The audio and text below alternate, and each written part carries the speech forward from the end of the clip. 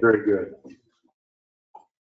First of all, I would like to thank the city of Harrington for letting us lease this space. This was more than enough, I think, than what we needed, but it was very good. I appreciate it. Welcome all of you to the October 10th Planning Commission for Dickinson County. With that, I will go ahead and turn it over to the chair to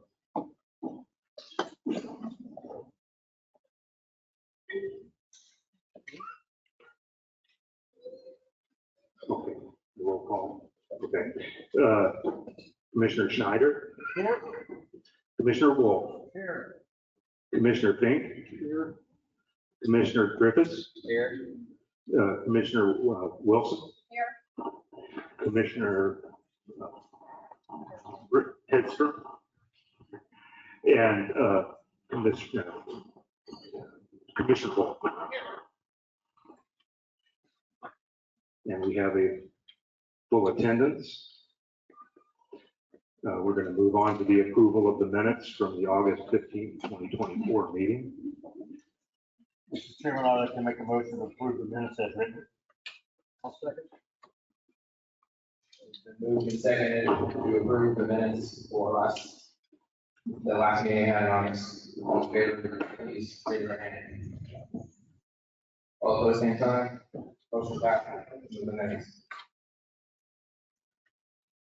Okay, this is new business, CUP 24-06. This is consideration of a conditional use permit to allow establishment of a 334 megawatt wind energy conversion system at the request of Hope Ridge Wind Project LLC to be located on various participating parcels within portions of Hope Ridge, Logan, Newbern, Liberty, Lyon, and Union Townships. The public is invited to comment on this proposal when the time is called on, when the public is called on. So with that, I will open it. I will basically read off, in the interest of time, I'm going to read off an abbreviated staff report for you. I'm not going to go into the review criteria. That is for the commissioners to look through. I think that everyone in the public that's been getting the handouts that I have shows that review criteria. This wanted to go over some instructions for the commissioner.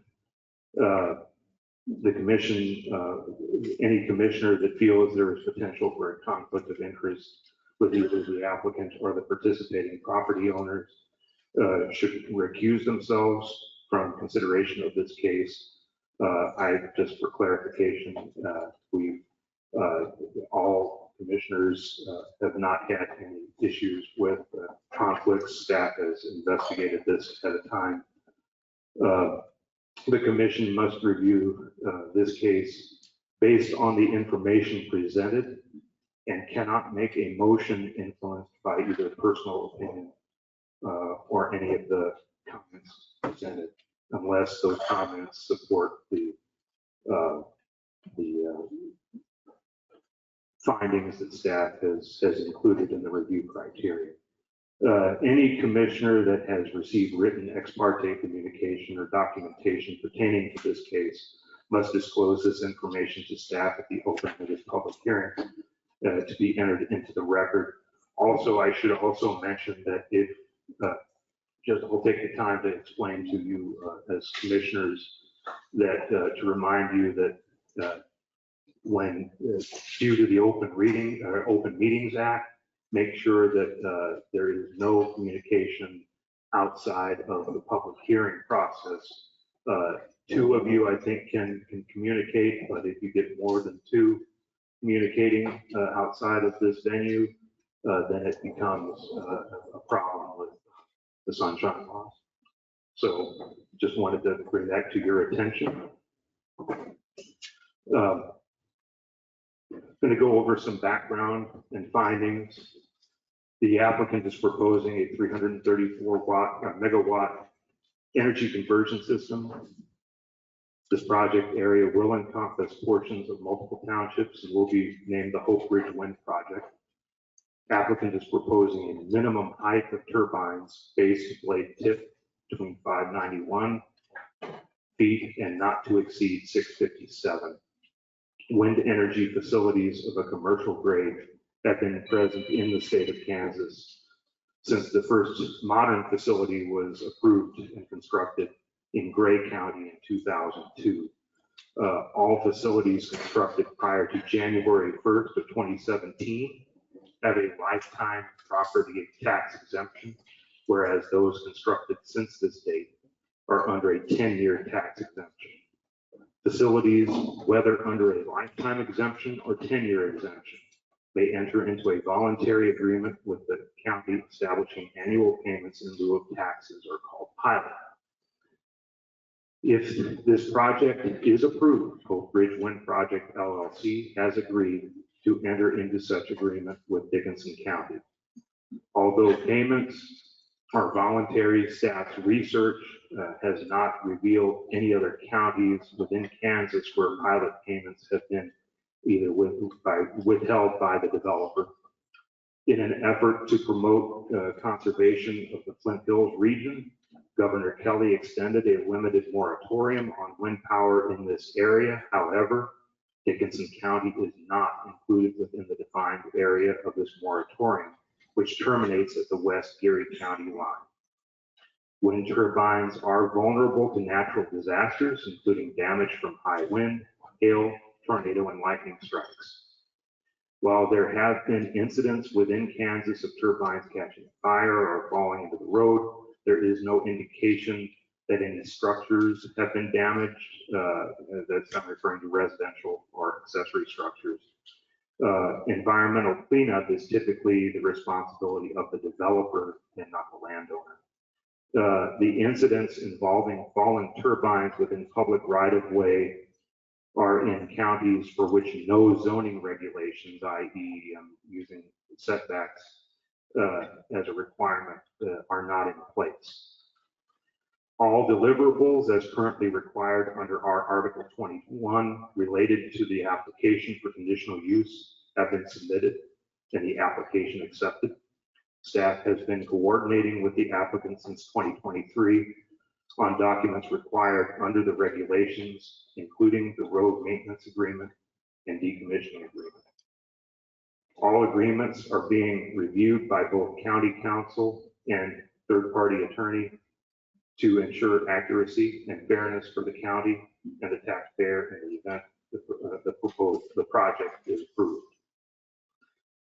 Because the Planning Commission is not charged with overseeing either county right-of-way or funds distributed among taxpaying entities, the decommissioning plan and the road maintenance agreement are only submitted to this commission as a requirement of the application, and details therein may not be considered by the Planning Commission in the review of this case. I would also include the pilot agreement as well. The Planning Commission may, however, recommend changes in text to the decommissioning plan, i.e. any variation on the current requirements of new conditions in addition to those outlined in Article 21, provided they are reasonable and don't conflict with any civil agreements between a property owner and the developer. Due to the scale and scope of this project, staff will not be providing a recommendation for this application since there is no historic precedent to compare it to. Furthermore, there are aspects of this project which staff has confidence in, and there are other aspects for which there remain questions. Although there are nearly 50 wind farms established in various counties within the state of Kansas, the Planning Commission must determine if the establishment of such use is appropriate for Dickinson County. To do this, the Planning Commission must consider two primary questions in reviewing this case.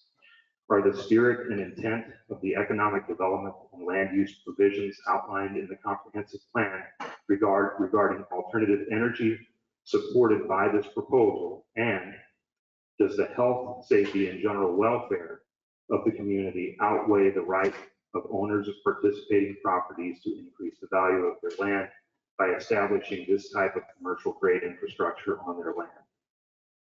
Comments from other departments. I have included a copy from KDOT. I've been in contact with them. They've expressed some concerns that I've given to you regarding setback requirements and some other hazards that they wanted us to be aware of. Setbacks from their right of way. On June 17th, the county's staff hosted a public meeting between Hope Ridge Wind Project and the townships that will be, any of the townships that will be impacted by this project. This meeting addressed any concerns the township boards may have had during the construction phase of the project should this project be approved. Staff has received numerous comments and concerns both for and against this project from various residents. These comments were expressed either during the public comment portion of the county commission meetings or submitted to staff in writing. All comments received in writing are entered as part of the public comment period for this hearing. Staff would like to thank the members of the public for sharing their comments and concerns, whether for or against this project.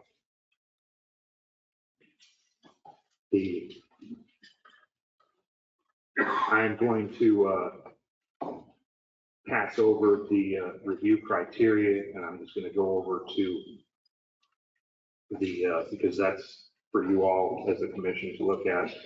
I will go over basically your options. Your options for this evening will be to either, the planning commission may consider this status, and this is one of the things I've got under item K. But I said you can read that for yourself, but it's something that I wanted to bring to your attention before I go into the options, which is the planning commission may consider the status of the developer's efforts at community outreach to those non-participating properties and other taxing entities. You may also consider overall reputation of the developer as it relates to the experience of other counties. Commission options would be option 1 would be recommend approval with the following conditions. No building permit will be approved and no construction commenced until a finalized haul route is submitted by the developer with road and bridge conditions evaluated and surveyed by county prior to construction. Any surety amounts as currently outlined in the road maintenance agreement may be adjusted accordingly as related to the observed conditions of roads and infrastructure along the finalized haul route.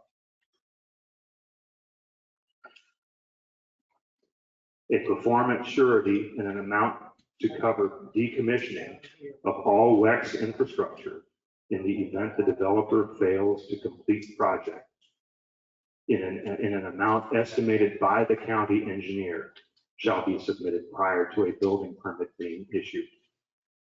Once construction phase is complete, that is the final turbine completed and all construction equipment and debris removed, the developer shall then receive notice from the county with the option that the performance surety shall be held by the county to function as the decommissioning surety for the lifespan of this project.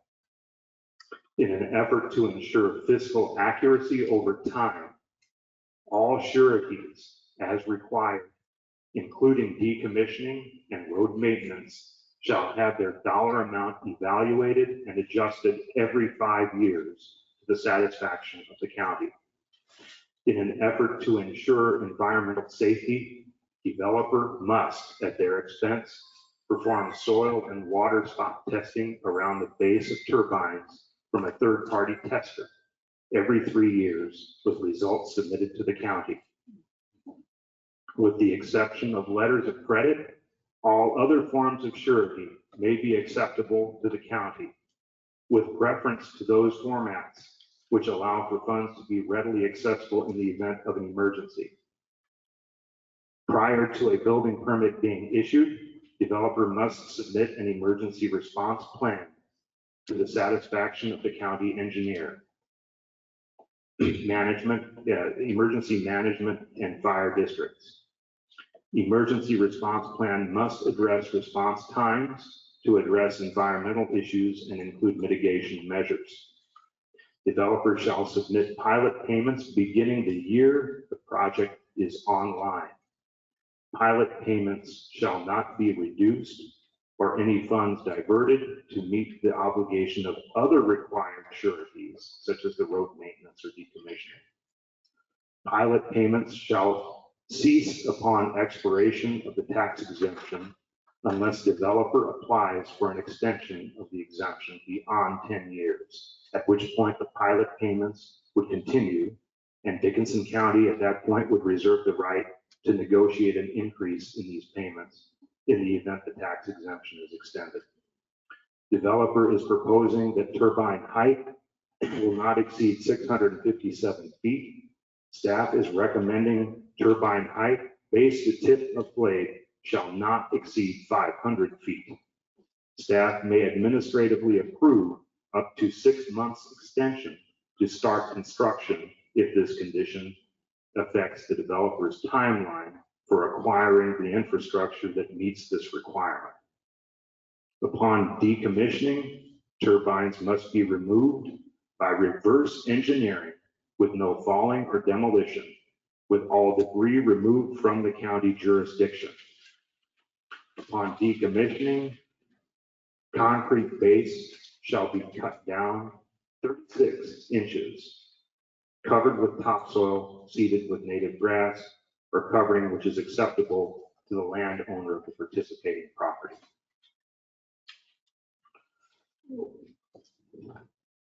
Turbines shall be equipped with ADLS lighting, which shall remain off unless an aircraft is within the vicinity of a turbine. Audible sound of turbines shall not exceed a reading of dBA 55 as measured by staff with a decibel meter from the property line closest to the non-participating residence. No turbine may be placed within 2 miles of any contiguous incorporated city limit. In the event any lease on a participating property is transferred or sold to another provider, the transfer or sale must be recorded with the Register of Deeds and contact information of the new lessee provided to the county zoning administrator. Maximum slope of land that any turbine foundation is sited shall not exceed 15%. Option number 2, recommend approval of this current project with the above referenced conditions, and also consider a review of the current wind policy ahead of any future wind projects that may be proposed within the next 2 years or so, which there are none, other than being considered at this hearing through the recommendation of a 2-year moratorium. Option 3 is to continue the public hearing to October 17th, only if the commission is convinced not all the public has had a chance to comment or additional deliberation among the planning commission is needed. Option 4, recommend denial and consider a 2-year moratorium on future wind energy projects until current policy can be evaluated. Instructions that I have for the public. All speakers are given no more than 3 minutes to make comment or ask questions. Staff will keep time and inform each speaker when they have 1 minute remaining and when time is up. All are welcome to comment. However, preference will be given to all of those property owners that reside in Dickinson County that have received a notice of hearing. This is my amended condition here is if you've received a notice of hearing, you'll get first bite of the apple. And I said that would be followed by anyone, once you all have been heard from, then we'll go to those that reside outside of, the notification area. All questions and comments must be directed to the Planning Commission.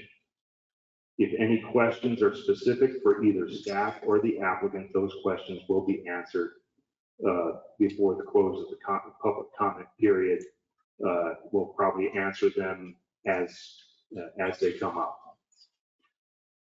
The county is aware of the controversy surrounding this case.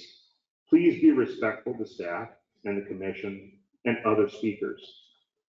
If you are disrespectful, display any emotional outburst, or interrupt the speaker or the commission, you will be removed from this hearing. The Planning Commission wants to hear your comments. However, in the interest of due process and fairness to both the applicant and others present, please do not repeat what others have already said.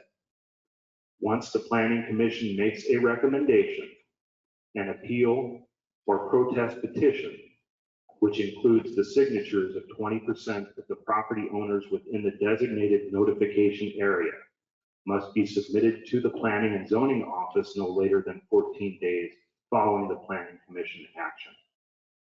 The protest petition will be submitted to the County Commission prior to their consideration and require a supermajority or a unanimous vote of the County Commission to approve this proposal.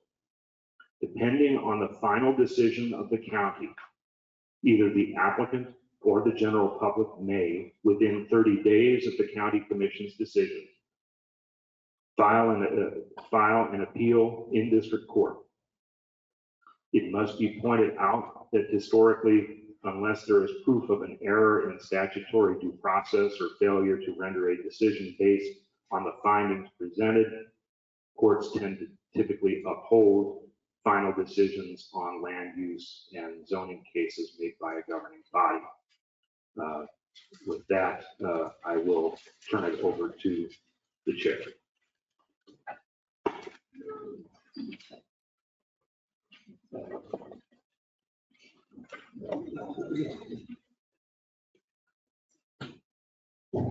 All right, we're gonna move on to new business, CUP 24-06, consideration of a conditional use permit to allow establishment of a 334 megawatt wind energy conversion system at the request of Hope Ridge Wind Project, LLC, to be located on various participating parcels within portions of Ridge, Hope, Logan, New Bern, Liberty, Lyon, and Union Townships. The public is invited to comment on this project. And I should also say that first, you may want to hear from the applicant first. They get the first bite. And we're going to move on to that first.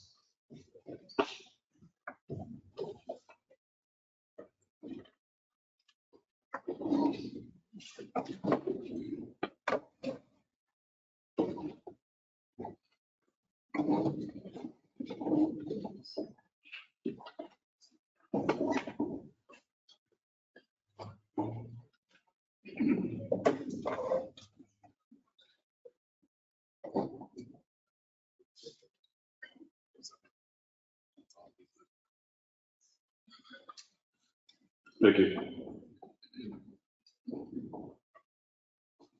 As Tim already said, thanking the town of Harrington for putting this video on for us, and I want to thank everyone for coming out here tonight, and special thanks to Planning and Zoning, Road and Bridge for helping us work through all the information needed to submit to be considered for this project. So thank you guys for the upfront help getting this together. My name is John Beck.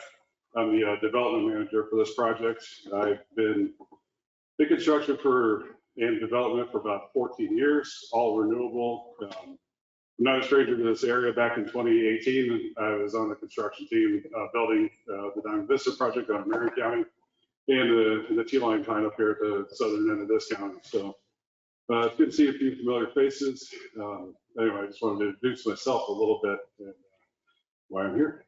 So Hope Ridge Wind Farm. Tim said 334 megawatt.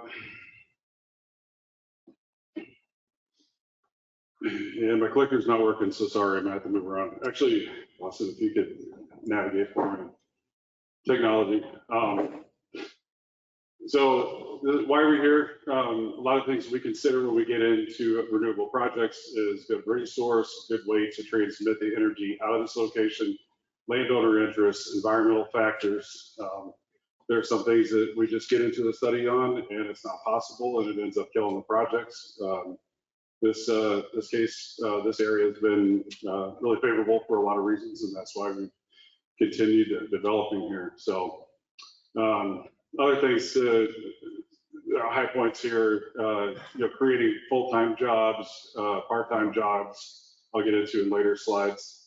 I think a big one there is approximately 68 million would be injected into the economy, to the county from this project over its lifetime. That does include pilot payments as well as taxes after the abatement period.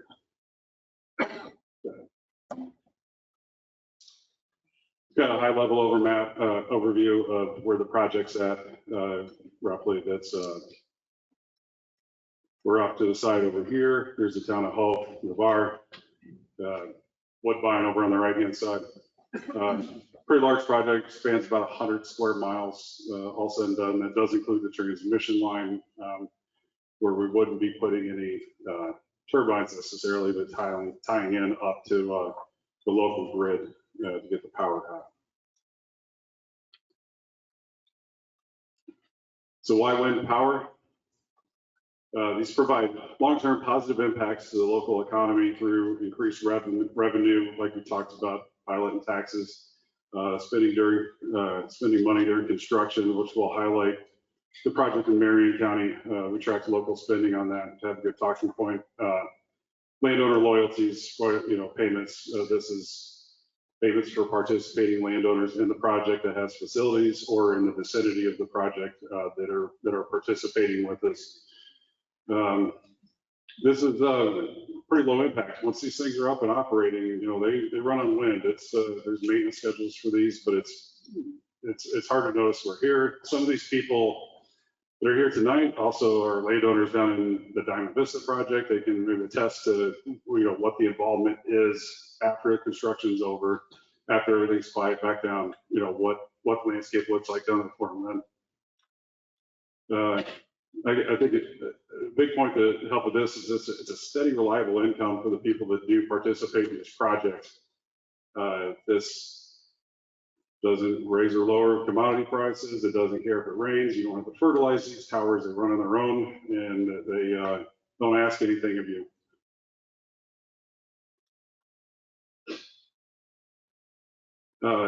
Talk a little bit more about pilot payments. I think Tim expanded on this pretty well here. So if there's any questions that pop up in this later, I think we'll just address that. So I'm just going to go ahead and move on in the sake of time.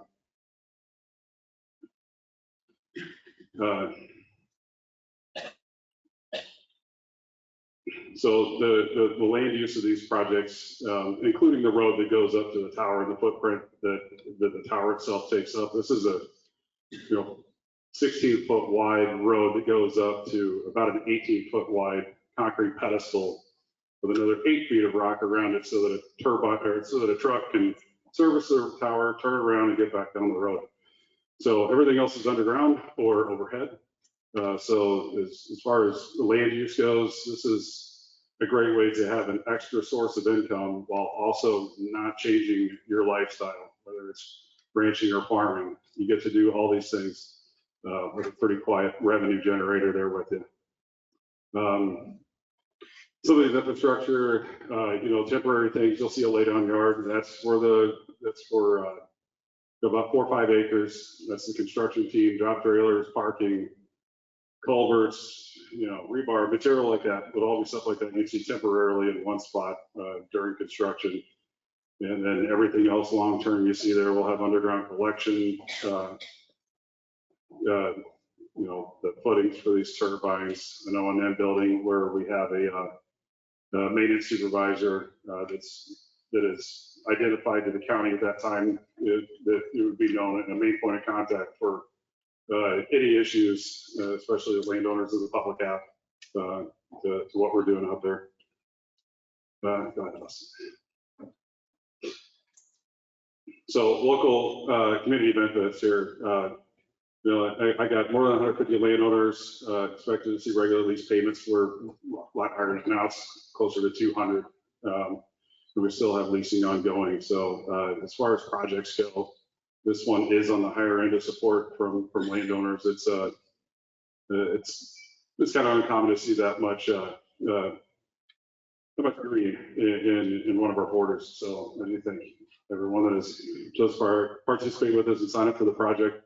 When it comes to the rest of the economy in the county, we got 15 full-time jobs. This is approximate based on the model of turbine, what the manufacturer recommends.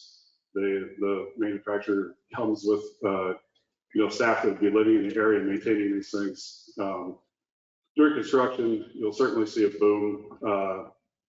It's roughly 200 to 300 at the peak of construction. Those are people living and working in the area. They're staying in rental homes, like trailer, like campgrounds. And a lot of guys have bumper pools and stuff. These are guys spending money in grocery stores with people. There's always an influx. I mean, there's a lot of services that a temporary doubling the area of the workforce adds to the local economy. So small businesses, this is the kind of stuff that you're gonna see benefit from immediately, especially during construction. Then the tax revenue support at the end. I mean, this is 68 million. That's a big number, and that is approximate in the sense that there's several different townships in this project footprint. They all have different levies. Where the actual facilities end up going is how the taxes will be assessed. So this is me making an assumption on X amount of turbines inside this project, evenly distributed, roughly that's 68 million. So that is money that goes to the county. This is stuff I'm going to touch on later, but it also fits into this slide. I don't know if I'm too close or too far for this thing.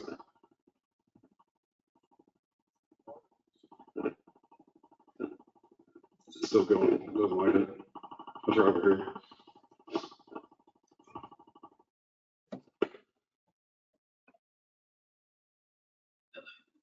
That's better. Kind of, not really.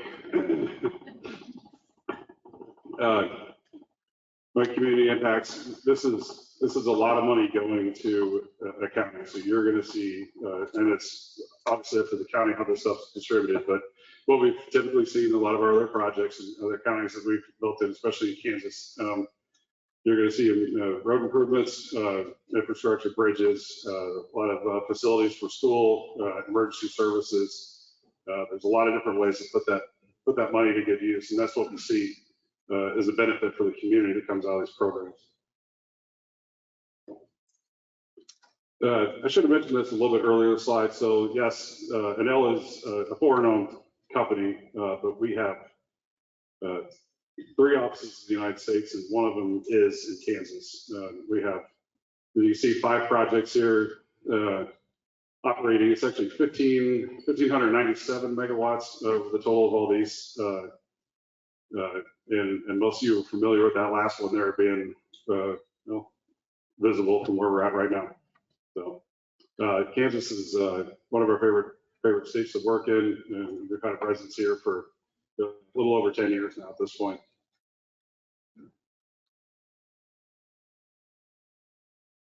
Okay, so I said earlier we were going to talk a little bit about Diamond Vista project that we have just south of here.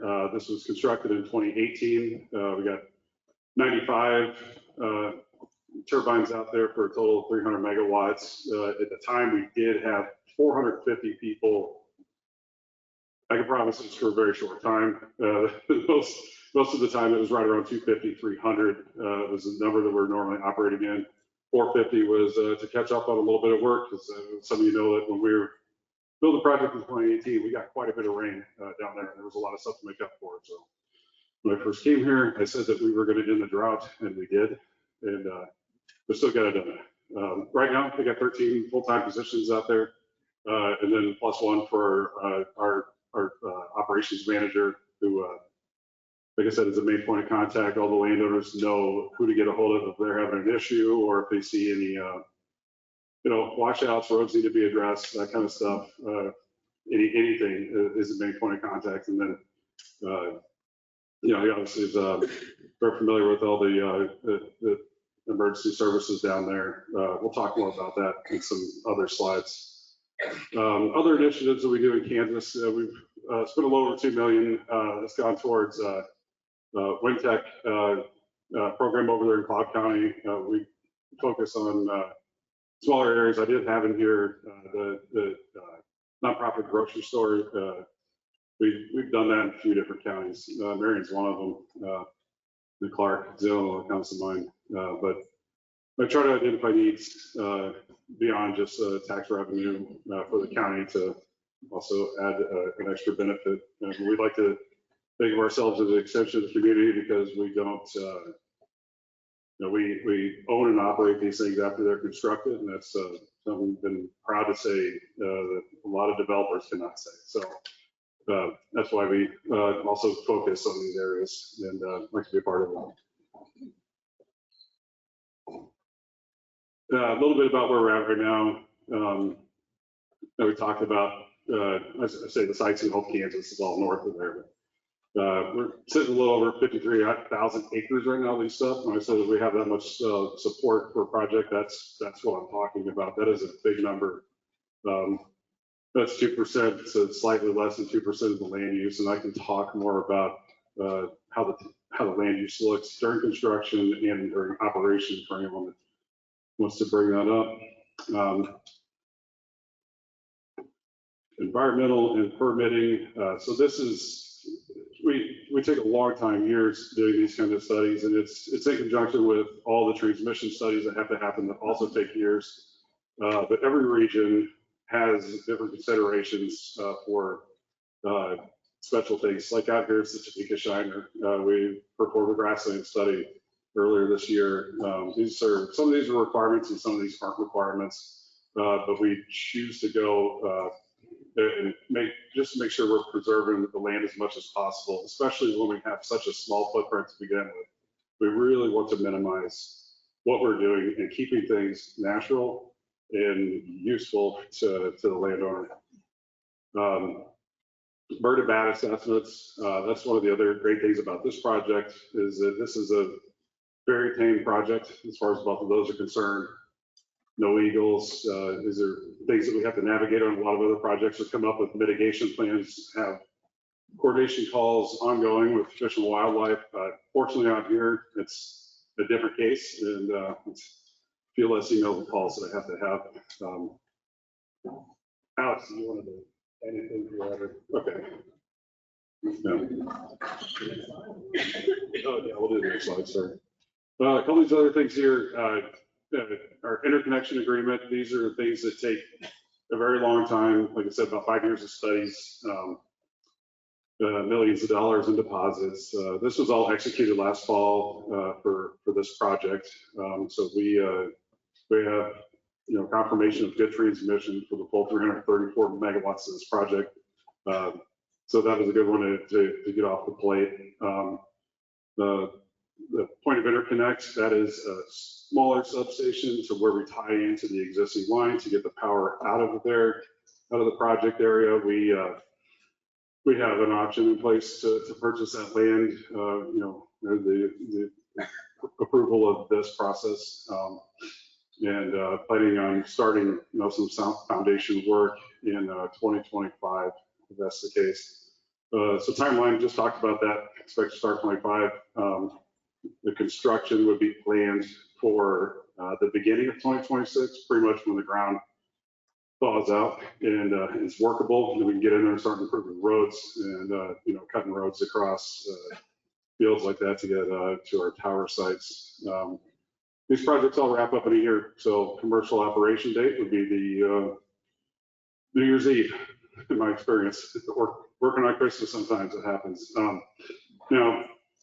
Now, we do have a process called reclamation, that is reworking all the land after the heavy equipment's been through, after we've pulled out radiuses, that are temporary just for our trucks to make our turns.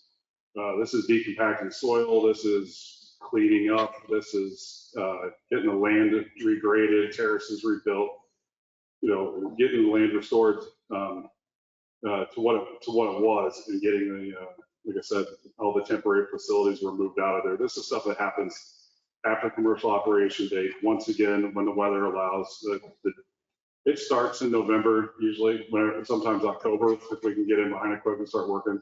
But it's really as weather allows on the schedule of that part of the construction. Yeah.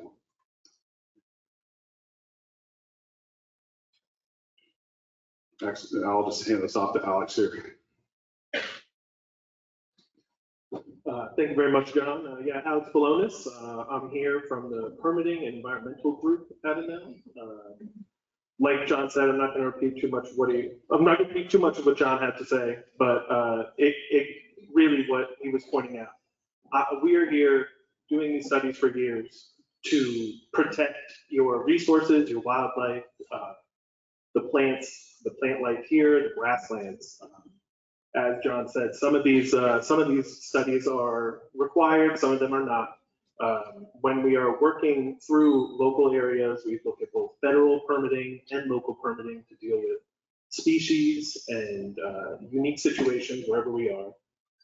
At this project, we know that we have historic grasslands in the general vicinity of the project area. We've done desktop studies, we've done research to locate where anything is, and at this time, that is what the point of this constraints map is to create this template for us to avoid these areas that need to be protected, or these areas that are stopover habitat for migrating bird, or as John brought up, we don't have many eagle sightings at this project from our surveys, and we definitely don't have any eagle nests within the boundary.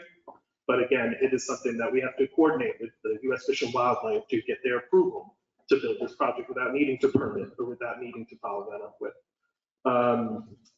Outside of that, the coordination is always ongoing. We're always with both KDWP and U.S. Fish and Wildlife organizing any studies and any sort of research that we do, and what we finish, we supply to them so that they can be informed and inform the public on whatever we are doing in that area. Outside of that, yeah, that is about what I have to say there. Some of the other surveys, of course, that we looked into were the prairie chicken in the area. We know how important that is in Kansas here. And we have not identified any sort of leks or birds within the project boundary during our first rounds of surveys. As the project progresses, we will be continuing to study and make sure that we don't impact anything, including that Topeka shine that I brought up there.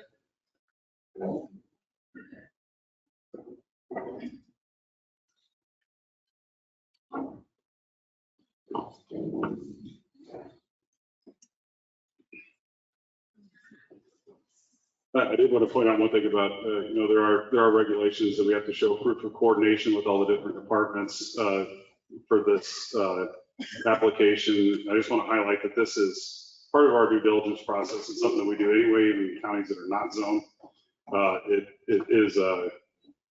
It's just an expectation of us, and something we do. It's part of our development process. It's an important part of our business. Sound, so I'm going to get into a couple things. Just want to, address to the room sound levels and some things you hear or, potential complaints or something like that from people who may not be as familiar with for these projects. So, sound carries with wind. It's affected by all the other features around it. So you got crops growing, you got rows of trees, you have equipment running. All these things actually distort sound, not build on sound. So I just wanted to highlight that most of our projects, we do a 1.5 times tip height of a turbine is what our setbacks are from structures or public roads. Out here, we're 2 times tip height, so that's an extra distance that sound would have to travel for you to be able to hear it. I did want to point out that at 1.5 times, when we measure these sound levels, it's a lot closer to 40 decibels is what you would be getting at property lines or houses. To kind of put that in perspective, that's a household refrigerator running. That's you stay in your kitchen, you're listening to 40 dB. So that's what to expect from an operating turbine at those distances. And like I said, You know, oh, there's all these other factors that distort it. That's how you get such a low number. And that's something you don't even think about when you're standing in the kitchen.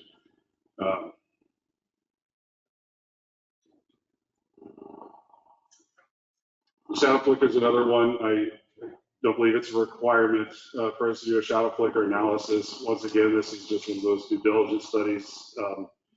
You know, it is, for everyone that doesn't know, it's the passing of a blade with a backlit, with the sun behind it, and it would be a shadow cast on a window. It's a very low frequency, you know, these things don't spin fast, but still it's something that doesn't need to be happening, and it can be easily mitigated. So one of the things, again, the 2 times the tip height regulation, that helps mitigate this, but also the placement of the turbine and the curtailment. Meaning we can shut these things off for minutes or hours out of the year, but there actually could be a flicker that's identified during our shadow flicker analysis. So that is how those type of things are mitigated on these projects. Okay, we got 3 main phases of wind. So obviously we're in the development phase right now. We are doing, like I said, the site prospecting, that is determining the area to work in. We do assessments, and that includes transmission, environmental, everything.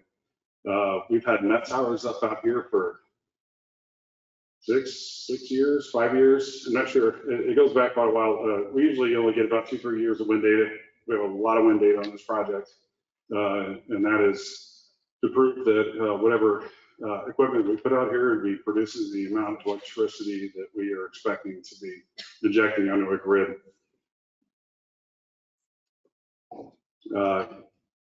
Construction, next phase. So this is the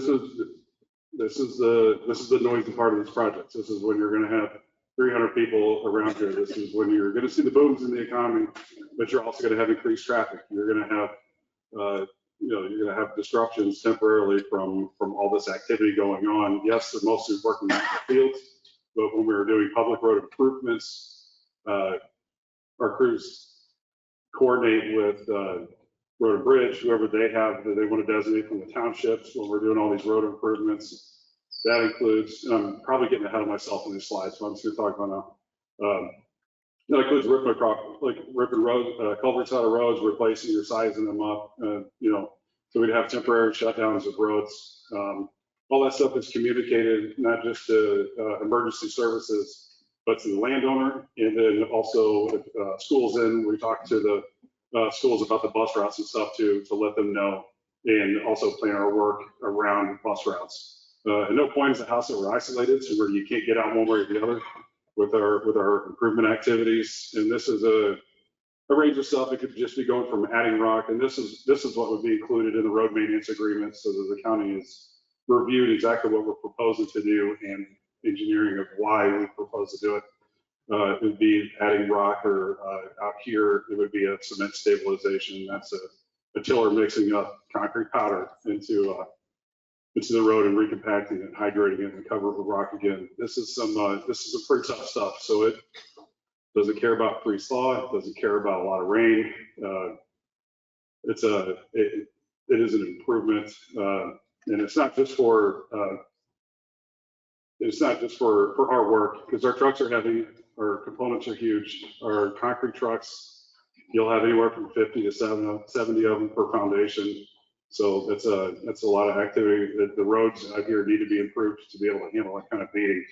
And the benefit is that the traveling public also gets to enjoy those roads once we're done with it. But the pickup truck that we'll have, traffic that we'll have during the maintenance, our operations part of this, is also just gives us a good road to maintain these towers on for future use. I've talked about everything else in this, so I could talk construction all night, so I'm just going to get out of here right now. Okay, last phase, operations. If I haven't talked about this already, I won't skip it. Like I said, we got approximately 15 people will be out here all the time. After that, maintaining these things on a schedule, which I'll talk about later. Yeah, I'm not going to waste your time on that one. So So maintenance, I mean, these things are machines. It's just like your car or pieces of equipment that you use to do your job. The only difference is that these run almost all the time. I mean, a lot of our plants, they're operating around 99%. That includes scheduled downtimes or waiting on parts to get components or to get turbines back up and operating. Maintenance schedules are set by the supplier, and whoever we choose to go with will have things like annuals, or after 6 months we're doing something on these. All these towers are monitored remotely by the U.S. power grid and our control house and the off-take grid, which means any one of those three are the only ones that have the line of sight of what's going on site and can control those towers. So this is a strict security risk to us that only the U.S. has control of their power grid and not other foreign entities or some of the other things I hear. This is one point I just wanted to drive home.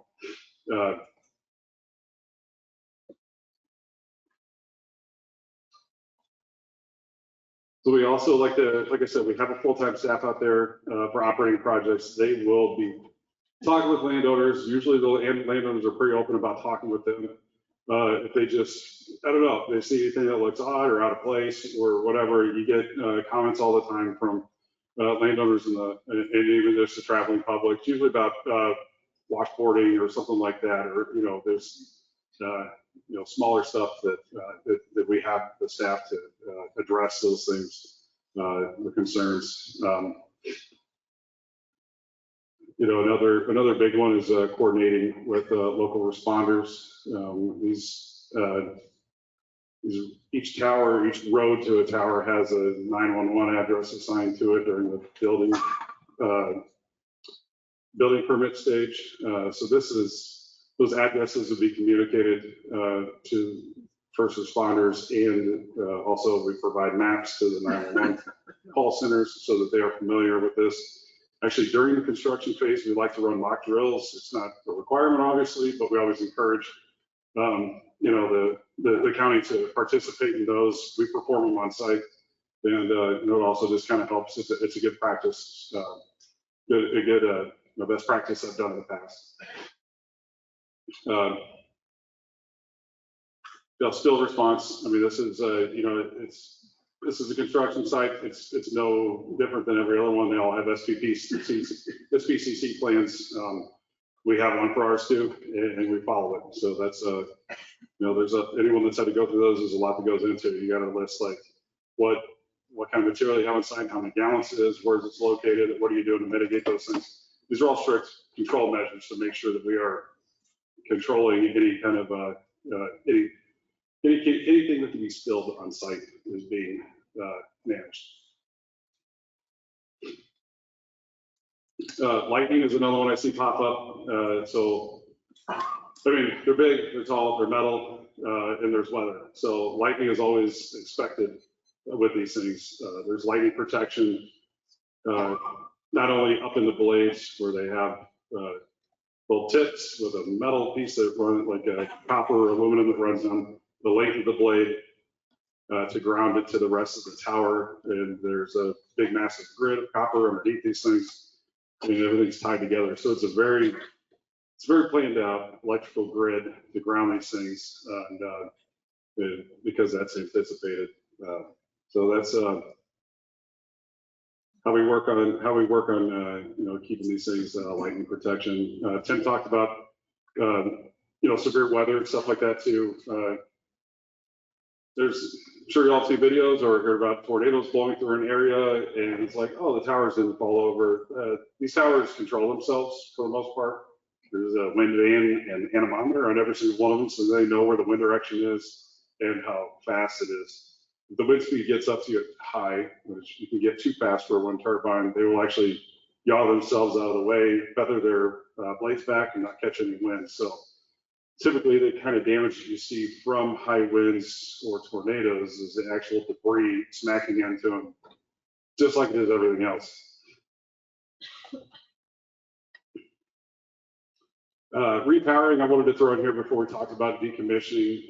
So One of our projects, Smoky Hills, a couple of years ago, is getting a little up there in age. And so instead of continuing operating the project or, just and taking it to decommissioning, and we decided to explore the option of repowering. This is wind, I like to think it was pretty relatively new technology. It's been around for 30, 40 years, but there's a lot of advancements in these things, really in the last 15.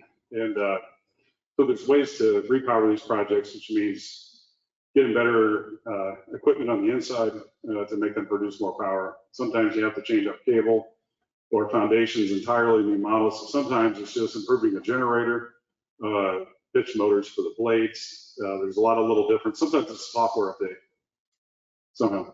So there's a bunch of different things we do. We typically, this is getting to be a lot more of a business is repowering, because it's new agreements with the landowners. It's a lot more money. It's readjustments to all these things, like what the tax revenue would be. So, and the infrastructure is mostly there for what you need. So this is becoming more and more popular, and you'll hear about people that follow it. A lot of these projects are getting repowered. And if you think about it, it makes sense. You're also in the best wind resource parts of the country. This is where wind started at first. Those are the oldest towers. It makes sense to improve the infrastructure and keep using that good resource.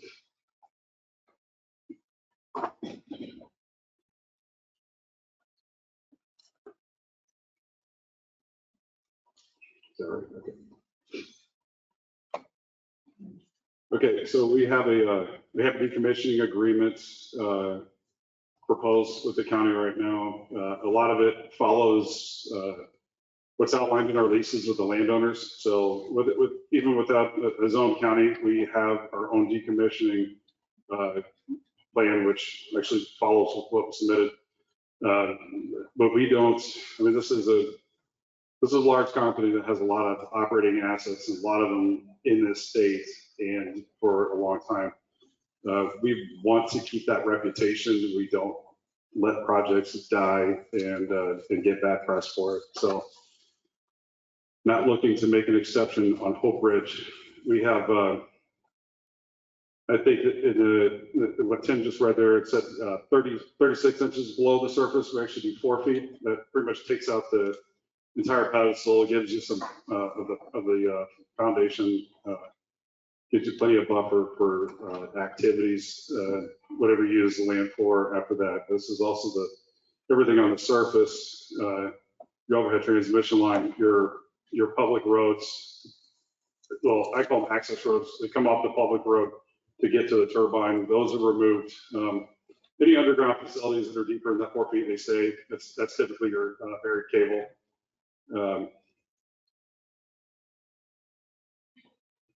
Seems very nuts.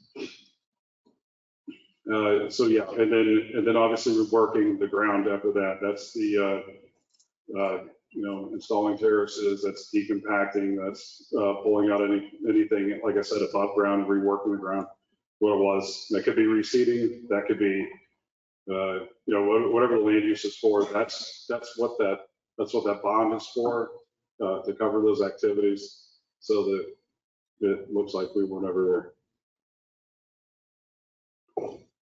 First responders, I talked to this a little bit. This is a really important part of what we do, especially with the coordination of any kind of emergency activities that we could have on site, whether it's during construction or operations. So as far as those two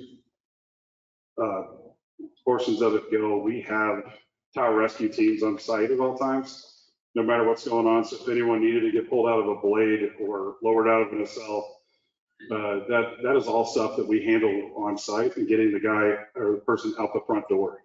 From that point, that's when the professionals, we would need their assistance. And this is it's a partnership. So we there are things that we like to help identify needs that could be met, whether it's equipment or supplies or something like that. This is all kind of the partnership stuff that I talked about. It's not necessarily coming just from tax revenue dollars, but also contributions that we can make to their programs as well. Roads, this is the one that most people are going to see that live in the footprint. This is a lot of activity. It goes on for months. Most of it is off the public roads at that point, but there's still a lot of heavy equipment that follows along with that. You know, one of the perks, like I said earlier, is the significant road improvements that we make to these projects. And it's there for their life and for their use. And it also, you know, makes a nice field access too. So I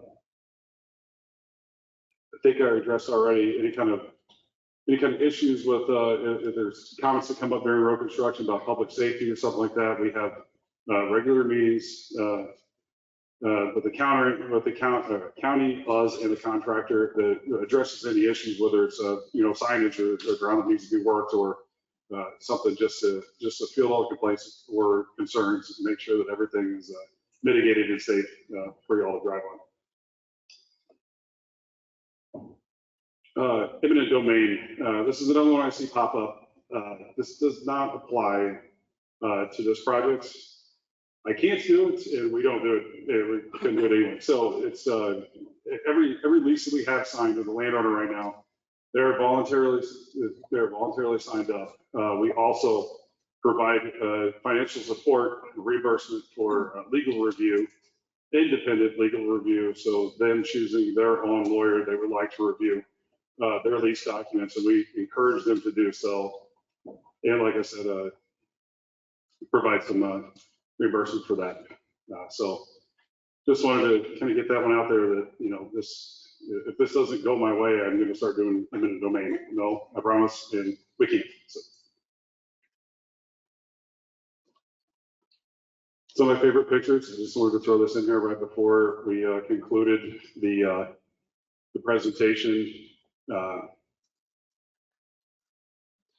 You know, I could look at this stuff all day, so I'll just stop right there.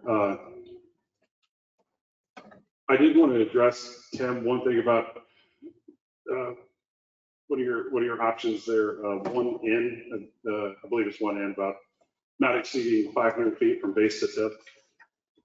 Just one thing to consider, there isn't a turbine model that's modern that's made that low of a height right now. And it's also, you can't, even if something was that small, you wouldn't get a large enough capacity turbine to be able to get 334 megawatts with the two times tip height restriction that we do have. How tall are the ones in Marion? I don't know. I'd have to ask the owner manager and see. Those are a few years ago, but just talking to a couple of manufacturers that we're looking at right now, models that are available. Something at 500 feet is a little bit closer to something you've probably seen about 8 or 10 years ago, like you know, the 1.8 megawatts, maybe 2 megawatt platform you could get to that size. Out here, we're looking at closer to 4.5 for these machines.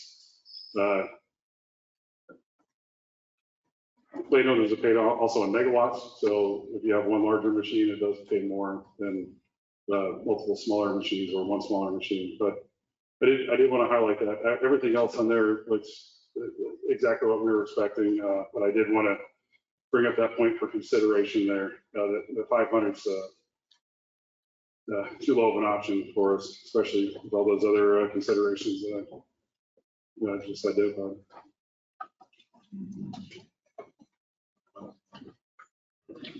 What's the number? I could speculate just because we're a few different models, and you know, if we get to next year when we're actually looking at procuring these things, then I could have a different option because other buyers already bought those up.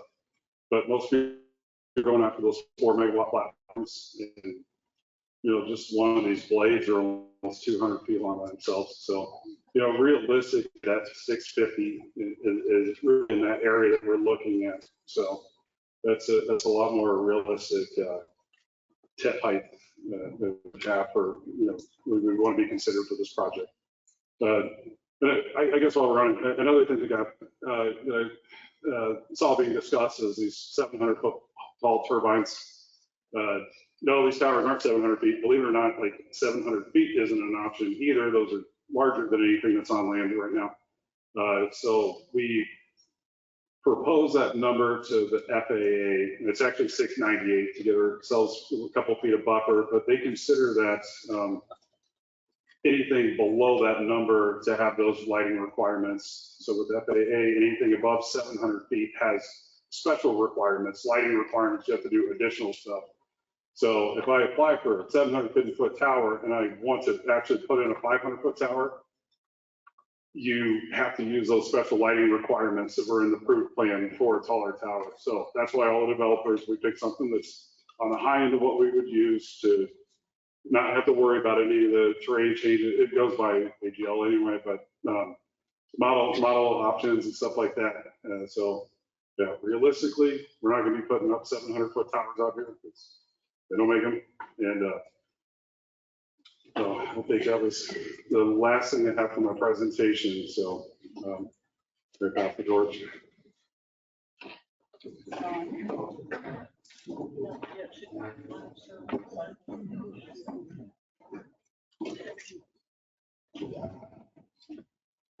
Okay, I just asked a member of the commission, would someone be able to come up here for questions? Sorry. Okay,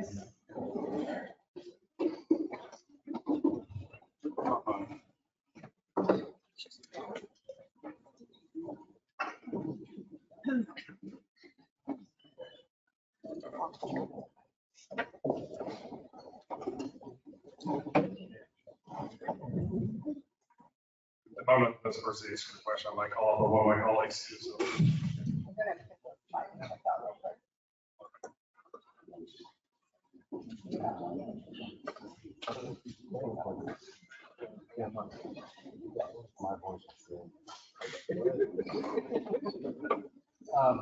Thanks for the presentation. Ms. Long. Thanks for the presentation, John. You commented there was 68 million that's going to be back in the county over the lifetime of the project. That's correct. Lifetime of the project, we're looking at 30 years, is that correct? That's, yeah, 25 plus. It's we considered a 30 in the model for the tax revenue. So, and that does include the pilot payments too for the first 10 years. And assuming that there is no extension of an abatement where we would negotiate, there were some assumptions within that, but that's the number that was vetted and told to present. So yes, 68 million. Well, my question then is, if you take the 68 million over 30 years, we've got some assumptions in there, that's 2.2 million a year. But with the pilot, maybe we're not starting anywhere close to that. So how do we get to the 68 million? So those are the assumptions that were made off all the levies that we collected from the county and went through. Like I can pull up similar numbers from other projects and what their assessments are at too. So this actually raising for me, and I'm just like, are you guys sure? Let's take another hard look at this. And they said yes, and look at all these other ones. So that's what to expect.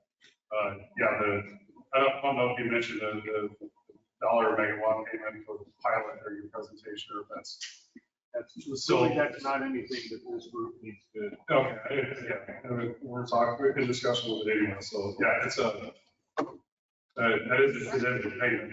We made that clear, and also that the pilot agreement itself is a voluntary program, but once it is agreed to, those payments are required. We cannot choose to just not make payments one year or the other. That is a legal agreement. Those payments do continue. So I believe that's listed in the consideration, but the agreement itself does specify that it is required once that agreement's been made. Those payments are made per schedule. It's at the end of that agreement.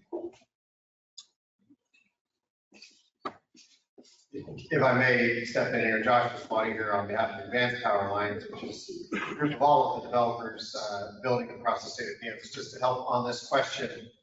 This project being constructed and should it receive a conditional use permit after 2017 has a 10-year property tax exemption, which is actually consistent with every form of generation per the state legislature last year. They made all of them the same. So natural gas, coal, they all have a 10-year property tax exemption and they go on the tax roll. So there would be a significant increase after those 10 years.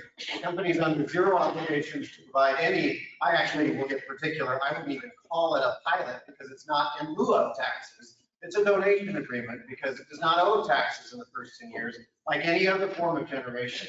At the end of that 10 years, it does go on the tax rolls. Per state statute again, it would be classified as 25% under the commercial rate, which is how it would be factored and determined. And so you would see a significant jump, I would assume, in year 10 when it goes on the tax rolls, which is probably how it gets to, I don't know the particulars of the finances, but that's how it would get to that 68 million over the life of the project. And then of course, if at the end of this particular project, it would be re-upped, then you would see an extension of that property tax. I have a question on that same line.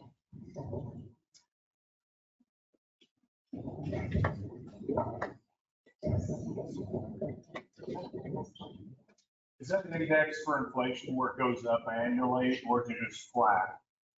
The pilot, that's a flat rate. Question I have regarding the more for the 10-year tax abatement. Does that apply to the ground underneath that? If you have two subdivisions, you have the land that's generating revenue, and you have the tower. It does not. So property taxes on the land, because we have a new revenue stream, could go up. Yes, and historically, what happens is that those property taxes are levied, of course, on the landowner. But historically, what happens is that those are turned over to the leasing entity, and they pay that additional increase in property taxes on that. Yeah, that's actually one of the terms in our leases with all of our lease landowners out here is to cover that increase, if there is one, from a commercial assessment on their land. Okay, another question when we're talking about this. About what's it cost to put one of these towers up? What's one of these towers worth? If you got 100 towers out there and you're looking at a $100 million project, or how big a project is this? Yeah, a construction budget for a project of this size would be right around that 90 to 105 million, somewhere around there is kind of what you expect. There's a lot of equipment, a lot of people, there's only a handful of screens in this country that can do this kind of work, so, yeah. Including the cost of the tower? Sorry? Including the cost of the tower? No, the cost of the tower is a lot more. That's just putting them up hundreds of millions. I mean, for whole thing all in on this project, it's probably more than 6, less than 8. So 6 to 8 million. Oh, no, yeah. Well, okay. You throw the cost in. Yeah, if you're spending, say 700 million on building this project, get 100 towers, that's kind of where it's at. If you're including the cost of the tower. Obviously, the more towers you have, the costs go down, just because of efficiency and that kind of stuff. But yeah, it's a significant investment. There's a lot of money for this project.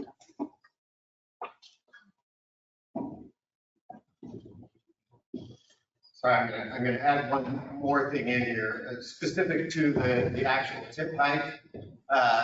This, like any other industry, is a free market, and they go out to compete for the turbines that they may want to use. As you might imagine, there are not a lot of makers of wind towers. And so when a county sets particular heights, sometimes they can, without even realizing it, arbitrarily create a monopoly situation where one builder of one specific turbine knows that this project has only one turbine available to it. And as you know, in any monopoly situation, it can create a difficult economic situation for the developer. So in an effort, a lot of times in other counties around the state, as we've talked as an industry, some flexibility is warranted to make the project more economically competitive, because you don't want to create a situation where there's only one turbine manufacturer that makes that particular turbine that fits into that regulation.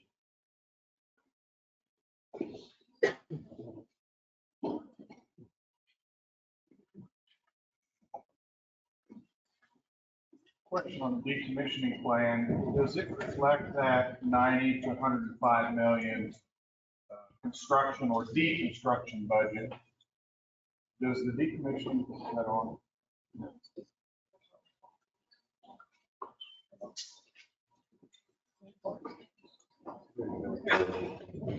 So my question is on the decommissioning plan, decommissioning agreement, does it reflect that 90 to 105 million construction budget that you've got to put it up? If you annualize that or inflate that over 30 years, what would that budget, what would that decommissioning budget look like if it was, say, 100 million now, but 30 years later, what would that budget be for decommissioning? That would be fully speculatory, maybe to throw out a number on that. And, you know, the construction budget number itself is, you know, based off of my experience in what budgets and size projects I've worked on in the past, you know, including the one south of here. So, you know, they are two completely different scopes, believe it or not, even though it's wind, one's taking them up, one's putting them down. So, and one involves a lot more work than the other. So it's hard to really gauge, you know, just standing up and talking to you without, you know, and that's why we have the bond, that kind of work too. It's, like Tim proposed, the 5-year assessments on decommissioning. So, yeah, I don't have a number for you on decommissioning, especially as how it relates to the original construction project. So I know this is a crazy idea, a crazy thought, but you guys, you mentioned you had millions of dollars on deposit with, for the interconnected agreement, I assume with Evergy. Yeah. It's so One saying yes, one saying no. yeah, Southern Power Pool, sorry. Yeah. You know, we created an agreement with them to build an interconnect facility to tie into. But the region that we're in is Southern Power Pool, and they study all the developers, what they're looking to add to, you know, the region, and not just locally, but outside, and that changes the entire makeup of the grid. So over a period of time, which in this case is 5 years, there are changes and people dropping in and out because developers have to make those payments for those upgrades to be able to stay in. I guess it's kind of like a poker game. You're paying to play as you get further along, and studying look good in favor. Then you're down to a final payment to be able to tie into the grid and make any kind of equipment improvements or transmission line improvements. You need to be able to get a project size and line. So back, appreciate that. So back to the decommissioning and probably hundreds of millions in 30 years. It's 100 million now, it can probably increase 3 times easily in 30 years, I would guess, just spitball. The bond will cover that. But if it's non-performance, that's the point. Sorry. It's a $300 million plus bond. So that is why most counties do have it's either they can do it every 2 years or every 5 years, or reassess the value. And then I would also say most counties have, you have a 5-year rolling reassessment of the value to make sure that whether it's a surety bond or whatever it is, that the money is available for decommissioning. Another thing to consider or to include is minus the salvage value, of course, of the project itself, that remains at the end of its useful life. This whole decommissioning aspect grew out of the oil and gas industry. That and it's not necessarily its fault, but in the 1910s and 20s, dug a lot of wells, and 100 years later, that company doesn't exist. And so any large infrastructure project like this is going to have some decommissioning agreement attached to it that is attached then to that permit that goes along in the county. And so that bond has to be maintained at the level determined by the county. So if they say every 5 years it has to be reassessed, something has to be assessed to make sure that the financial wherewithal exists at the end of the project so that it can be decommissioned per the rules that the county is setting right now at the state. So you mentioned companies that don't exist. Is NL on the book for that? Or is it Oak Ridge or some other corporation that could go broke and then there'd just be nothing left? It would be the holder of the entity at the end of that project time, and it would have to prove that that surety bond exists just the same as anyone else. I mean, we all, I actually am from Elbert County, and oil and gas wells. I know how many times they change hands. Well, entities change hands, and over the course of 30 years, that's certainly possible.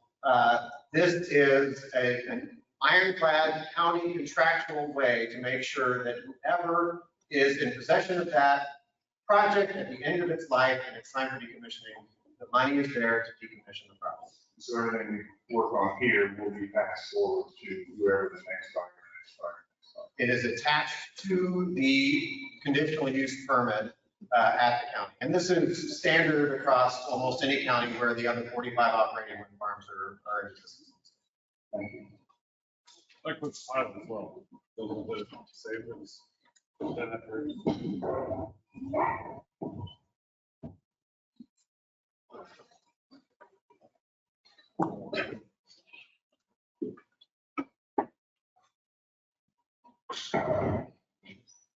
go ahead and just ask a question that I know a lot of people in the room have questions about. And it's, you talked about environmental studies, but I didn't hear anything about how it impacts people who live around the area. So just as a company, what is your answer to something like that? I did address shadow flicker, sounds. One of the things I forgot to touch on, it's been a topic in some counties, is like a notification emergency services like Doppler radar or any of that kind of stuff. We have already performed those studies and it doesn't have any effect on the notification, like for tornado sirens or any of the, radar activity that the Topeka Doppler would be picking up to also share with, its broadcasting area. Is there anything specific that you had in there? People are telling us they're pretty sick around it. So what do you say to that? There have, and I didn't want to get up here and talk peer review studies, but there are studies or cases of people actually being sick by being around turbines. This is, it's a hard one to address because it's more of a feeling, I guess, and there's no real scientific method to any of it that can be addressed and discussed. My main reason for asking that is just, we are being tasked to, does the health safety and the water community out there right to have a project. So I just wanted to get it on record. Shouldn't have asked you that. I appreciate that. Thank you. Yeah, the good thing is, sorry. I think the other important thing to point out, if this were the first wind farm in the state, this is certainly something that a planning and zoning commission should really wrestle with. It's not, this would be the 46th. Some of them have been, as noted earlier, the oldest was actually put into commission in 2001. Some of them, most of them are in western Kansas that are more sparsely populated than here, but there are wind farms in the state of Kansas that have been operating for more than a decade in more highly populated areas than southern Dickinson County. So there are any variety of studies that you can find on the internet. Probably the strongest study is the 20-year history of wind farms in the state of Kansas and the existence and experience of Kansans having those. And so we all know people that live around them. Like anything else, they do change the landscape, and so that has to be considered, obviously. But we have a 2-decade-plus history of wind farms operating in the state of Kansas and all of the record and history that goes along with it. So I may not need that. I've just got a quick question on page 14. I numbered all the pages because they weren't numbered, but on page 14 it says DB would be 55. On page 30 it says they would be 65. Just a discrepancy, any idea? No, that's, staff is recommending 55. The applicant is proposing 65. And that number comes from what we, managed in the text amendment that was approved 2 years ago. So that's why we just stuck that in our plan. That's how the discrepancy there. So the 55, still sounds like it's above what we were expecting anyway. So, I do want to go back and talk to our wind resource people. We have a third-party group that analyzes all that stuff. It's part of the flicker and everything else that they do. so we can model that stuff and know what those numbers are, so. That was one of the things I wanted to just highlight in there, so, James. Okay, I'll stop. No. I guess turned off very No.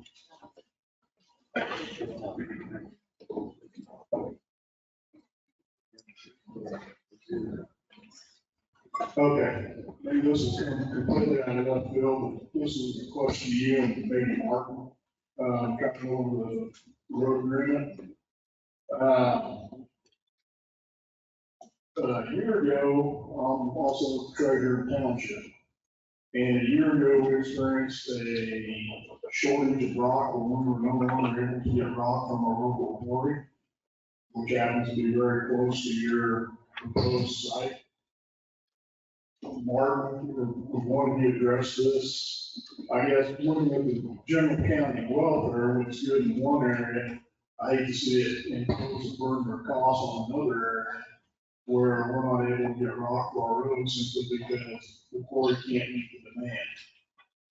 Yep, this was a comment that I had when we started construction in Marion County as well. It was the exact same comment. So we pulled for a couple different sources. One was a source that the county used, and another one was a different spot. Eventually, in Oklahoma, we used something because it had the right spec. But that is something that's easily coordinated to work with the county. And I think that the demand of rock that you would be having compared to what we would be having in the busiest part of our construction for road improvements is vastly different. And, it's easy to manage the amount of loads that you guys will be needing and working around that in your work and lining it up with ours. Like I said, the schedule for the road improvements, most of it is wrapped up by July too. It's like, we're talking 2 to 3 months with a lot of hauling, and then it's kind of quiet until we put some cap up on the end, how we do as part of RMA. So, like I said, it is easy to manage your all's needs and work around so that you guys can get the supply that you need for your work. And Kelly, I can also say that a lot of the issues that we've had with the rock not being available are the other projects that are going on around the state, in particular KDOT. Yeah.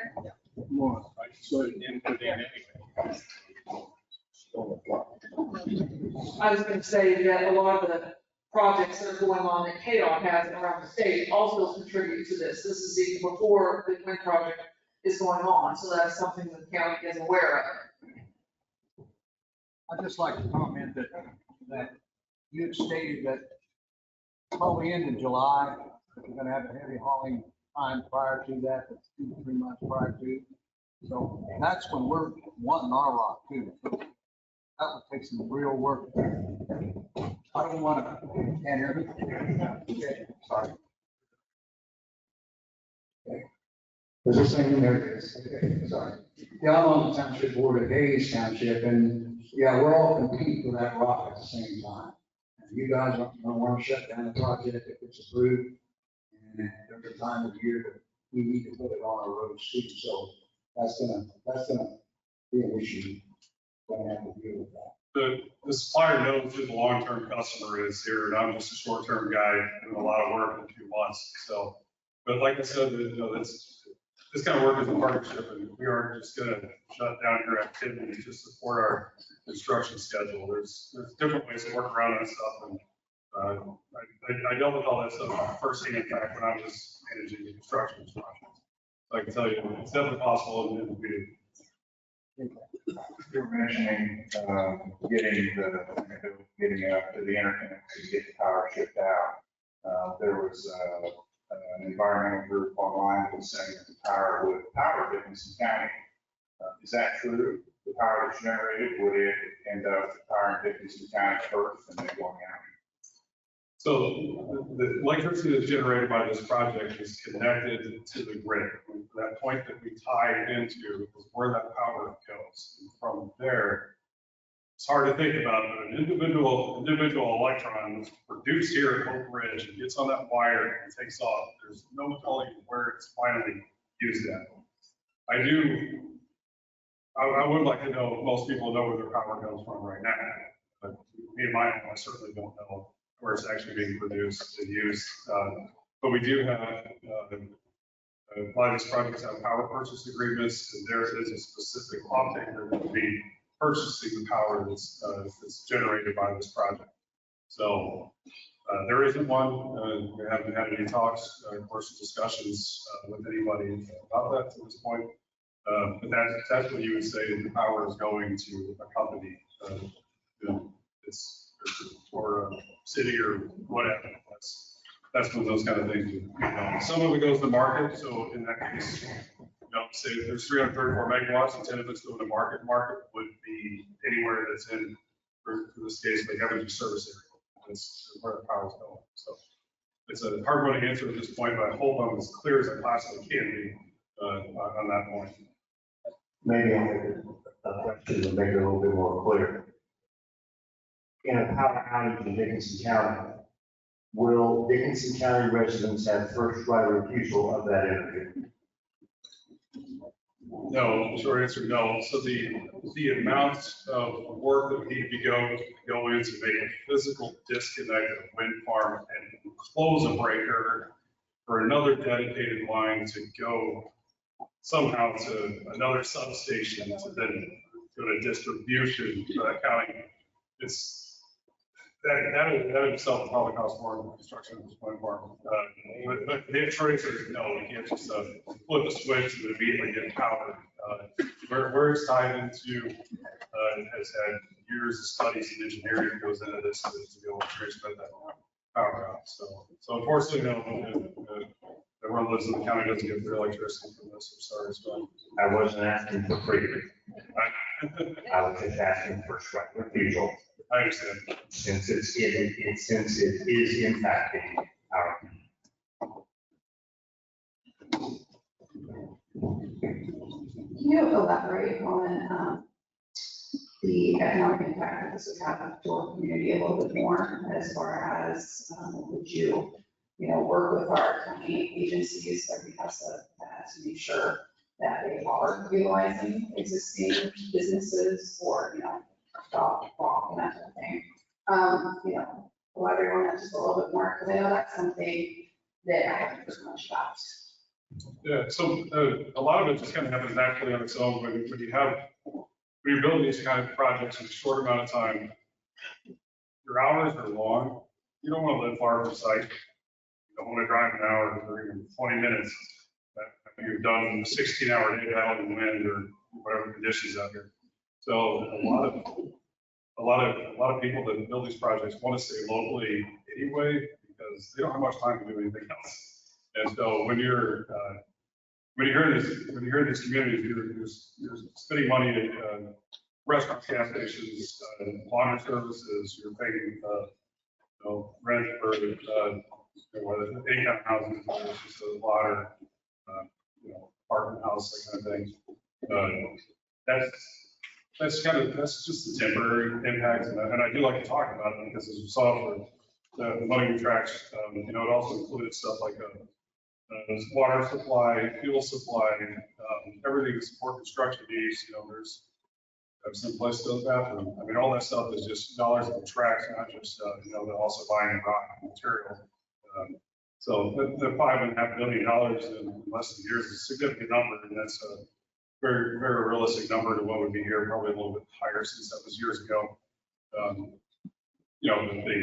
The big impact comes later on during operation, and that is the money that is given to the county, whether it's by the program or taxes to see, to use how they see fit. But they know, county knows the needs of the county a lot better than I do, or Nell does, especially in the future. So there's plenty of examples that I can provide. Just does the contractor keep that in mind when they're doing stuff, as far as making sure they work with an entity, they know there's going to be an increase in the number of people, need that, or tell them you no longer have to use the such.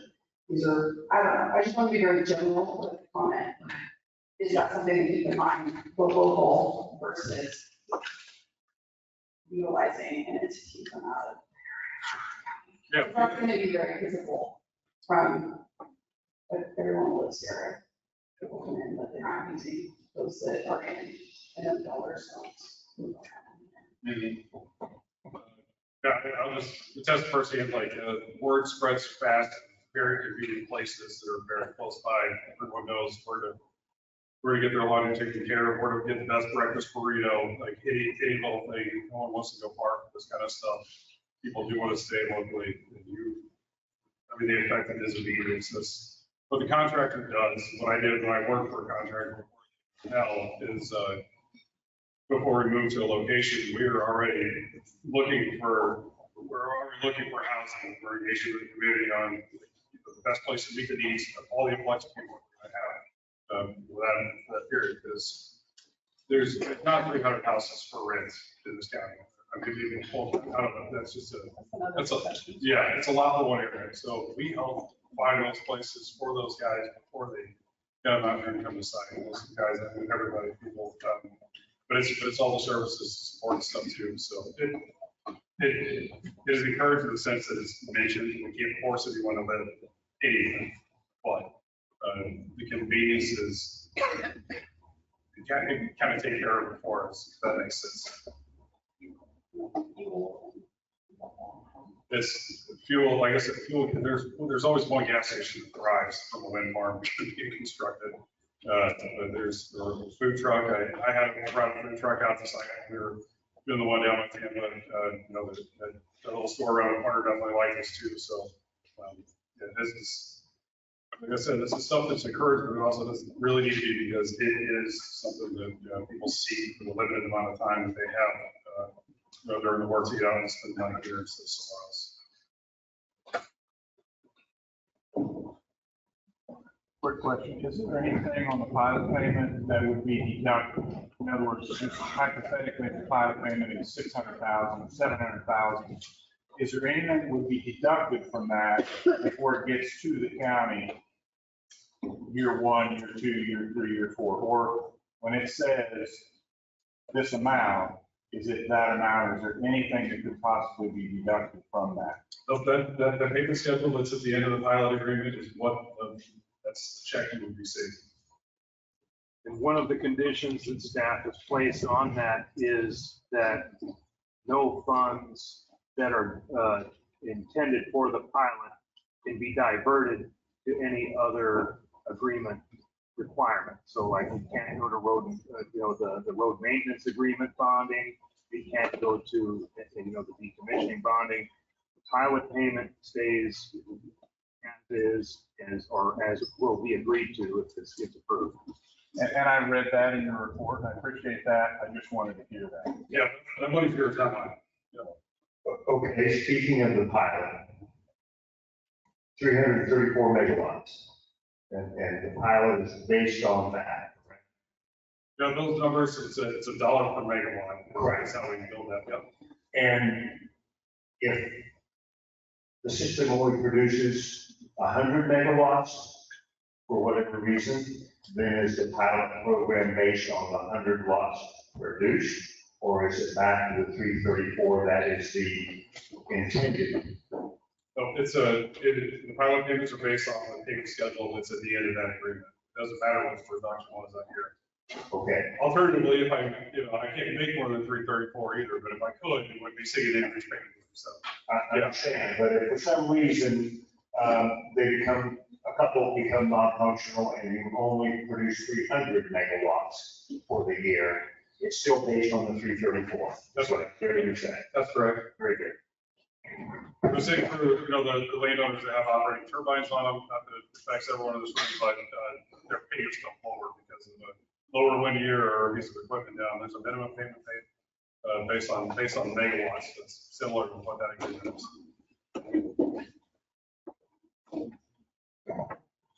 Okay, so I got a question on decommissioning, and if you answer this, sorry, but if you, as an element, sell out, does landowner have the ability to say, I want to decommission my wind turbine, or do they have to keep going with their contract throughout that 25, 30 years, however long?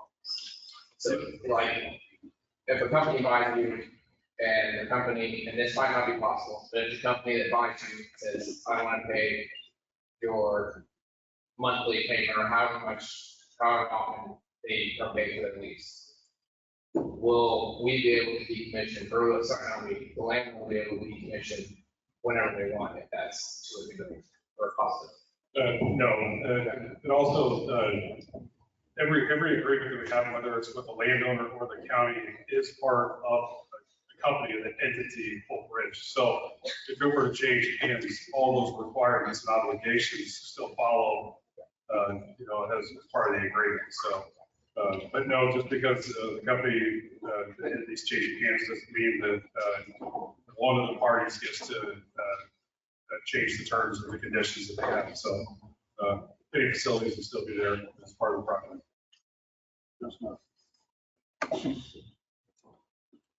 Yeah.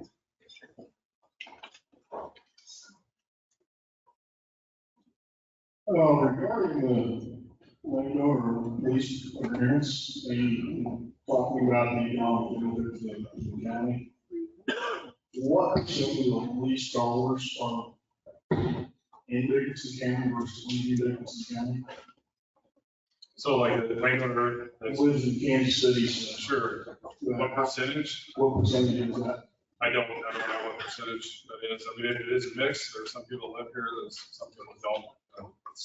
Well, I understand that, but I mean, particular projects vary 1-to-1, but a dollar in Dickinson County stays in Dickinson County, multiplies in Dickinson County. But the dollar leaves, especially Kansas City, for example, it doesn't come back to Dickinson County. I guess I'd be interested in seeing a percentage breakdown of these payments. Don't need to know who's getting what, just like the zip code, which zip codes are in Dickinson County versus outside of Dickinson County. I don't know the percentage of that offhand, and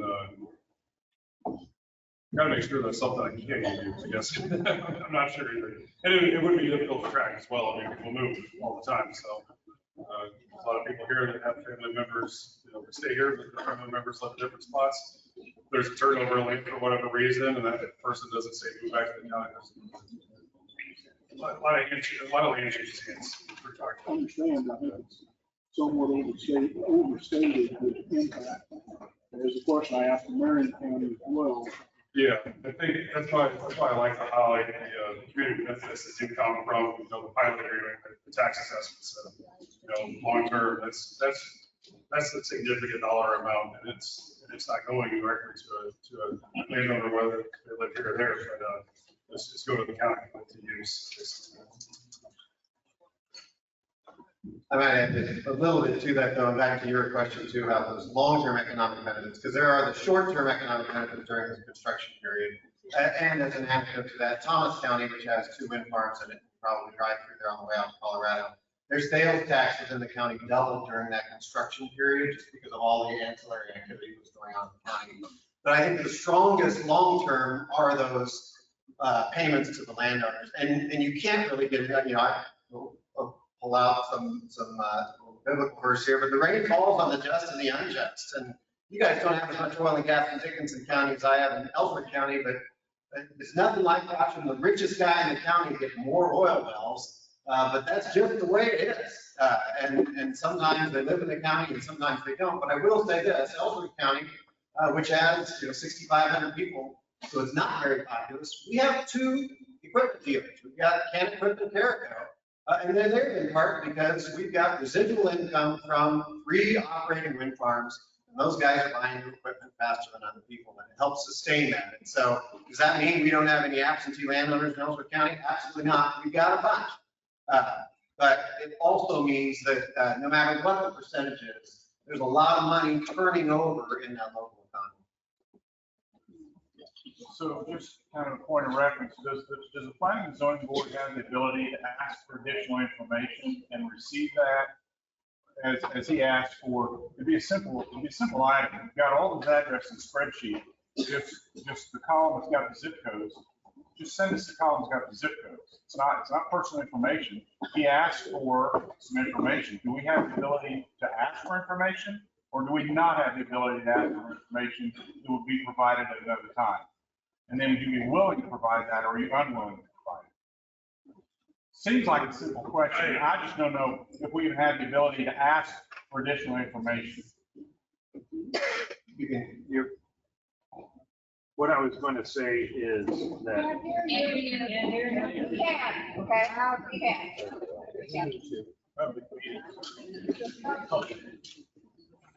what I was going to say is that what you're requesting is kind of what goes a little bit beyond the scope of what you're really supposed to be reviewing right now. You're supposed to review whether or not it's appropriate or inappropriate. And it's up to the county commission to determine your recommendation one way or the other.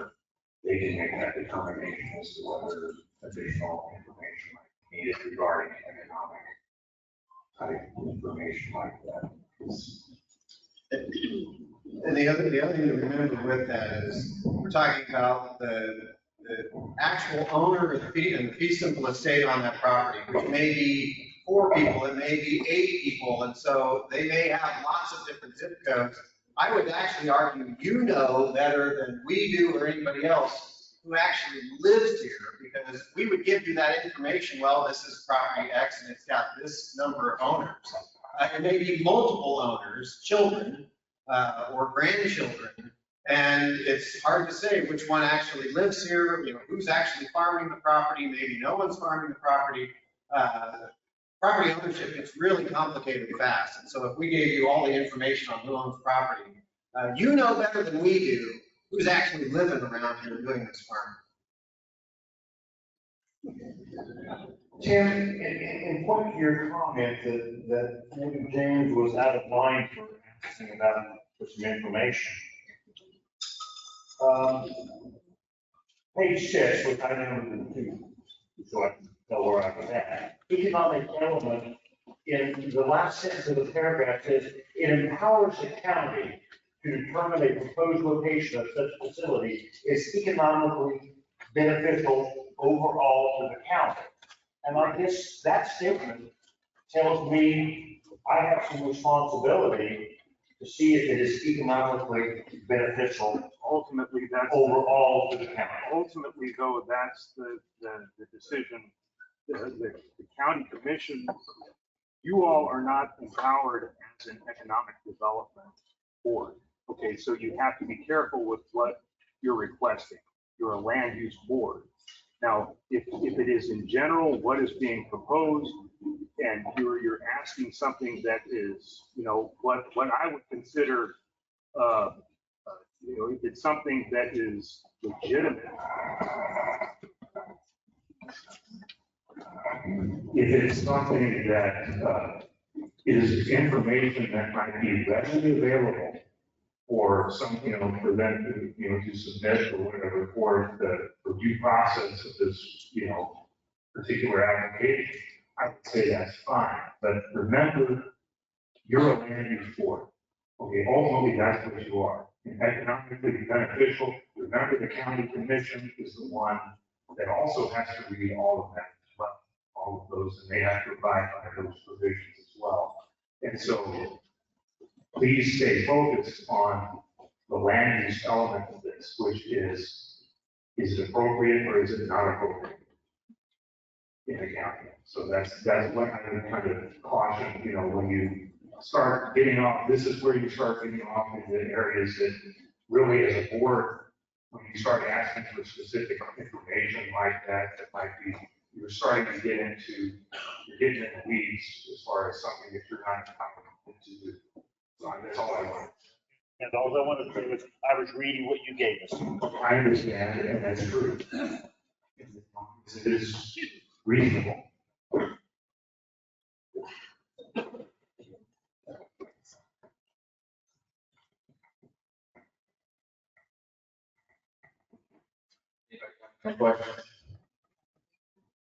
No, I was just gonna. Yeah, we're gonna take a 10-minute break.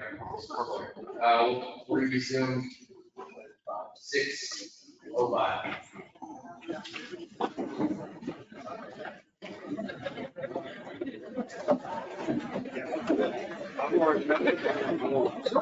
won't beat on it. No, I'm working on it. Just see it. Oh, it's a big deal. We need to. So I've hit my hands clear. Trying to set up. Make sure they get it for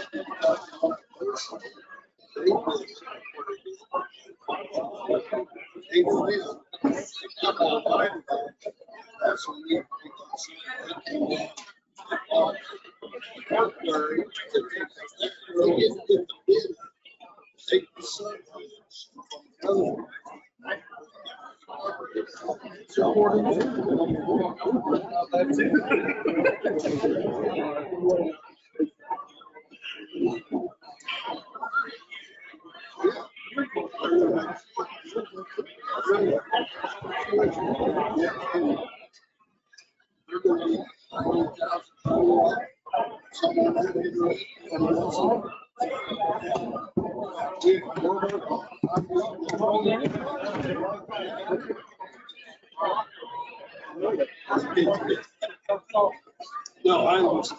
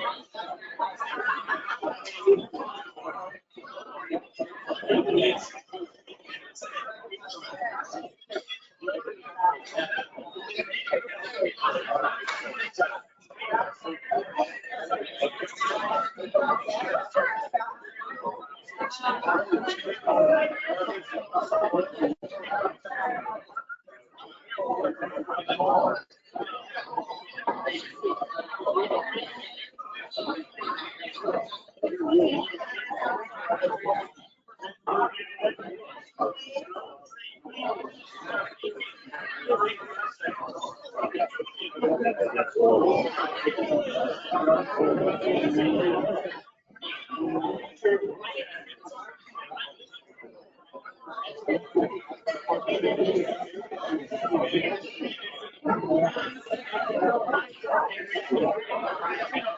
saw that at the and I said, down to the center,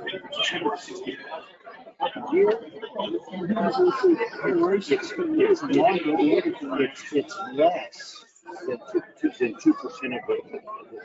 The county budget's 34 million, less than 2%.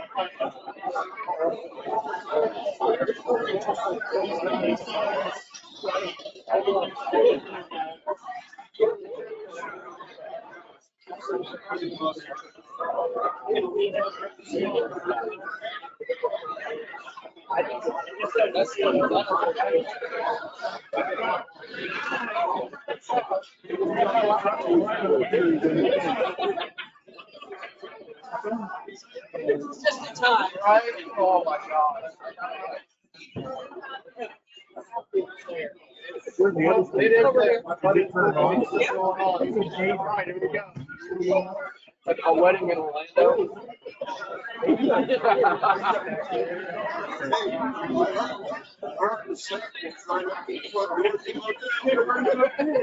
The beach is right out front.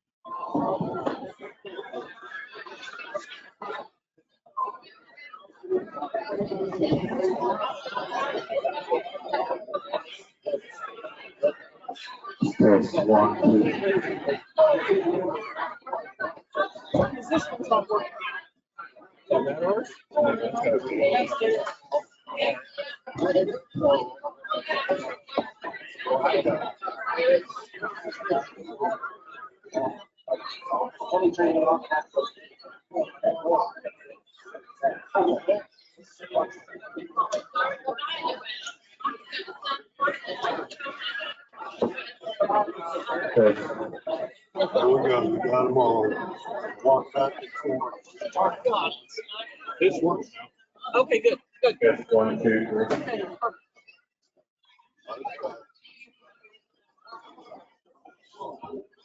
Got it working? You're welcome. We needed the best. All right, we're gonna start the meeting back up again. To the commissioners first. Anybody else have questions on land use for the CUP?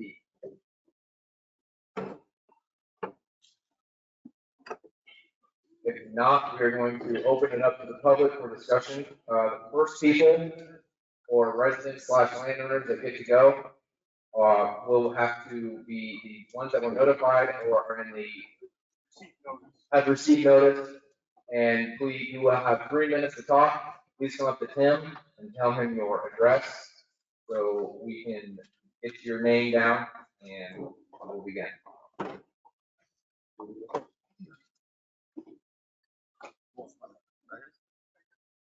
No, just, you can go up there. Yeah, it's good to line them up. Yeah, go ahead. You can go ahead and line up behind this man right here for the next one.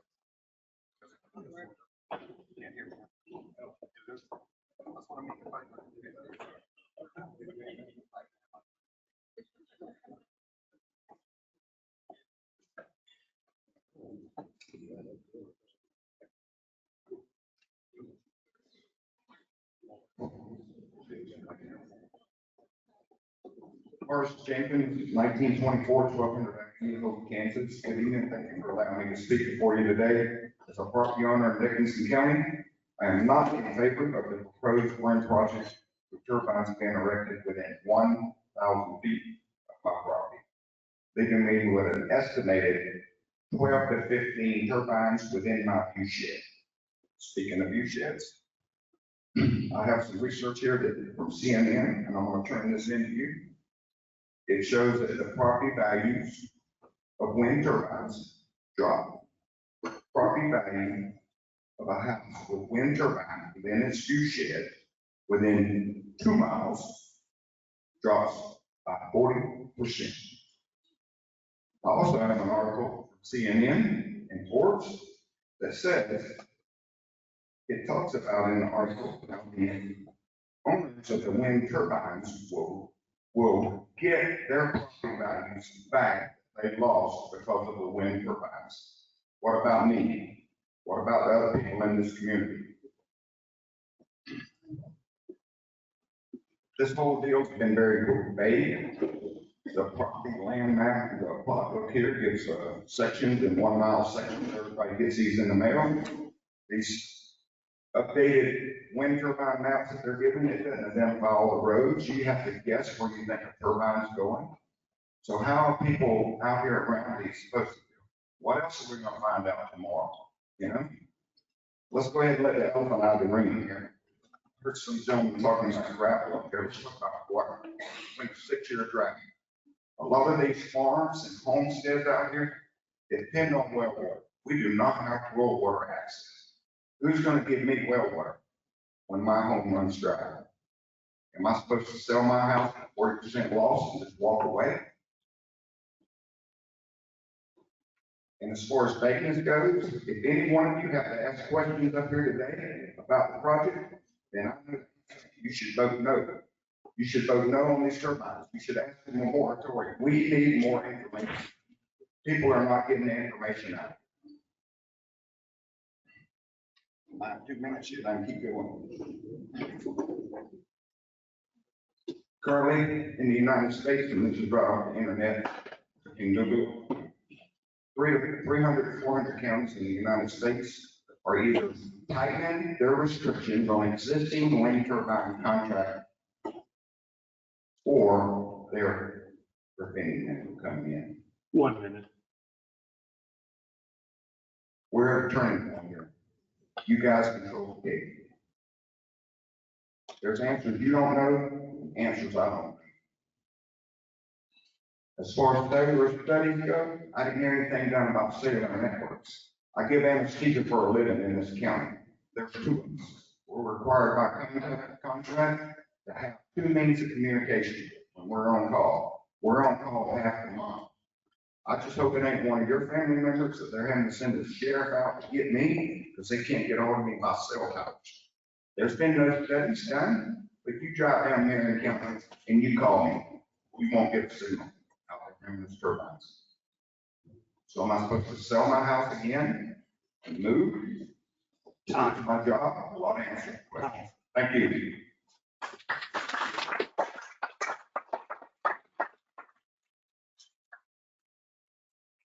My name is Linda Peters and I live in Hillsborough, Kansas. Our family owns approximately 2,000 acres inside this map. Let me state for the record that we're totally opposed to the wind farm coming in and destroying this area. Some are here for this personal financial gain from wind farms. Well, let's please recall when drilling for a gas well on property, financial gain was being offered. Many fell for it. Fast forward to today, wells stopped producing at a profit for the companies, or government subsidies ran out. So even though counties and landowners had contracts, bonds, these companies walked away, dissolved, took out bankruptcy, leaving the wells uncapped. Now the state says land can't be sold until it's cleaned up, which costs thousands of dollars at the landowner's expense with no recourse. So let's compare that to the wind farms. In 20 years, most of these us in this room will either not be alive or have the ability to take on Enel with 75% owned by investors in European countries. Does anyone here believe those investors care about the long-term effects to the communities here? Government subsidy and financial gain is why we are here. When those dry up, they will most likely be gone and we will be left with a mess. Most of us are generational farms. So who's going to educate the people who will be the owners in 20 years with the fine print and help them find the companies that disappeared or walk away? Is this what we want to leave as a legacy? And I live in Marion County and have watched the development of 2 wind farms. Wind farms divide communities and neighbors. When wind farms are first proposed, the landowner is signed with an LLC and not the actual wind farm. This allows that wind farm to walk away if things don't work to their advantage. And the LLC dissolves and the wind farm has no liability. But if you sign this lease, you're going to be liable. Most individuals do not understand they're not signing with the actual wind farm at the beginning. And they can and the wind farms then can sell that lease to someone else without your permission. I thank this board as I watched the August meeting for their due diligence in determining how the regulations. 1 minute, please. As I can see, many were protecting Dickinson County landowners. Much of what I heard was addressing the same major issues I have concerning the wind farm. One of the greatest concerns is how the document's going to be written. There cannot be ambiguous words when writing this document. This is where wind farms will walk in, take over, and you will lose control. If wording has to be subjective, as your attorney suggested several times, you be forewarned that those are going to be the headaches for the landowners, zoning board, and Dickinson County. As one zoning board member stated, we have one attorney. They have a room full. Which one is going to come out the winner when there is subjective wording? But believe me, Marion County tried and failed. It resulted in taxpayers' money to hire more additional services to try to resolve it. So basically, I believe that you cannot 100% agree that you've done the research and got this ironclad time, then you should deny this.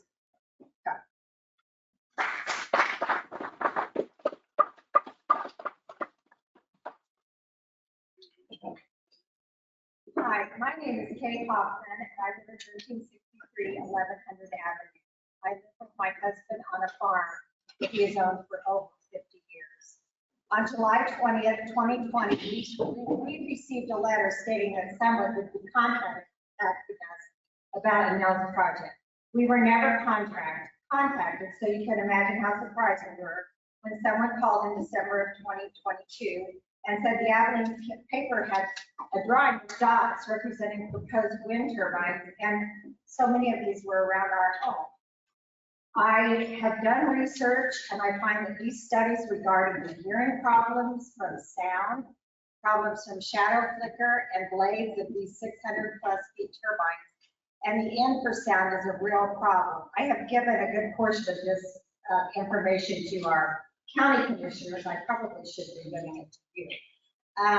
Some people in Republic and Franklin County that we have information from, they've had to abandon their homes. I hope that Enel will provide you with the zoning board with their noise, shadow flicker, and infrasound studies showing that us non-participating homes will not be affected by these in a negative way. Most of you know my husband, who does a large portion of the dirt work in the southern part of Dickinson County and Marion County, and he works around these turbines. Even Bob, who is deaf and wears hearing aids, can hear the noise from these.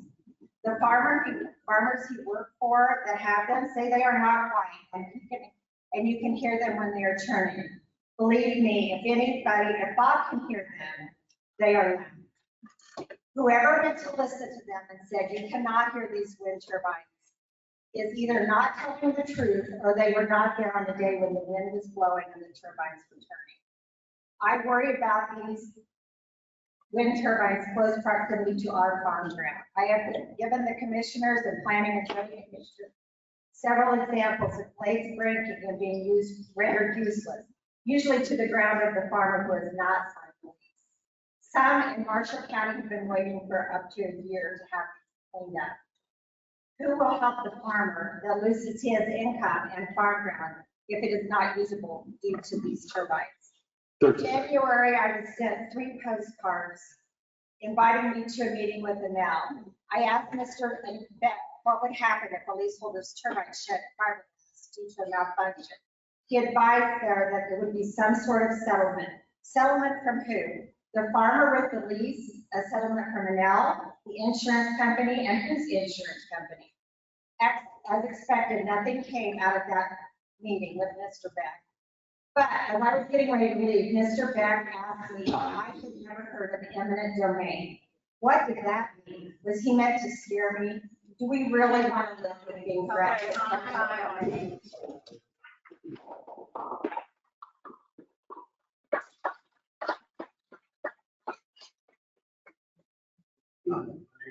Stroda.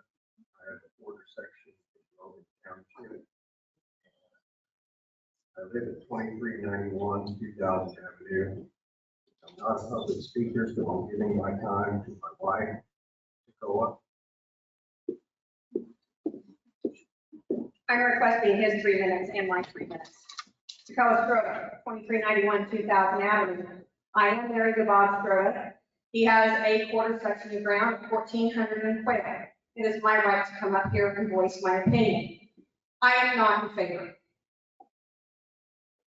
Number one, you heard them say these run 365 days a year, 24 hours a day.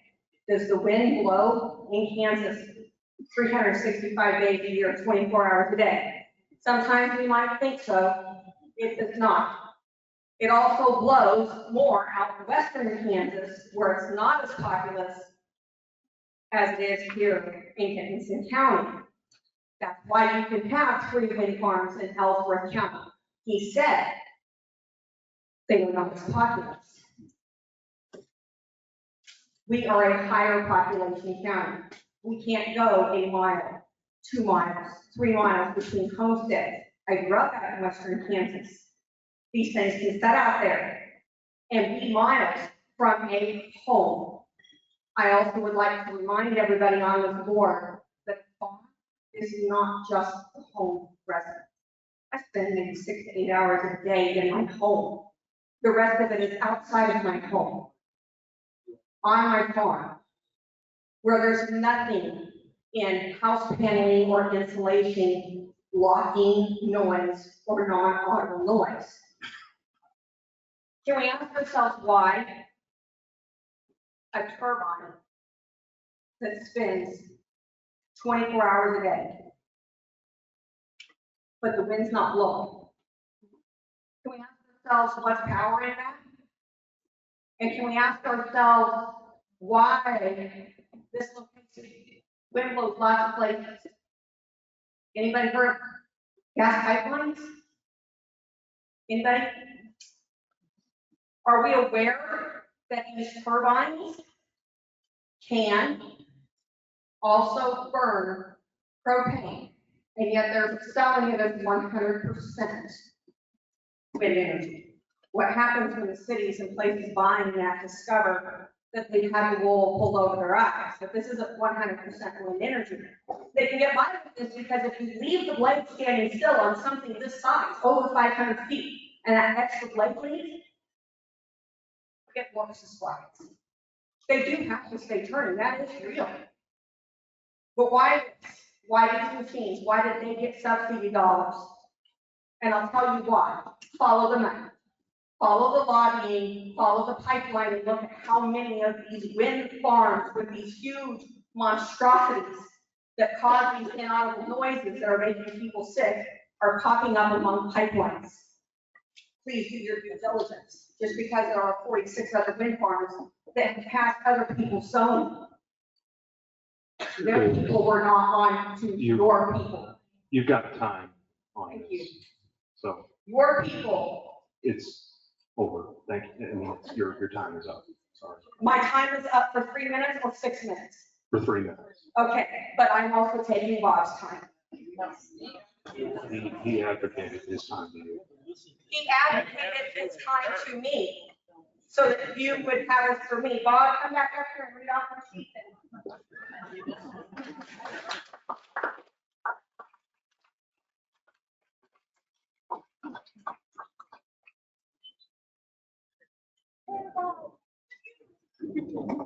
Sorry, you won't let me have your time.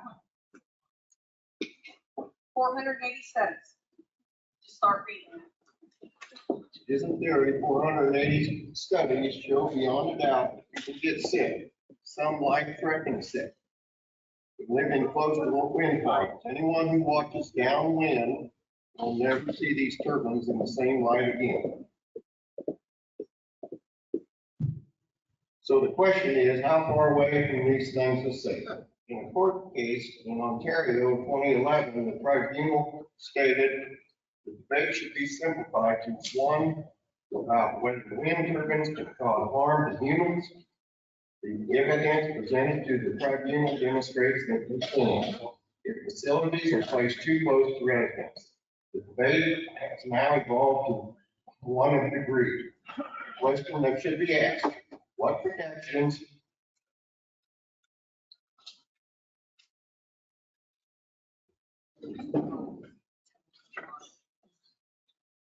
Inaudible. It's an inaudible sound, one that cannot be heard. There is clear evidence that wind turbines generate low frequencies and acoustic signals which can be detected at considerable distances from wind farms on infrasound detectors and low frequency microphones.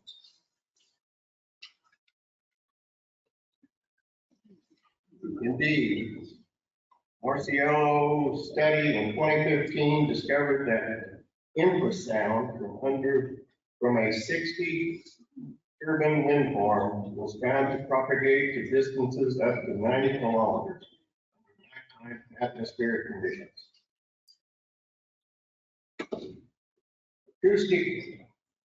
Acoustician Stephen Cooper of the European Acoustic Association Technical Committee on Noise has completed numerous studies on the effect of wind turbine noise. While wind companies seem only concerned with the audible spectrum of sound, Cooper found residents could identify pulsations, infrasound, from the wind farm, even though it could not be heard. These were found to be centered in the frontal lobes of the brain. 30 seconds. An immediate temporary halt in construction of wind turbines closer than 10 kilometers to human habitation under adequate research should be completed in order to determine the safe setback of turbines from homes and workplaces.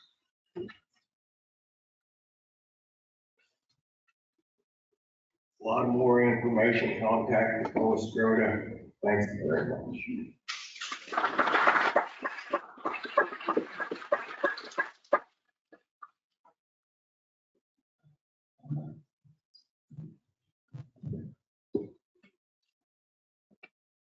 Good evening. My name is Dan Cook. I live at 1446 700 Avenue. I also own real estate in the project area here. But I also want to visit with you a little bit. In my current role, I'm also president of the First National Bank of Hope. I wanted to visit a little bit and address some economic benefits that can come to the county and communities. In economic development, we want to draw dollars to the county and community.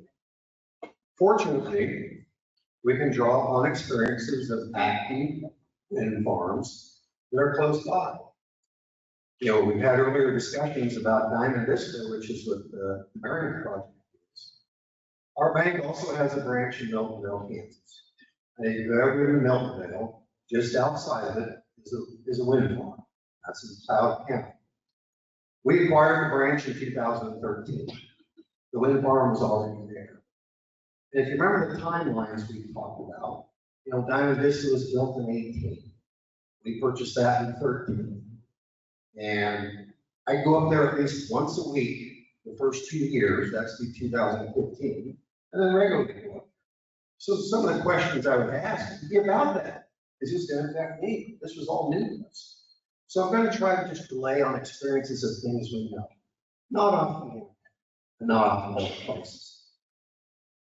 Each county and each project gets to work things differently. But let me share a little bit about Cloud County. You know, I visited with the county clerk, as well as some representatives from Cloud County.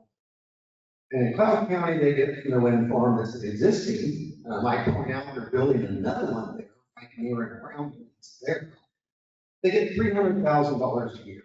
That's kind of like a pilot for here. Fortunately for you, our pilot's going to be about $668,000 more, nearly double what that is. Half of that money, the county provides to Cloud, which is that county's economic development group. for the development and trying to bring in businesses to the community. The other half, the county commission 30 seconds. get to determine what nonprofits they want to go to. The town of Milton Vale, it's brought in dollars for the retail businesses, EMS, fire, RV parks, daycare. It's been a good asset for them, they benefit. It can also be the hope, the bar, Woodbine, and other communities. The first year, 10 years, we're going to get, well, how much money is going to come our way? 668 we've heard about. Turbines, 1.5 million. Land leasing, another $250,000. Time. Okay. Anybody wants to learn more? Here I am.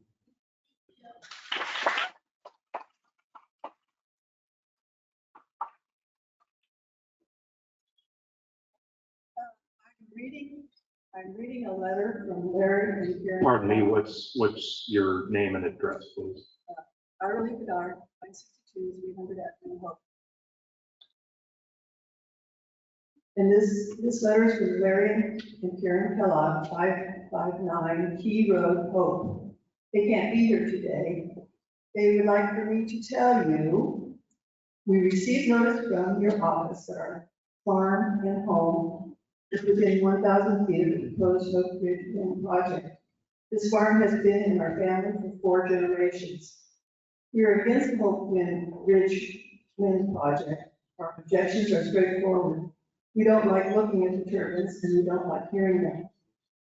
They are an ugly and disruptive intrusion on human life in the county landscape. Of the 15,000 plus Dickinson County residents, fewer than 500 receive direct financial benefit. That means that many thousands of us countywide will receive no direct financial benefit and will only pay higher electricity rates to cover the cost of transmission line construction and transmission fees. Why should a project like this be allowed to move forward to the benefit of so few at the expense of so many? The proposed payment in lieu of taxes pilot scheme that has been forwarded by Conditional Energy is a smokescreen at best and financial farce at its worst. Why would any commercial enterprise be allowed to essentially set their own tax obligation on a one-time basis for the life term of their leasehold? How is this good business for the county? The amounts they propose are a fraction of the lifelong leasehold tax values. This would amount to nothing more than the county commissioners allowing themselves to be bribed with their money. We do not get to set our tax rates or determine full industrial tax obligation or determine their longevity. Why should Conditional or any commercial venture be allowed to pay anything that their full industrial tax obligation for the life of their leaseholds? Wind companies are in the business for only 30 seconds. For one reason only, to make money, and the only way they can accomplish this is because of U.S. government subsidies paid by us. Without these taxpayer-funded subsidies, we would not be having this meeting or discussion. We believe that the wind farms will be decommissioned well before the expiration of their leases. The county will, for decades to come, be studded with some very expensive yard art. Time. This bit monuments.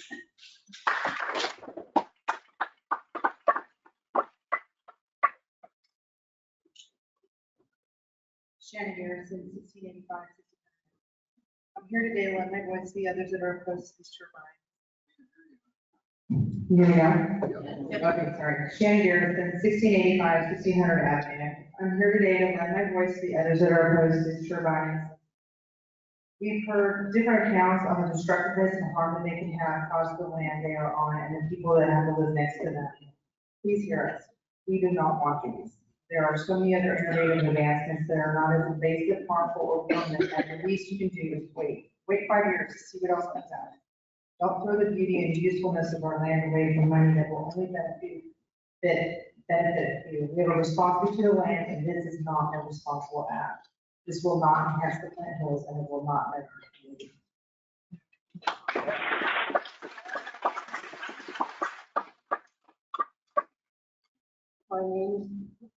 My name is Nancy DeVock. 1843 Paint Road. I have property in Logan Township, section 2 and 10. I have a little piece of paper here. I went and got a news article. It's Kansas Energy Transportation Atlas. It's online site. It's October 24th at KU campus. It is free and registration is open. It is part of the Kansas Energy Policy Conference on October 24th. I'm going to give this to y'all. And another one is, are you going to be satisfied in 20 years what decision you make today on this, your whole project? It ain't going to affect me. It's going to be affecting your grandchildren and your great-grandchildren. Thank you.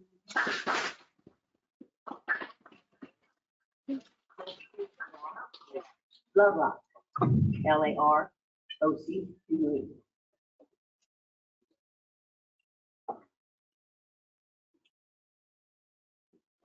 Teresa Lee, 25 East Broadway, home Kansas.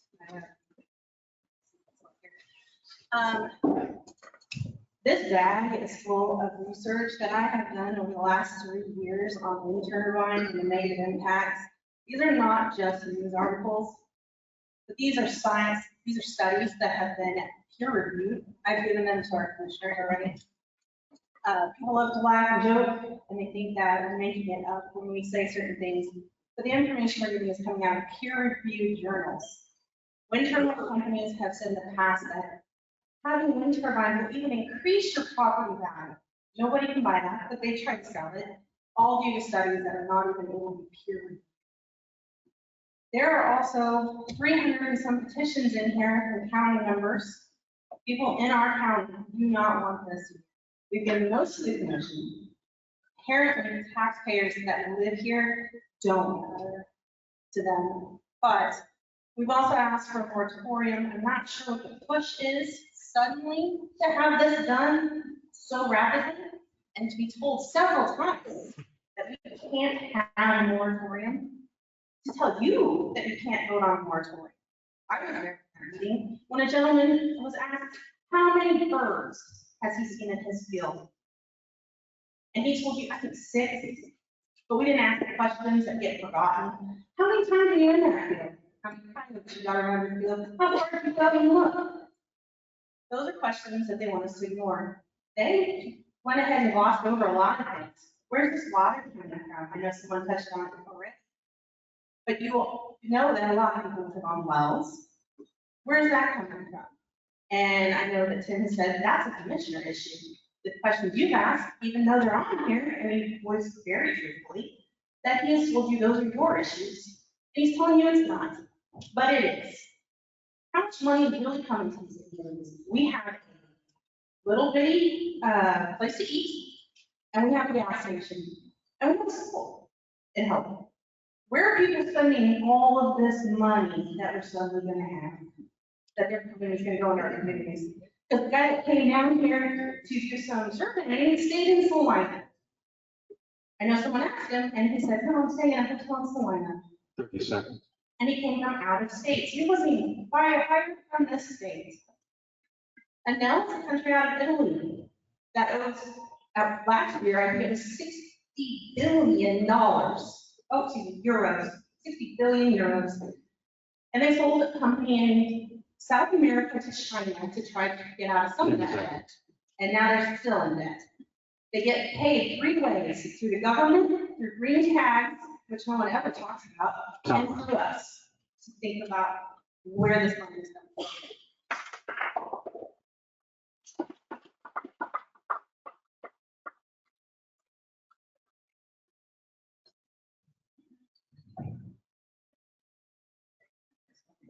My name is Pam Wells, and I currently live at 1533 1600 Avenue.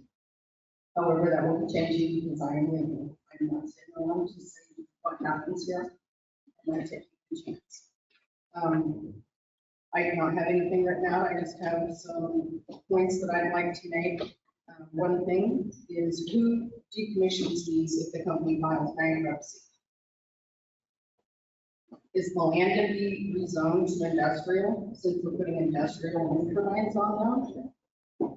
Why only 2 miles from an incorporated city? Why not unincorporated? People that live in unincorporated or in the county do not matter, our county doesn't matter.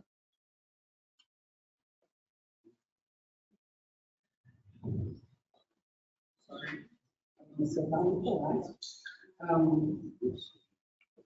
My husband and I found out about this last June. We have been looking for a home since that time in a county that has these bans or moratorium. We can't find one because they're expensive there. So we have found one and are moving. Unfortunately, we were planning to retire and have a rural agricultural. We had it work and we're going to do it. And I found out about this. Please don't give us to the friends and neighbors I've met during this struggle. When I found out about it, I tried to find the guidelines. They didn't know it online. I had to go to Janelle's office and ask her. She had to call Tim. She didn't know what they were. And then they went online. They've only been online since June of last year. They're not appropriate to blatant a tornado. Hitting a turbine, a fire. They cannot put this out because it's too high. It has to burn out. I'm sorry. And I can't remember what else going on.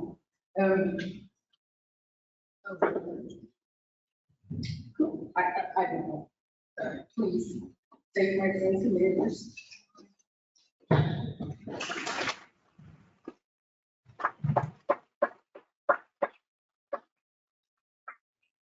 Name's Joanne Anderson, 15 Trevor. I am assuming this company is going to take federal funds to help build these turbines. All school districts in Kansas got a big surprise after all the funds of ESSER were distributed. We were told if you spent over $1 million or over on what the federal government considered real property, you had to go to your county register of deeds and put the federal government down as a lien holder on your school property. Is this what's going to happen with our farmers here? If this company has taken federal dollars, are they going to have the federal government as a lien holder on their property? This is something that really needs to be thought about and really needs to be checked into. Thank you.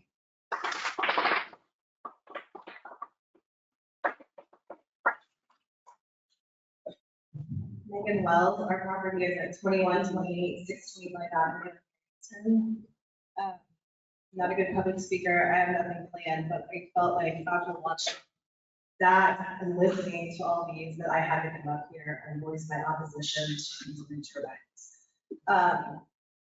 Just listening to this and seeing all these words that I've never seen in a legal document, may, typically, should. That scares me. Like they say, what happens? Companies go bankrupt. Companies lose money. Technology changes. What are the residents going to be left with that are agreeing to these if that happens? Okay, sure, we can sue, but how much money does that cost? And like they said, how many lawyers do they have and how many do we have? So I think there's lots of things that need to be considered. Again, I don't want to see these. I'm sorry, I'm emotional. My ancestors actually walked from Wisconsin to Homestead. My deed is signed by Abraham Lincoln, and it hangs on my wall. His family farm has been, my dad, we split it, and he passed away last year. But last year, a month later, my son got to go out and get his first slap with his dad. And that's what no one's talking about. No one's talking about KCWP's stance on wind turbines. No one's talking about it. They have a stance that says they should be in urban areas. They talk about migratory pattern and the sound these prevent. I don't know if it hasn't been talked about, and I haven't heard it. I haven't heard anyone talk about the animals. And I know that they say that they're going to look after it. but I think everybody that owns these farms right now is doing a pretty good job of being great stewards of this land as is. And I would hate to see these family farms fall into the hands of people who only want money.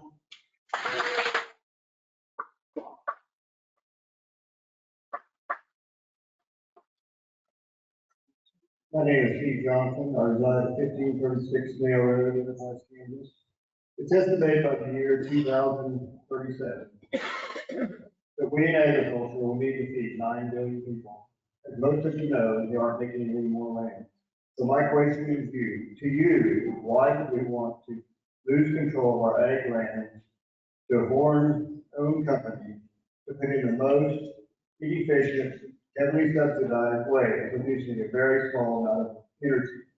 This is an agricultural community, and we need to keep it that way. In a recent conversation with a crop tester that I used, he stated that the immense danger of flying near fields that have wind turbines on them, and has flat out refused to spray these areas, as the danger is too great. Even with ground spray rigs, the footprint of the turbines and the access road will create a loss in acres for crop production and farming efficiency. Another one of my concerns is the lack of regulations and setbacks for wind farms.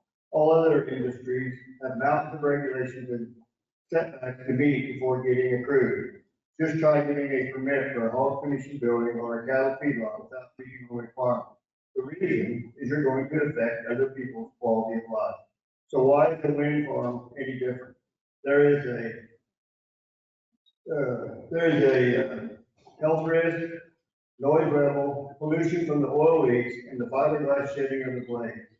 And they certainly affect our beautiful countryside here. So in other words, they do affect our neighbors' quality of life. My point is, what you do on your property can and does affect my property, my health, and my livelihood. To make matters worse, you're taking money from the taxpayer to create this boondoggle. This is total insanity to make our most important energy network dependent on the weather. This project is not suited for the county of Kansas. Put them where the electricity is going to be used. And I thought it was very interesting that John talked about how much good the company does for the community, donating money, food to food banks. He makes it sound like it's his company's money. I think it's our taxpayers' money. Thank you.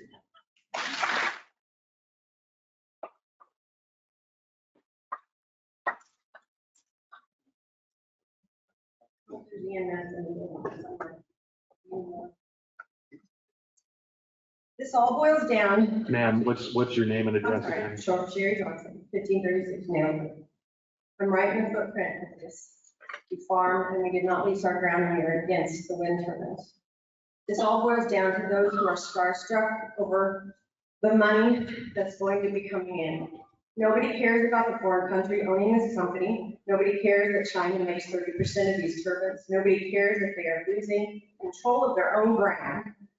For the sake of just a few more dollars, they're willing to give that up. My own neighbors and family don't care that my family has to live under these. They are willing to sell out freedom, truth, integrity. A lot of the questions most have asked is about the income it will generate.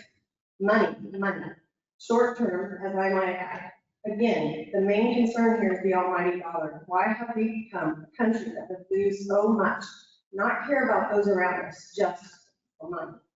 I wrote a bunch of stuff, and this is just what I've come up with tonight. I'm not even reading it. Money isn't worth this. There's not one positive thing with these wind turbines except for money. Energy is efficient, it's inefficient.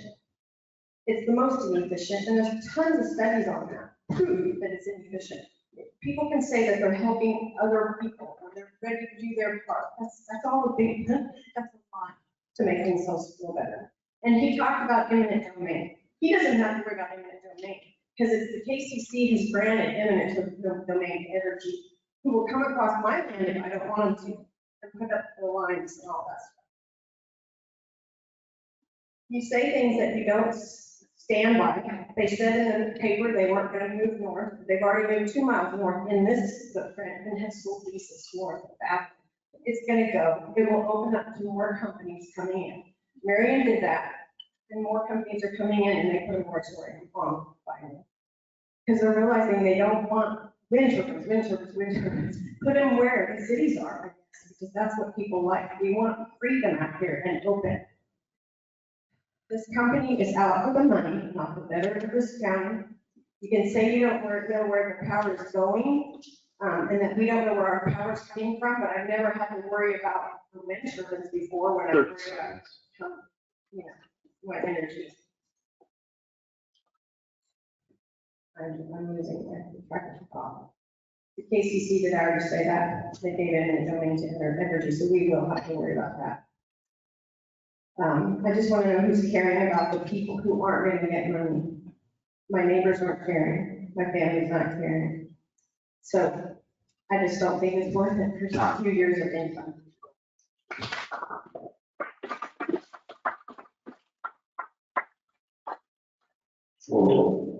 I would like to clarify something. I have something my son that lives in Enterprise, Kansas would like for me to read. Can I do that? Yes. Can I have my 3 minutes? What's your son's name? Did he receive notice or did you? My son is Austin Anders, and he lives in Enterprise, Kansas. Did he receive a notice?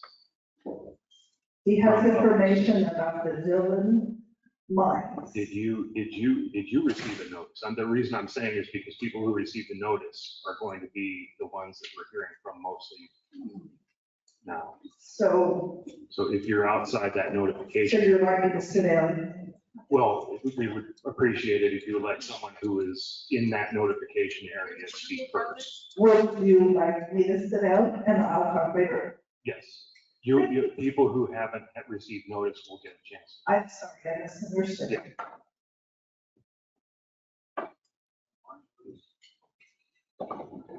Marguerite Ripple, 1543, Highway 43, Enterprise. And Sherry, I am one of your neighbors that care about you, because I know you care about me. Because last year, because of all this nonsense, you have, our community is not a community anymore. I had a devastating fire, and I know it happens to a lot of people, but it was the first time for me. I lost my baler, my tractor, bunch of hay, my dog. I couldn't get him out of the tractor. There is only one local neighbor that gave a crap about me to even come and help me afterwards. I didn't even get phone calls or anything.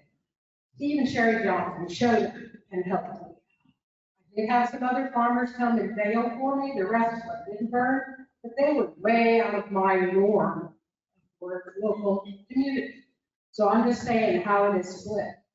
Families, it's split neighbors and stuff, but my big fear is also that eminent domain.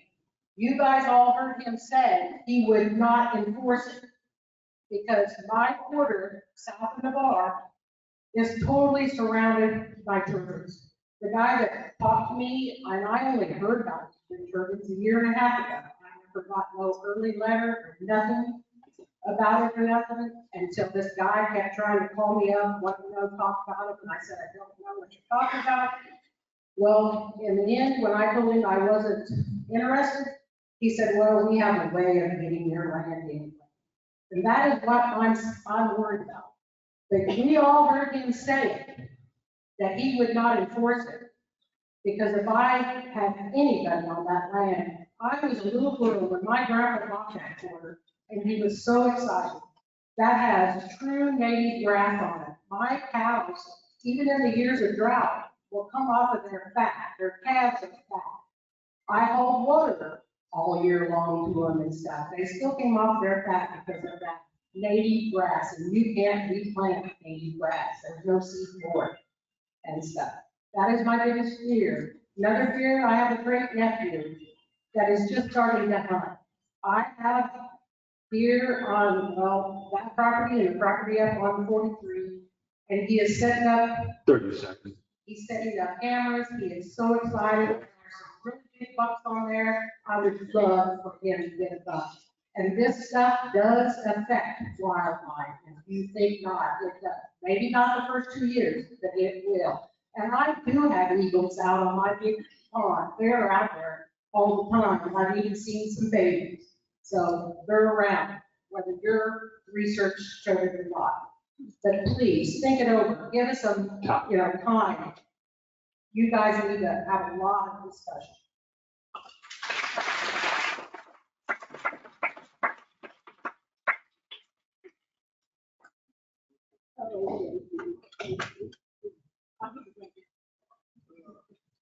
I'm usually too short for these things. Hi, I'm Patricia McDonald. Patricia McDonald. And I live at 1565, 1500 Avenue. That's all right, can you hear me out there? Yes. Okay. I'm also known as Patricia Davis. I'm an internationally published USA Today best-selling author. And while I normally just write fiction, I can see that I am going to have to get into nonfiction very quickly. Just as I could not make this stuff up. My question is for the wind turbine guys, is that when we talked about decommissioning, you didn't talk about disposal of the blades. It's my understanding that they're filling up the landfill somewhere because they can't be recycled and they don't deteriorate. So it's not really green energy. Are you guys tired of wearing the black hats? I know I could make you all villains in my next book, but that really wouldn't be fair. The other question I have is for you guys that are not planning commission. I have 2 grandchildren and I intend to give land to, and when these wind turbines take place, if they do, which I hope they don't, will that stop them from building in an area that is too close to a wind turbine? Will they be unable to bring their families up here and enjoy the freedom we have here as opposed to living in Wichita? I could answer, that there would be really the only thing that they would have to be mindful of if they wanted to build, then they would have to just be mindful of our setback from property lines and from the road. So if you wanted to build a house. Thank you. That's all I have to say.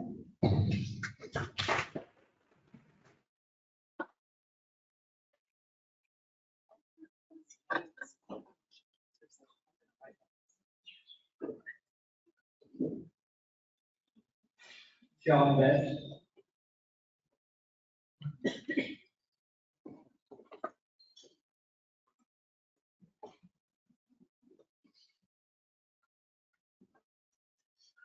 I'm John Betts. I live within the projected Hope Ridge Wind Project by Nail.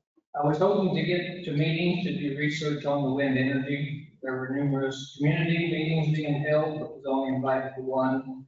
Enel Energy had invited me to several very informative meetings. I am in favor of this wind project as I can personally give back to my community with the tax revenue received. Our small struggling communities can hold on longer and townships can provide good roads and travel. And with the red, thank you.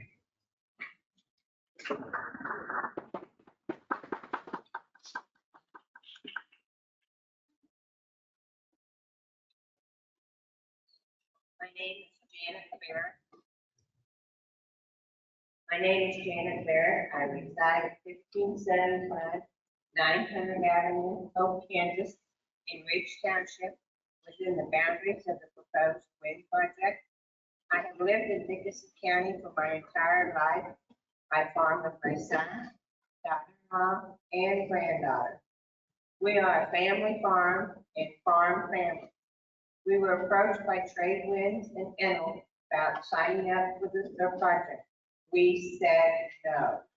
We do not believe that industrial wind is good for our ground or our community. My parents and my late husband and I have spent considerable time and resources improving our land, whether it's with building terraces, keeping trees and thistles controlled in the pasture, or when my daughter-in-law joined our family almost 20 years ago, starting no-tilling our ground. I believe that if you take care of the soil and your land, then your land will take care of you. I do not believe this project benefits our community. I am concerned about the damage to the county and township roads if this project is approved. I do not believe that it will help, will hold other end of the contract. I still pull a stock trailer loaded with cows down Highway 4, but I always like it. Our roads in southern Dickinson County are narrow and not built for industrial traffic. Highway 43 is also too narrow. I take my granddaughter to school at Rural Center on both 1100 and 1400 Avenue. Neither of these roads are suitable for the heavy industrial load that the project would bring. Too many school buses, Chapman and Hope, run through this project. It is not safe for the bus drivers or the kids. The traffic that this project will bring is not temporary during the construction. A wind project has continuous maintenance. You see a crane in Marion County most weeks of the year working on a turbine. We won't know what the right answer to this decision for the next 25, 30 years. I won't be here. But Lord willing, my granddaughter and her parents will be. 30 seconds. You are not making a decision about today. You're making a decision for tomorrow. I have a question for the commissioners. How does wind speed or revolutions per minute affect the decibel level? When decibel level is measured, are measurements taken at varying speeds? Thank you.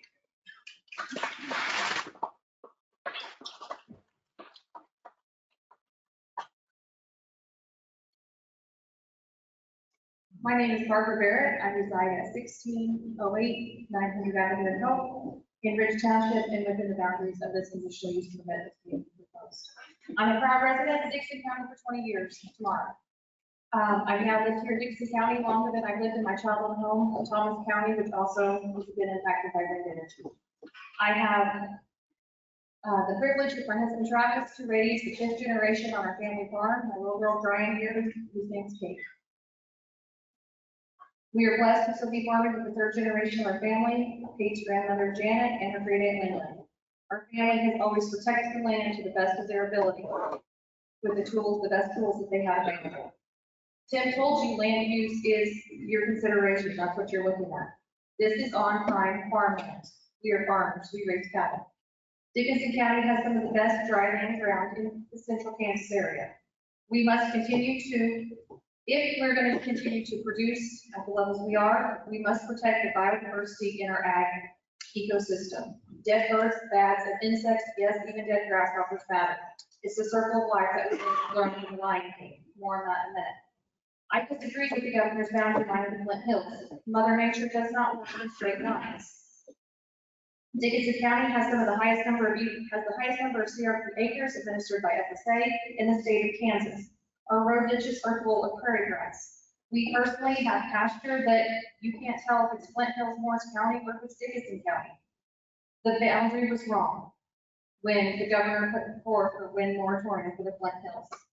I'm an agronomist by training, but I should have studied agroecology to see the biodiversity and the impact it has on our community.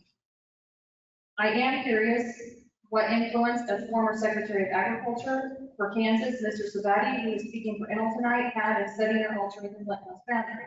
Did he perhaps have his future in mind? Dickinson County is not Ellsworth County, it is not Gray County. As mentioned before, we have a unique blend of prime farmland with a lot of rural residences. Folks who come to the country for unobstructed views, the quiet peace of the country. They come from Fort Riley, Junction City, Manhattan, and Salina. They want the peace and quiet and the unobstructed views that 650-foot towers will not provide. John Beck said this is a poker game, commissioners. He's absolutely right. Do you think that you can call up third one? Back to the circle of life. Enel is scarred. Mufasa is the current regulations that we have. Simba is going to be king. That is the regulations that when you deny this permit, put on the 2-year wind moratorium and strengthen the regulations in Dickinson County. That is Simba. That is the future of our county. Thank you for your time. You have spent a lot of time in energy, commissioners. Thank you for your great questions. I appreciate the time you spend away from your family.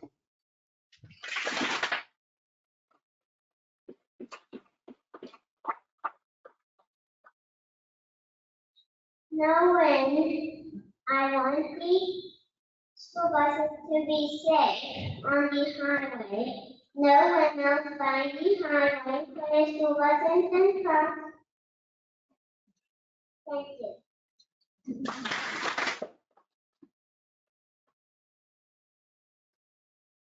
Travis Barrett, 1570, or 1608. My name is Travis Barrett. I'm a lifelong resident of Dickinson County. After reviewing the site plan in depth, I find the magnitude and intensity of this project. 650 feet tall towers are not harmless and without consequence. We do not need to live in the shadow of these monsters. My family travels these roads every day. 1400 is not meant to poor built. It could not be improved enough for the traffic. And all wants to push it down. Highway 43 and 4 aren't built either that way. The safety of all citizens, especially children who are bused to the school in the Hope and Chapman districts, should be the first priority decision. The magnitude that will affect us for the next 30 years. I do not understand the logic any of the counties being cited and staff reported because they aren't looking the entire life of the project. Most farmers do not plant and care for a crop without the plan of harvest. The decommission is the harvest. There are no examples in Kansas for the 30-year project. The longest is 22 years and great. We don't have the precedents to follow the state of Kansas to follow the cycles of life for projects of this scale. Farmers know the older the equipment, the more breakdowns you have. I vouch for that, but that's 5 breakdowns. Are there any counties who have successfully decommissioned an industrial wind project? What lessons can be learned from them? Education and expenses. Why should we learn the hard? You are hearing both sides and no doubt spend hours pouring through the info that has been provided. I appreciate your eye to the future. Even when 10 sets of questions have been asked are outside your responsibilities.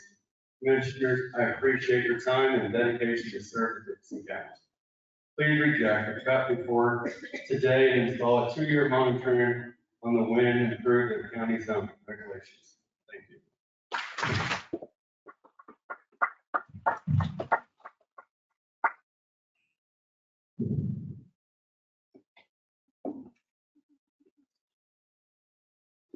Hello. I'm Sarah Urban. We got a notice of this hearing, and we are in a very large area where a lot of turbines are going to be around us. We were not aware that this was a project when we bought our home I think 2 years ago.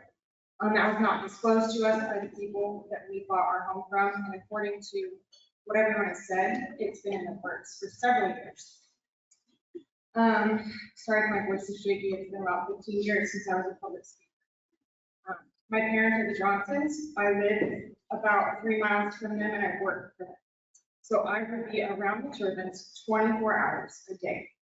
So when my 2 kids were both under the age of 3, the traffic, 70+ vehicles per day to each turbine, makes me sick to think about my kids being on the road when those vehicles are going by.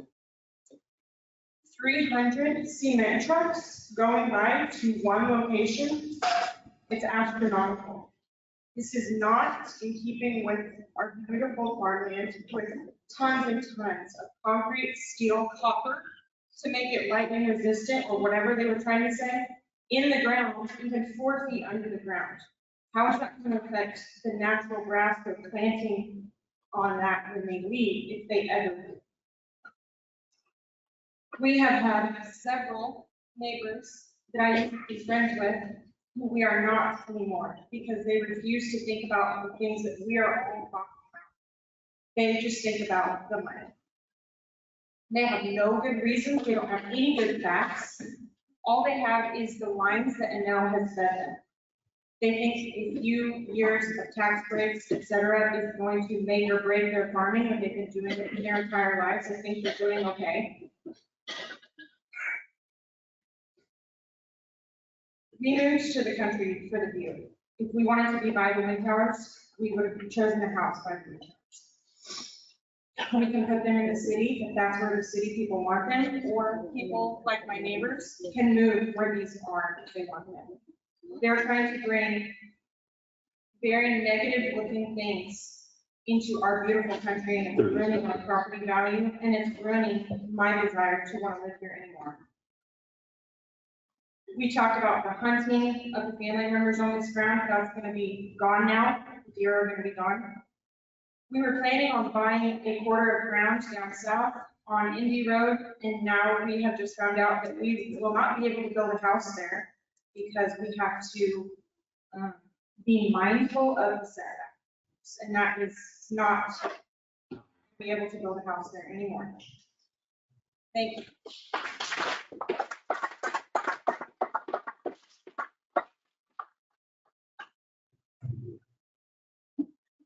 And I, 1372 Key Road.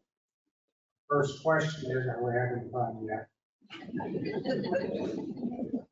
I served 12 years on the local board, County Telephone.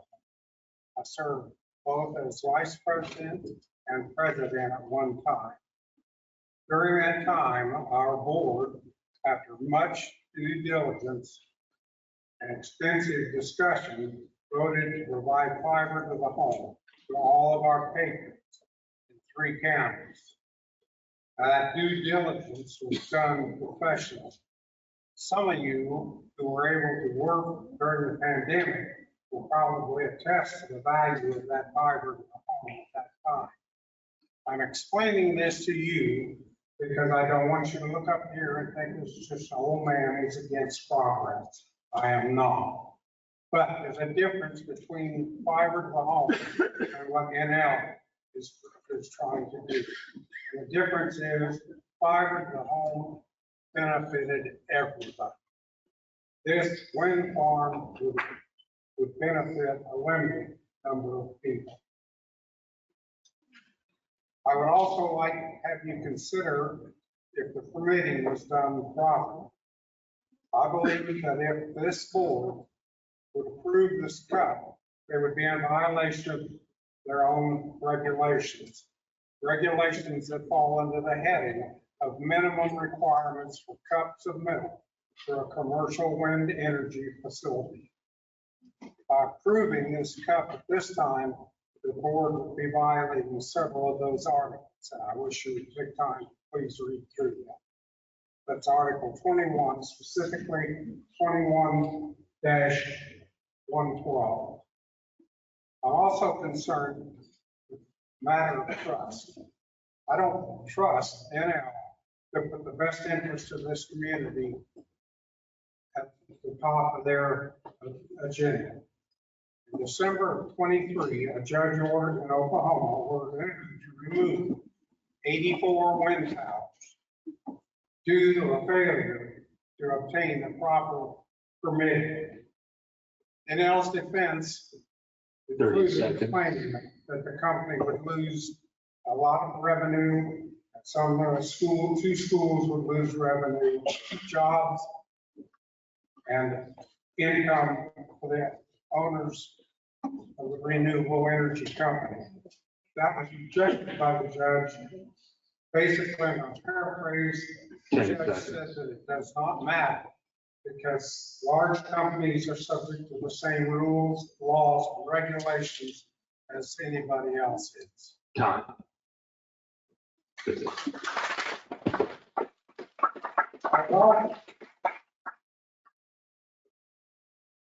I understand that order is Sir. appeal, Mr. I Rock. suggest that the committee reject the proposal until such a time as the appeal decision has been made.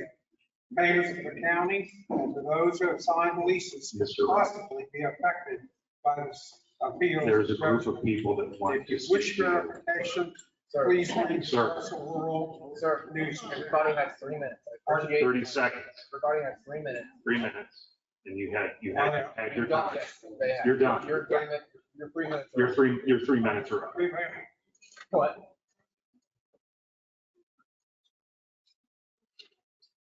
My name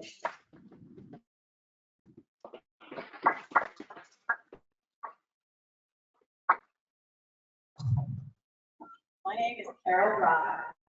I live at 1740 1600 Avenue. I have lived in Dickinson County most of my life. I'm a landowner and a leaseholder of the Ridge Wind Project. I totally support this project. The prospect of being able to supply clean wind energy to produce electricity is something I never expected to be able to participate in until now. As long as the wind blows, energy can be harnessed, and this energy will be produced without emitting greenhouse gases or other pollutants. This project will give Dickinson County economic benefits through jobs created in the building of the project after it is operational. There'll be more revenue from the land leases, taxes, and the pilot payments, which they've stated are greater than $600,000 a year for the first 10 years. The increased revenue can then be passed on to our schools in the county, roads in the county, and other things that are needed. And it's not just one school, it should be all 5 schools that are in Dickinson County if they do to use that money. As a farmer, these turbines can be installed on agricultural land with minimal disruption to farming activities that can allow us to continue to produce crops and livestock raising. Enel has given careful consideration to the considerations of residents, wildlife, and the surrounding environment. We are fortunate to be close to the Diamond Vista project, and we can see what it has done for their community. I have friends that have some of the turbines, and they have no complaints about the things that a lot of people are saying are going to happen. Their cattle like to stand under the turbines, and when the sun is hot, they don't see dead birds, and they aren't very noisy. As with anything, there will be a problem. Most of the time, they can be fixed. How many times have you had a car that leaks oil or a broken piece of farming equipment? Problems happen in every part of our lives. And there will be a company that takes care of those turbines and other problems that may arise. I support the Hope Wind project and ask you to vote yes.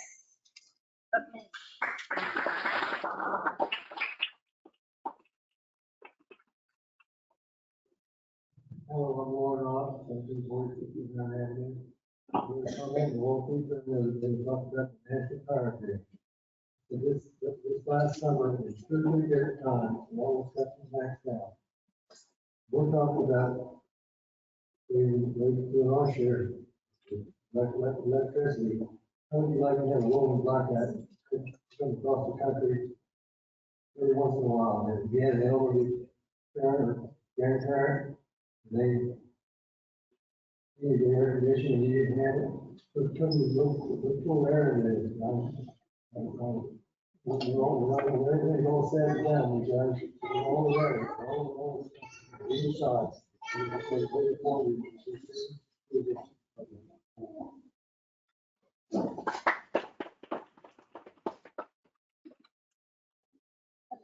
Thank you, ladies. I'm Mary Rock, 940 Rock Road. Thank you, ladies and gentlemen, for your time and service.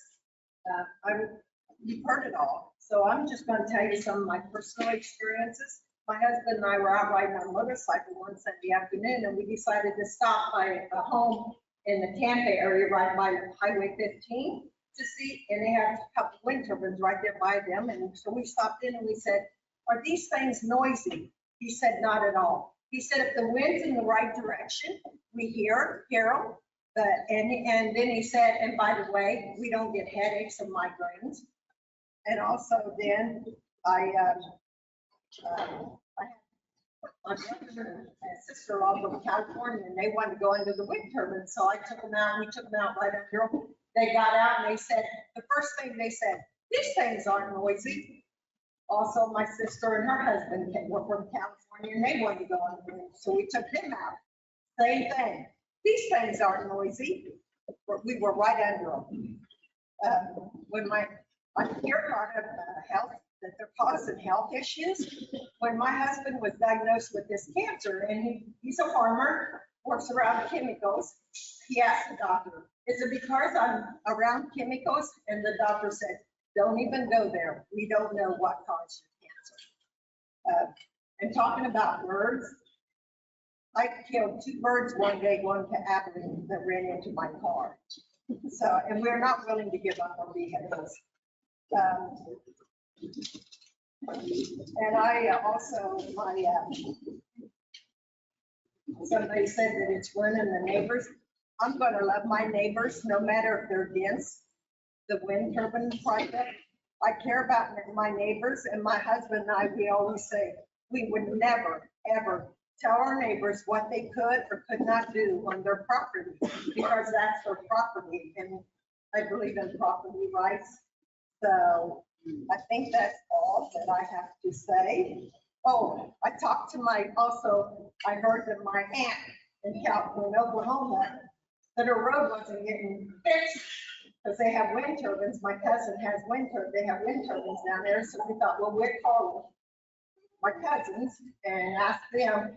And he said, my one cousin, he didn't get any, but he said they don't bother us at all. They're right around us. He said, and my aunt came in a store, he owns a grocery store in Oklahoma.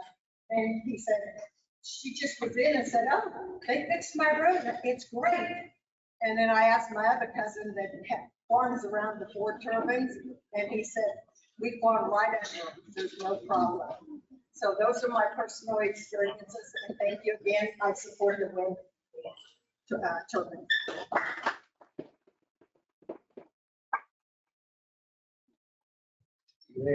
Rock, 940 Log Road. So, today I'd like to talk about stability.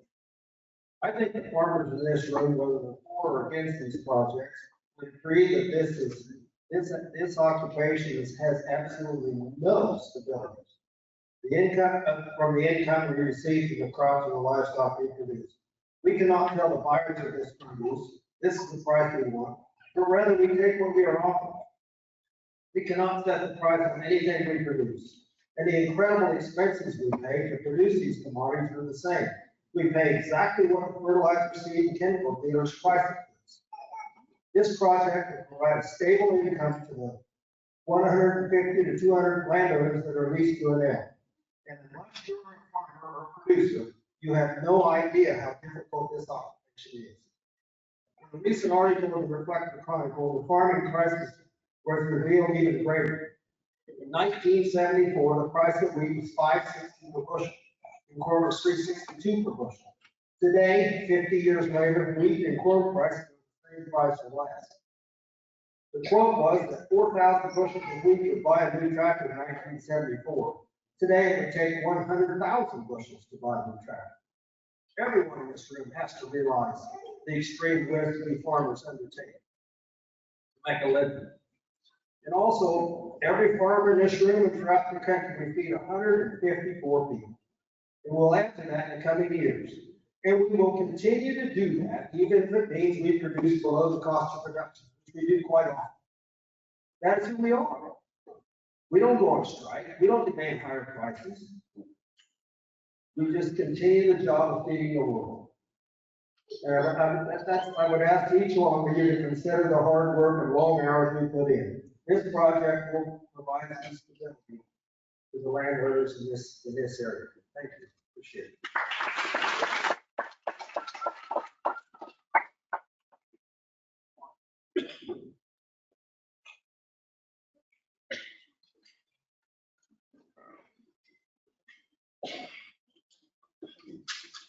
My name is Marla Rice, and I live in Logan Township, 1372 Peak Road. The concern is, if there is to be a wind tower in our field, what size is the base of this monster going to be? Pictures of construction are large circles looking to have huge diameters and circumferences of 40 feet poles.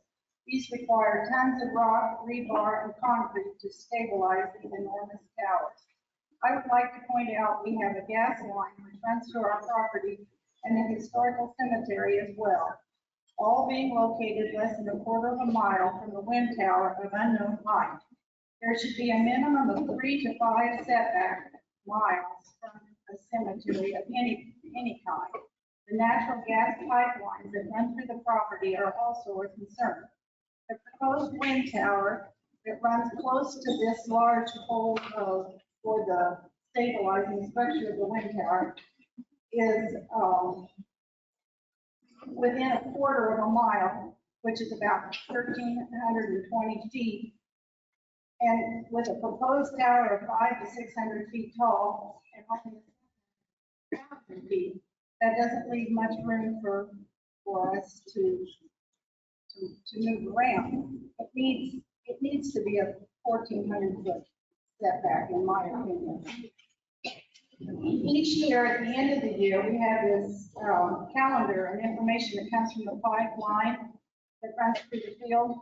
It's one Oklahoma, and out of Oklahoma, the information includes phone numbers and company contacts for emergencies and a calendar.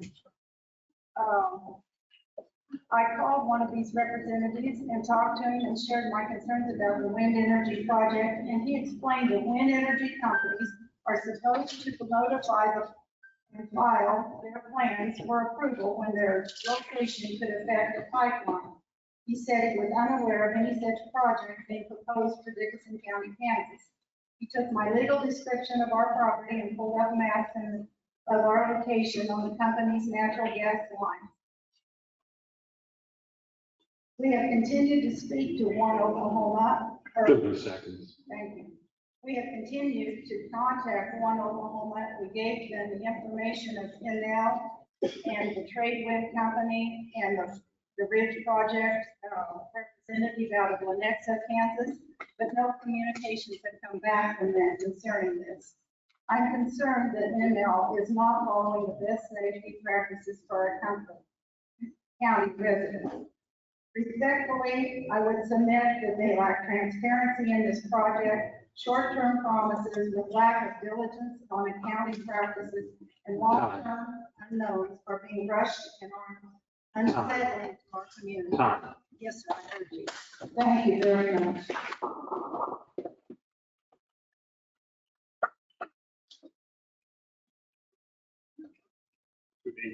Good evening, I'm Bill Jackson. I reside at 1770 1400 Avenue. And there's a couple of things I want to talk about right quick. And that is this money that we're going to put in to tear these wind turbines down is something that concerns me quite a bit, because in southeast Kansas, there was a coal company that came in and they stripped the land and they got the coal and they put up a big bond. They were going to clean the land back up. Well, they figured out a way of getting around it. They gave the land to Kansas Fish and Game. They got their money back and they didn't have to do a thing. They didn't have to clean up the land at all. And that's something that concerns me. Where are these things going to go? In 10 years, we're going to say, well, we're bankrupt. Somebody else has got it. It's not us anymore. I moved here in 94. I'm not a lifelong resident of Dixon County. I moved here in 94. And the reason I moved out this way from Fort Riley, not in Geary County, not in West Manhattan, because of the peace and the quiet that I have out here. And I want that to remain. And I do agree. The farmer needs every penny he can get. They don't do nothing. But we have to worry about other things besides the money. Thank you.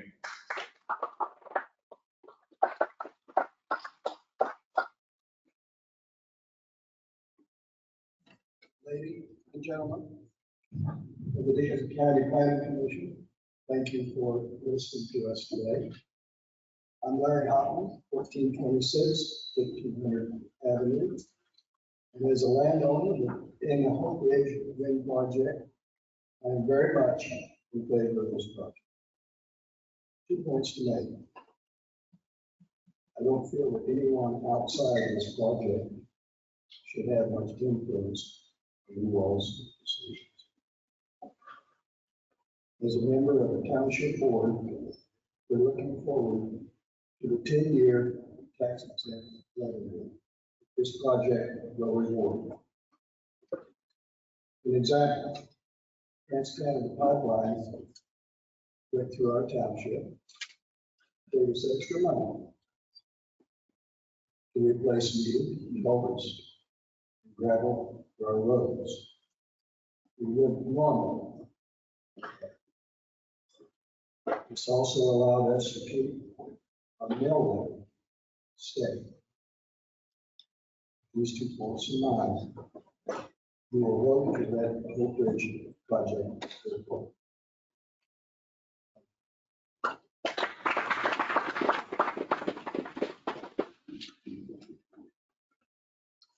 Good evening. My name is Charles Slatter, resident of Overland Park, Kansas, whereby I'm a co-trustee along with my mother, Iva Slatter Living Trust. That being said, I'm here to vote my support for the Oak Ridge Wind Project.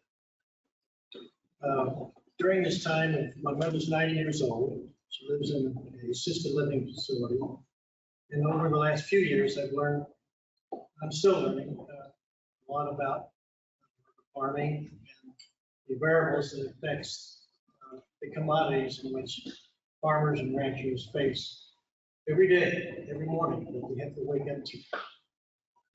I suggest those that are not in this industry consider if they had to go to work, punch their time clock or their salary, if it was all contingent on the variables that the ranchers and the farmers face every day, I would suggest that they would be quite shocked.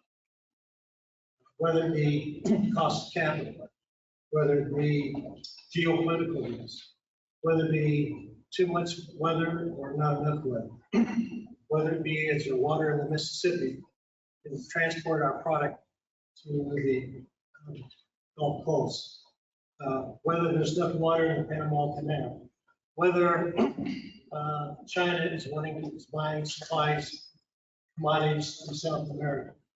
We're witnessing the declining of exports, and we're in the United States, we're creating new products to use our commodities that support the commodities, whether it be ethanol, ethylene, biofuels. In order, and if the farmer wakes up to the point where soybeans was $13 to $14 a bushel, today it's $10 a bushel, yet the cost of labor, the availability of labor, the cost of machinery, fuel, parts, knowing how to put parts in the machine, the cost to have it repaired.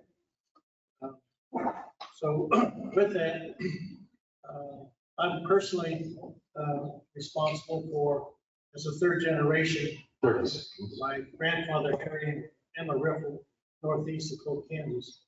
He bought a 160-acre tract in the middle of a drought where we was hauling water to the pastures in support of our cattle. And I wondered at the time, why is he doing that, being a senior person? And I learned eventually that he did, and not just for himself, but for our family. It's my job and responsibility to form a legacy for the future of my lineage. As well as, thank you, sir. Hello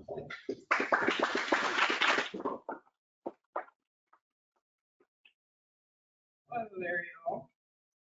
Good to see y'all again. Whitney Grabby, 1547 May Street. So I'm going to touch base on a few things. As some of you said before, that a lot of people don't live here that are getting them on their property, such as my uncle who lives in Manhattan, Kansas.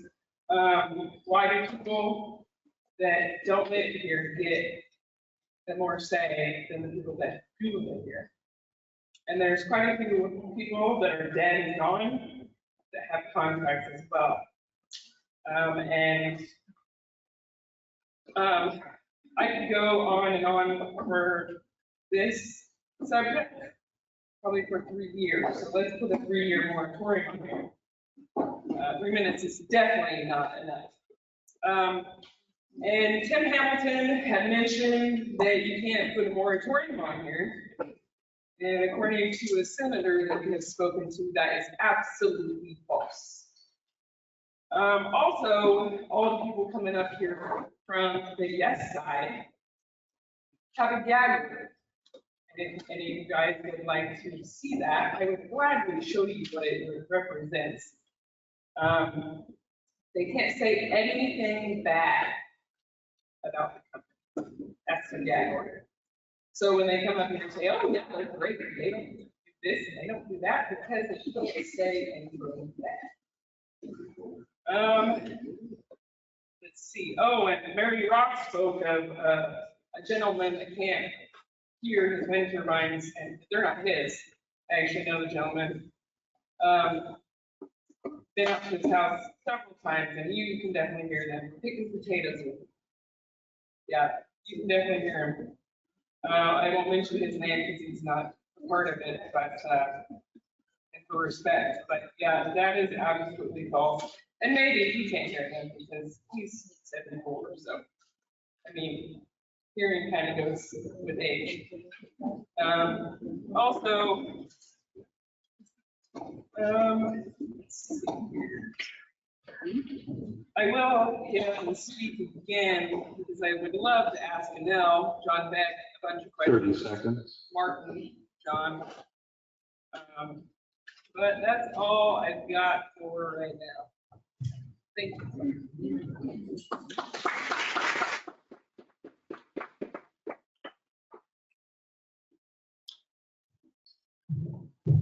Caitlin, I'm speaking on behalf of my grandparents who received a letter from Chef Clements. So first and foremost, agriculture is a bad thing for the county, providing jobs, sustaining livelihoods, and significant contribution to our local economy. The introduction of wind turbines can interfere with agricultural activities in several ways. I am going to be a fifth generation on my family's farm. Fifth generation. Now, turbine construction and maintenance will require the development of access to roads, infrastructure that disrupt fields, reduce the amount of arable land, and disturb grazing areas.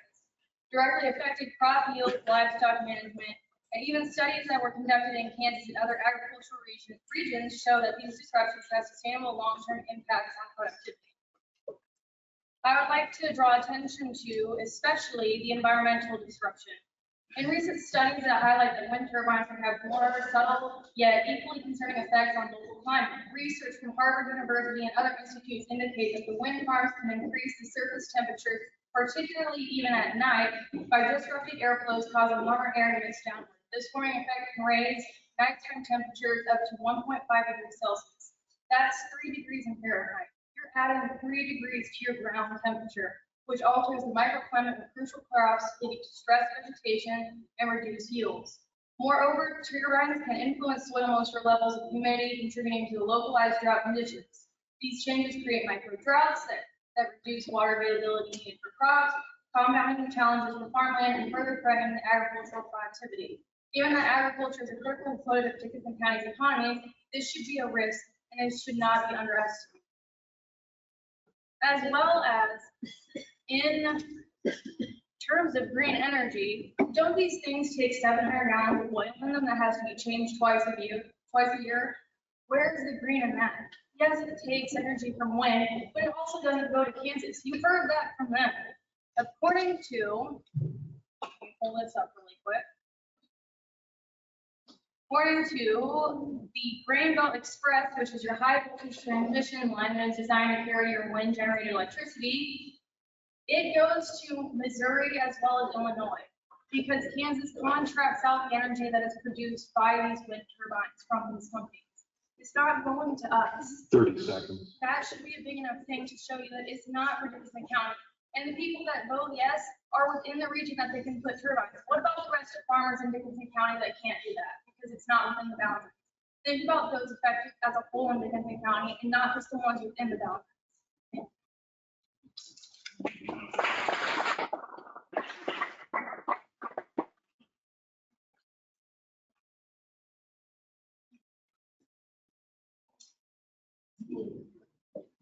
My name is Larry Duracki. I live Idle Road. It's a mile south of Hope. If this company was so smart, I don't know who drew the boundaries, but if you can't be within 2 miles of an incorporated city, I wouldn't be here because I wouldn't have gotten that. And they also, when they drew the boundaries, I'm on the line, they drew my property that's inside, which I didn't lease to them. So I don't know why they would have put my property inside of it. 2 places they stuck my property inside of it, and I was on the outside edge of it. They could have easily put it where the people that leased the ground to them did it. Don't know why that is, whether that's something to do with the eminent domain thing or whatever. They think if this, all this ground is in there, they can run through me too. But, my family's lived in Dickinson County, south of Hope, since the 1900s and farmed there. And, they wouldn't have been there for just the dollars. The country is nice, you know, scenic, and you slam up oil, you know, the oil from the heads on those things. I live 8 miles from the beautiful Diamond Vista one that's at Ramona. And if you drive down by and oil is leaking out on the heads, you can see it's only been there 6 years. And across the heads and down the stems, the oil's leaking. Well, when that happens, and then the brakes get a high wind, those brakes things, and they run out of oil, the bearings get hot, spark, on fire. Okay, well, it drops down on weed or whatever that's underneath it, burns directly the house. Well, usually that happens when a high wind's blowing. So those houses that are near that, oh, don't worry. We got 6 volunteer firefighters that if they get up in time, they might get out there and get it stopped before it gets to your house. Maybe not, but you know, that's the chances you take, I guess, for not living in the right place. Somebody else would say. But it just 30 seconds. It just doesn't make sense that you would do that. It's not, it's all about money, because the only people who stood up here to talk for them are people who signed up their land for them. And I've got relatives on each side. My brother, he signed up for them, then he sold his house and moved to Manhattan. So for your question, his money's going to Manhattan, so it's not going in the local economy. Time. So.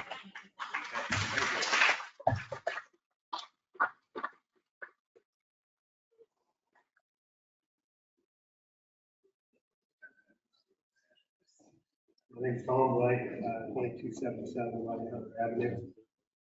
I've got property, Union and Liberty Townships that are on the border of this project. And, I'm all for green energy. But I question wind generators being green energy. And so like this whole project. First of all, Global Fiberglass Solutions in Iowa was sued for non-recycling, stockpiling the blades that they were supposed to be recycled. They were subsidized by the government, just like the wind towers are subsidized by the government. People can do with their land what they want to do. I'm not going to point fingers at anybody. But you guys are talking about county money, and you're looking at the monies. So one thing about the money is Moran and Marshall took action against the utilities because Kansans are paying for the transmission of power that's leaving the state that we're paying for because we export 40% of the power produced in Kansas. The Kansans are the ones that have been paying for it. Moran and Marshall are the ones that are trying to get that ended. We got these power generators coming in. Has anybody's power bill gone down? Mine went up this year. I've got both DSO and Westar. They've both gone up. As far as the money that the county might be looking at, that you're looking at, we don't need this money. We in Kansas have a spending problem with the money we already get. I'm originally from the state and I still own property there in Idaho. I paid $36 to register a pickup for 2 years. What does it cost here in Kansas? My property taxes on 10 acres in Idaho, my dad's house, he's got 10, I've got 5. His property taxes are $375 a year. Mine are $2,200 a year. Idaho doesn't have a toll road. Kansas has a toll road. We've got a spending problem. So when you're making your decisions, don't look at the money you're going to get from a power company. Start thinking about where we're misplacing our funds.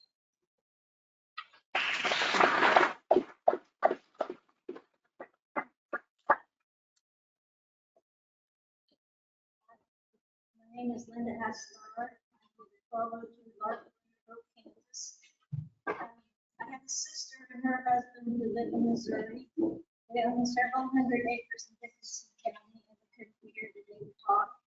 My mom, Janet Johnson Riffle, my stepdad, Gerald Riffle, also owns several hundred acres in Dickinson County, but chose not to come today.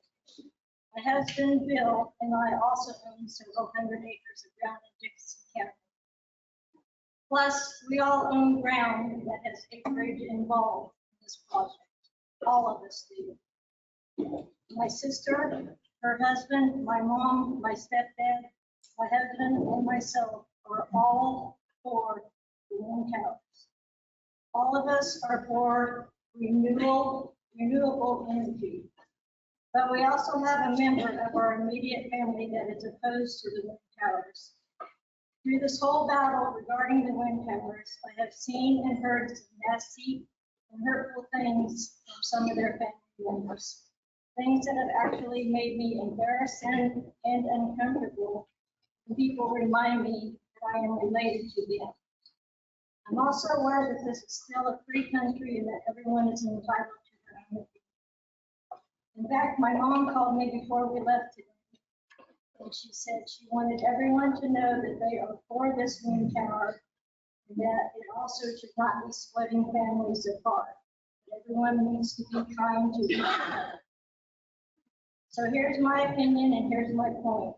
It is our ground, not theirs or anyone else's who is on the opposing side. It is ground that has been in my husband's family for years, several generations. We weren't born with a silver spoon in our mouths, nor was this ground inherited. It is our ground that we bought and paid for ourselves. No, neither my husband nor I have a job outside of the farm. And every day I'm out there with him working together. We should be the ones to decide what happens on our ground, not anyone else that does it.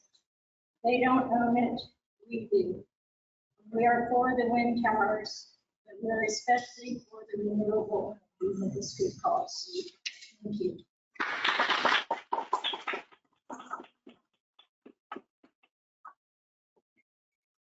Before we do, you want to do a break for people? Do you want to do? I'm Joyce Rock. Oh, sorry. No, I'll let you speak, and then we're going to take a 10-minute break after you're done. I'm from 1669 1300 Avenue, Hope, Kansas. We are farmers. We are in the footprint of this wind farm, and we do have land leased to the farm. But today, I would like to talk about the future of the wind farm as an opportunity that can transform not just the landscape of our rural community, but also the future of farm families who live here. Imagine a farm family that has been working the land for generations. We face challenges, volatile crop prices, increased operational costs, and the impacts of changing climate. Introducing a wind farm on our property can provide a sustainable revenue stream that can help us stay in business. By leasing a small portion of our land for wind turbines, our farm families can generate income that supports our farming operation, allowing us to invest in better equipment, diversifying our crops, and maybe even providing opportunities for future generations. Moreover, wind farms are a significant source of new job creation.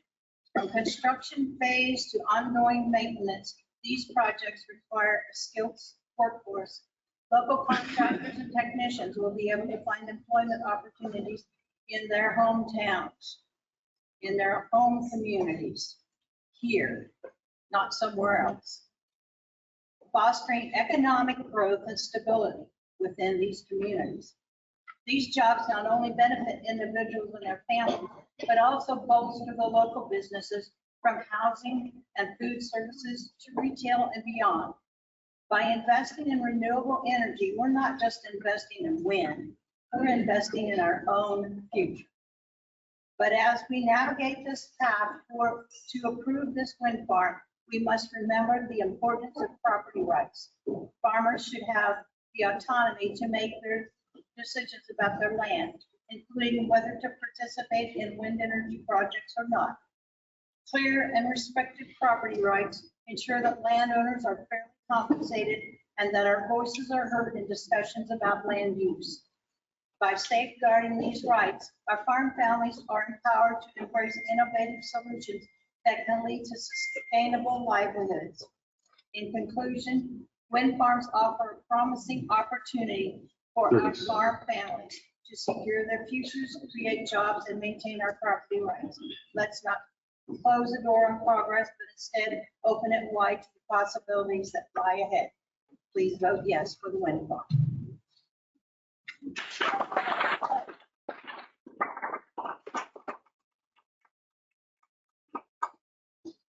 Okay, Mr. Chairman, did you want to call a break? Take a small break, 10-minute break, we'll resume at 8.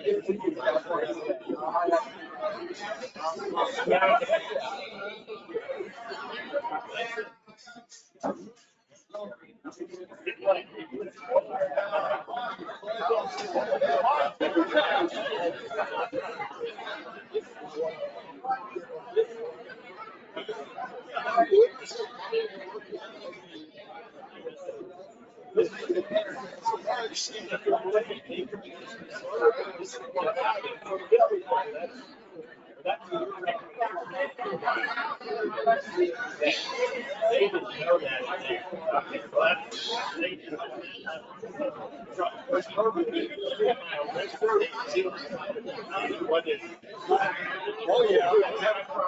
Get up and go stand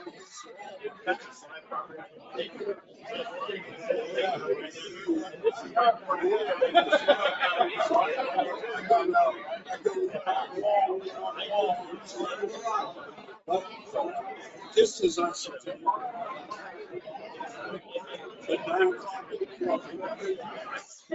So, what's our deal here?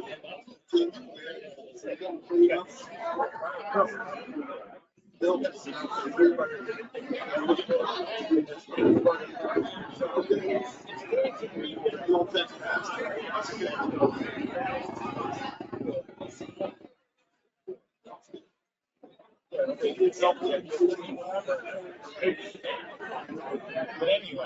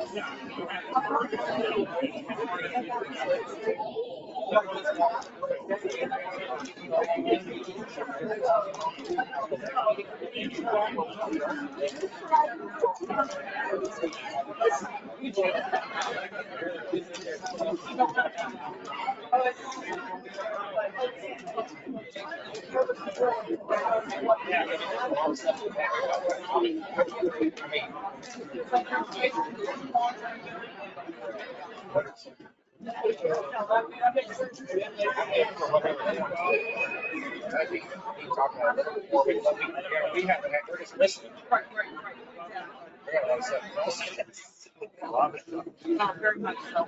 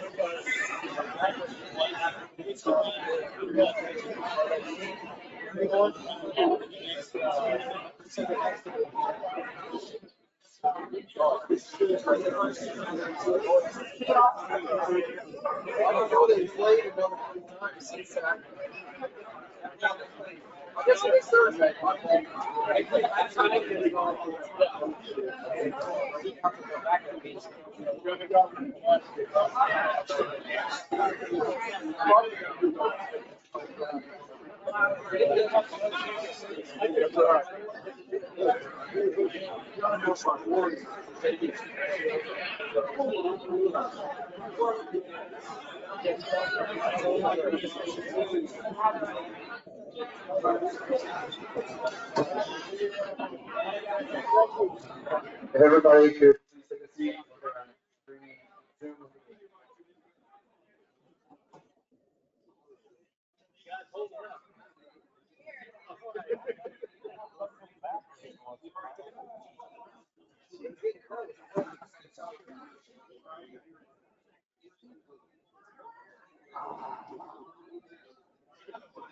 So we're going to resume the meeting with anybody that has been notified or got the slip of paper in the mail. They will to come up and then we will move on to the rest of the county. But right now, we're going with people that have been notified as a question. Good evening. My name is Barbara Spicer. My husband Larry and I live at 1030 King Road. My notice, I would like to express that I am, and my husband and I are in favor of the wind farm. Yes, the money is nice, but that's not the main reason to do it. That's not what I'm going to talk about. I was actually in Marion County when the Diamond Vista project went through. You couldn't have asked for a bunch of better guys and gals. They supported the small town of Tampa. They influxed that little community with money by using the grocery store and the restaurants. They lived in the community. They brought campers. They stayed in the county. The money stayed in the county. And I just want to say that I hope that you think long and hard about this. It's a difficult job. I don't even need any of you on this committee to have to make this decision. There are a lot of naysayers, there are a lot of yaysayers. But think about what's best for the county, what's best for this area. Right now, they haven't even determined where any of these wind turbines are going to go. They just know this is the general area. And until this decision is made for the CUP, that's when the decision will be made for where those turbines will go. So I ask you to give it a lot of thoughtful consideration, but I just want you to know that I am in favor of the wind project.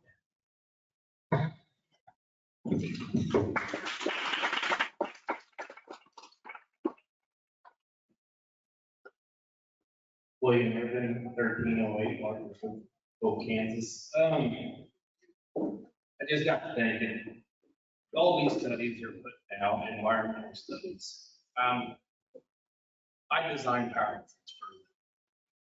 And I just built or designed a dairy down the southeast or southwest campus. And couldn't build a substation a mile from the dairy. Couldn't run underground power to the dairy. And it is not generating or pulling near as much as these ones. And you talk about it's going to be clean energy, putting stuff back out on the line, but they still pull power, which from our power. You know, they're not self-sufficient. But along with that, I have a unique chance to talk to landowners and visit with them about, you know, transmission lines that run through their backyards, their pastures, and all that. Who better would know if something's affecting their livelihood than them? I mean, everything's cherry picked. I can go out there, talk to 10 people, and 50% are gonna tell me, love this, hated it. You know, talked to a guy out in Walmego, Kansas. State came in and is doing a road move. Well, they had new transmission lines. Except he pulls out colts and mares and stuff like that. Well, 10 years after those transmission lines were there, he's losing half of his folks. Never had a day like that before, a year like that before. I'm not going to sit here and say I'm some expert on any of this. I don't want to see them in my backyard. We didn't move out to the country. My wife's family farms, they background. You know, we pull out some horses every now and again. But what they're planning on doing is what it is. I mean, I'm not going to hate anybody for taking the money. I understand it, times are tough. But if they're that damn tough, you probably shouldn't be doing what you're doing. Thank you.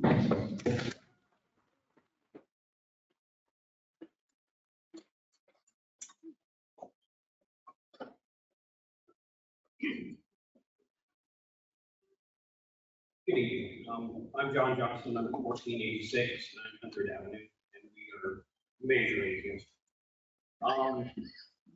One thing, my wife and I own an animal rescue. We have horses, we have cats, neighbor, we'll rescue it. But with the horses, training them, and I mean, they're going to be, I'm sure they're, well, I'm basically right smack dab in the middle. It's going to come, you know, like the other gentleman just said, you know. We moved out here 12 years ago, always lived way out in the country, just to get away from everything, you know, and now this is encroaching in right where I live. I'm sorry, I just came in late, so I don't know what's been talked about. But so if I ask a question or say something, then sorry. I know there's noise, I know there's leaking pipes. And I'm just gonna be a problem, you know, in more ways than one. But other than that, you know, you say, hey, you go out on your porch at night, you don't want to be looking at these things and hearing these things. You know, you just want your peace and quiet. You know, that's why we're all out here. Thank you.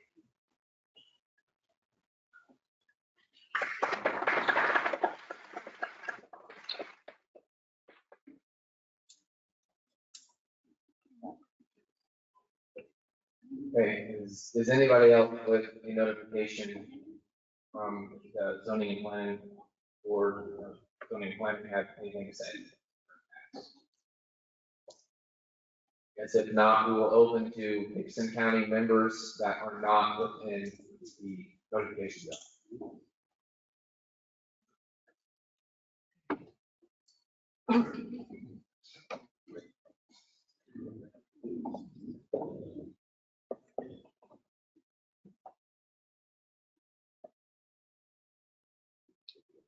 Frank Axelson, 313 Southport Enterprise. Technically outside the area, but I have to believe a lot of traffic is going to come down either K43 or BNSS, just a couple blocks from home. I not so much this particular project, but the idea of wind energy in general is it's inefficient, it's temporary, it's not long lasting. So I'm going to ask some questions and give you my take on it. If these gentlemen wish to correct me or talk with me or give me answers, they can wave me over after.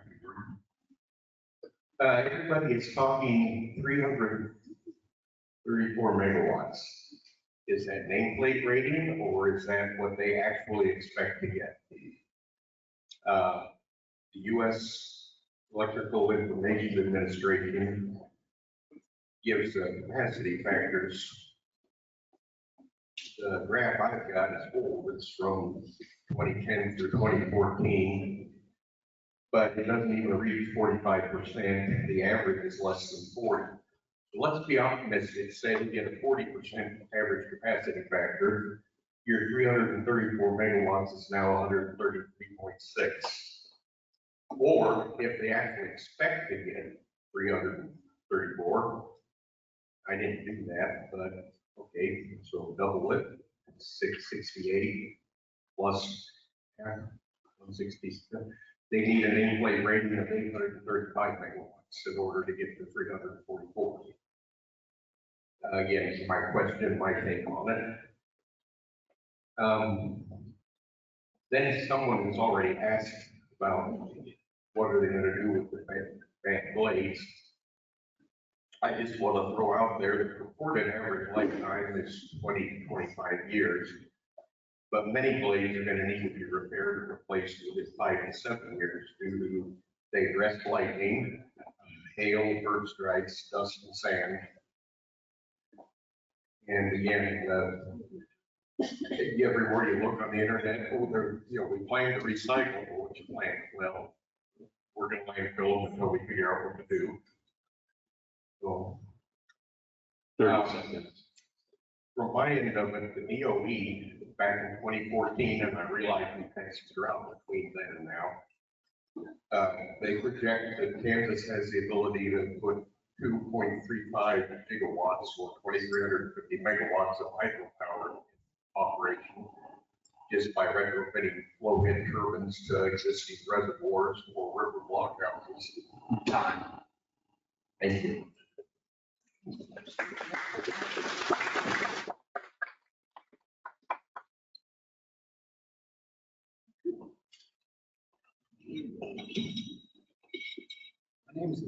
My name is Dale Landers. I live at 2178 2000 Avenue, just outside of the area.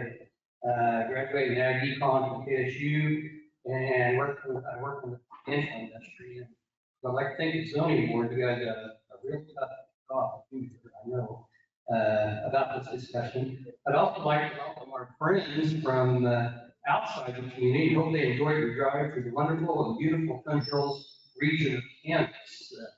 Most of the time we're just fly over the state, but if you have time to explore Kansas, we do have a lot to offer. So, now we've all heard about the negative effects of one farm, environment, landscape, homes, ag land, all these are debatable. But view the wind farms as different. And kind of what worries me most is the decommissioning. And I know James asked them, how much does it cost to decommission? And we mentioned that earlier about the Indians down in Oklahoma that they put some on theirs. They report order to decommission them. And the article I have is it's 300 million for 84 turbines. And that comes up to 3.5 million piece. Now we get 600,000, 680,000 a year. I hope you folks are looking for a big enough security bond cover the decommission those, because like everybody said, even they don't last forever. They also kind of mentioned that they're protected with their reputation risk. A nice presentation here, but there's a billionaire out in California that has sued this Italian company, and they stole some software rights from. I don't know how the lawsuit's going to go, but this just happened 30 days ago. Also this week, they built some charging stations out in California. They started them in April of 23, and they're already doing about 30 says, and they're taking them away. They're going to sell them to a third-party firm. Again, we've all had concerns about third-party firms and how that's going to decommission, how that's going to work. Also, you might look at their financial statements, which is part of your due diligence. They are selling off some assets down in South America, Argentina, Peru. I think there was another one in order to meet some liquidity needs they had.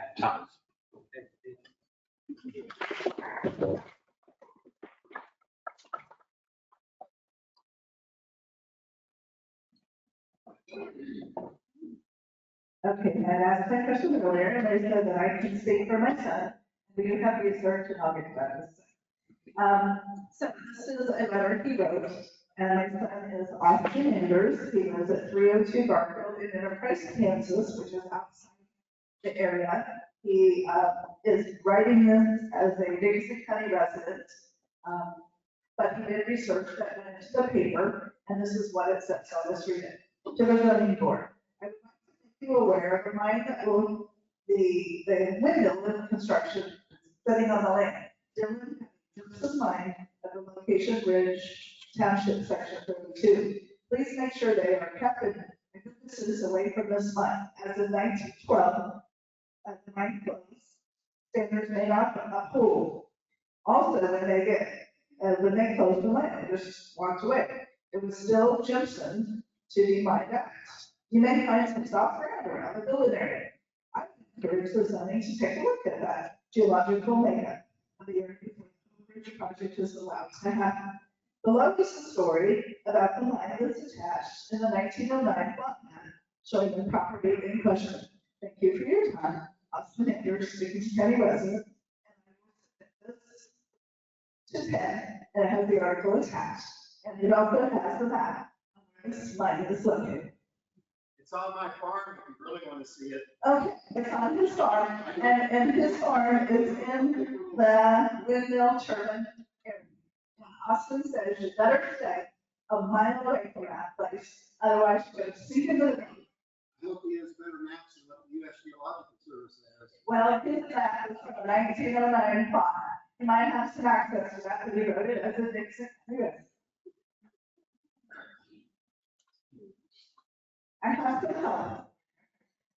My name, switch gears, is Connie Sanders, and I live at 2178 2000 Avenue in China. We are 2 to 3 miles from the wind turbines. 29 years ago, our journey started at owning a home, 2 barns, a bunkhouse, and a porch on the National Register of Historic Places as a district called Prospect Park. We've not seen it go live, we don't sign it. One of the promises that we 30 made. seconds. Oh, no, this is me talking. No. Did you have me out here? No, that was my son. We clicked. Get back in line and go back through. Okay, that's good advice. But no, I'm speaking for my son, and they said I could do that, and now I'm going to speak for me, but I will get back in line, but I'll come back.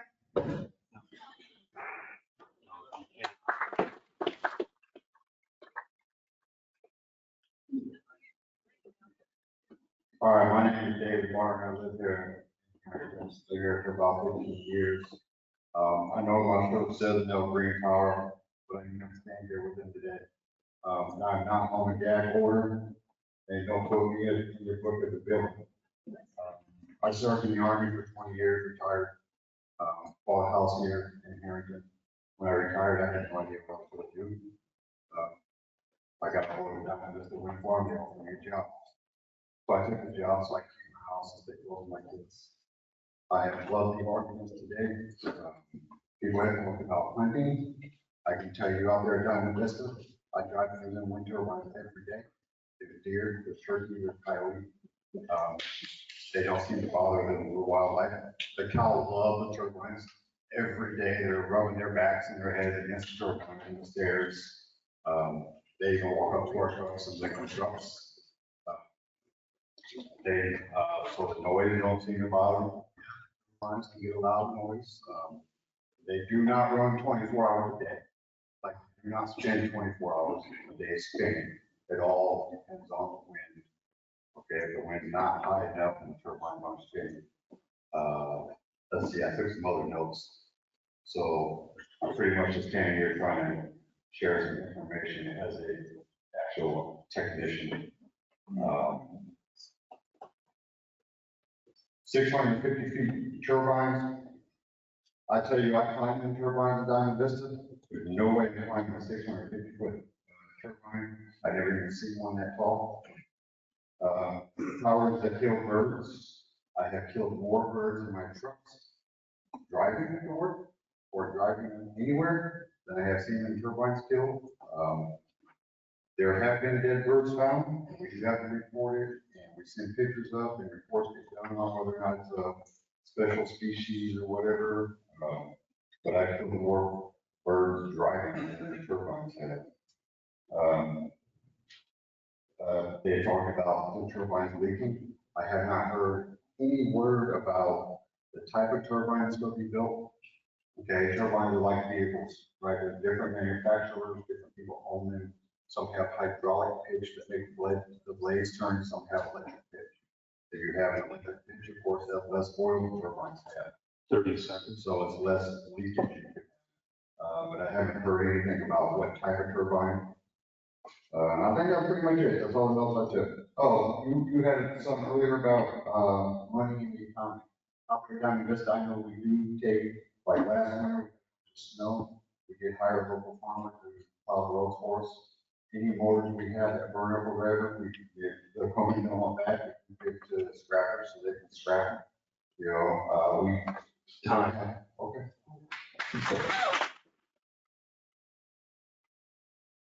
Ma'am,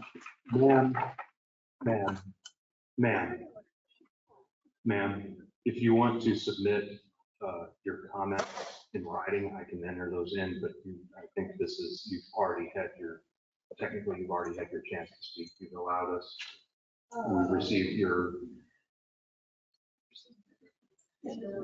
But ask you folks, if you understood it the way I did. I understood earlier that I could speak for my son, and you guys said yes. Yeah. And then I understood I would be able to speak because I don't know anything about the mines. So did you understand it the way I did? Are you guys in charge or is he in charge? I think you guys are at 5:10. No one is above anybody else. Okay, can I please speak? I wish you could, but you can't. You have done your, if somebody else could, I assume. Yes. But you cannot speak because you've done your 3 minutes. I have a lady. Does she look nice? I will yield my minutes to. As long as she's a resident of Dixon County. Are you? I am. Okay, I'm just making sure. All right. My name is Brandon Goffman. I live at 1486 900 Avenue. I will read for her. My name is Sonia. I live at 2178 200 Avenue, 2000 Avenue, Chapman, Kansas. We will be around 2 to 3 miles from the wind turbine. 29 years ago, started our journey of owning a home, 2 barns, a bunkhouse, and a forge building, all on the National Registry of Historical Places as a district called Prospect Park Farm. One of our promises we made to the owner, Paul Taylor, the ninth child of the man that built our home, John Herman Taylor, was to give Taylor family home a lot of tender loving care. That is why I'm standing before you today. My job is to educate you on how we need to change the wind turbine locations so we can keep that promise we made to Paul. Paul also wanted the farming history to be shared with others. To date, a total of 1,666 people have learned about Kansas through our historical farming tours. We have had over 300 groups tour our farm, people from 5 counties and 29 different states. When people tour, we ask them what was their favorite part. Honestly, it's standing on our cupola, looking out over the farmland to the west, to Pearl, south to Woodbine, and north to Chapman. We imagined that it was like 1884 farming, with 50 head of horses. Prospect Park Farm original home is now 148 years old, and our new home is 140 years old. It stands to be one of the most original farmsteads in Kansas. We are blessed to be located by 2 other homes that are also on the National Registry of Home Places. When doing research, I read an article titled, "Defining a Visual Area of Potential Effects to Historical Properties on the BML Land of Nevada." To make a long story short, the research found that historical homes should be 12 miles from wind turbines that goes up to 400 feet. So based on the research, I am recommending to the zoning board, wind company, and county commissioners that you do not put a wind turbine within 10 miles of our 3 historical homes.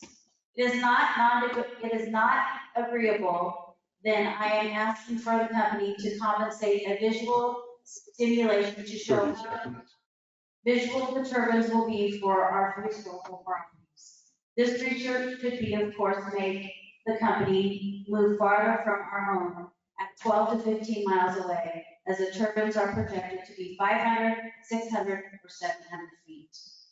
Because of the wind turbines, we will be moved back to maintain our pleasing aesthetic and not affect our historical farming program at the Prospect Farm.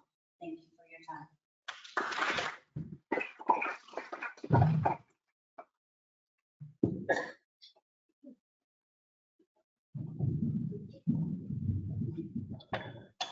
Carol Gray, 2194 2500 Avenue, Chapman. I'll read this really fast.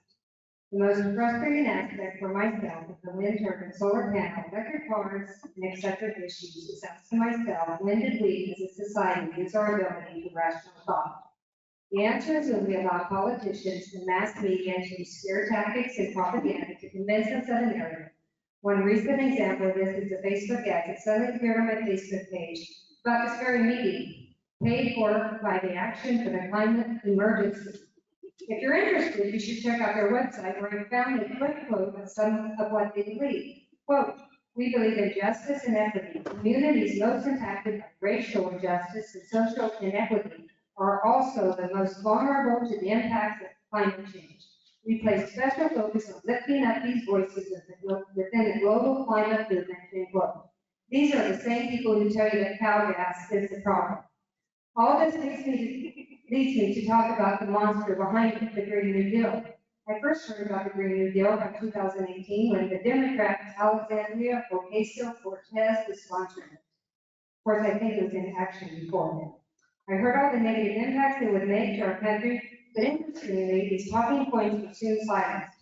I remember thinking about how absolutely ridiculous it all sounded, and that no one would actually agree that fossil fuels be replaced by wind turbines and solar panels was a good idea for the environment. Seriously? The fear sells and money talks. If you truly understand the science, you know that the climate is always changing, going through cooling and warming cycles. If you follow the scientists who aren't being paid off to push an agenda, you understand we are not in a climate crisis they are pushing us to believe. But even if you buy this great lie that there is a climate crisis, how do you rationalize that literally our beautiful landscape with huge fiberglass steel monstrosities with a short lifespan and will have to be disposed of somehow? It's actually a better solution. I don't understand the logic that other than to swallow the great lie that fossil fuels equal bad, that huge steel fiberglass monstrosities equal good. For a common sense thinker, this doesn't make sense. We who see through it understand that there is a dark force behind it, driving it all. Money. People being paid to enforce and promote the lies of politicians who steer for their agendas. And no doubt scientists are bought and paid to push their agenda. People follow along because they want to support a cause or because it benefits them financially. I could go on, but I'm in with this. I'm sad for this society. I mourn for the days when TV and internet didn't tell us what to think or believe, when neighbors cared about neighbors, and when money wasn't our God. Say no to the propaganda, say no to foreign companies having a say in our land, vote no in the interpreters. Thank you. Amen.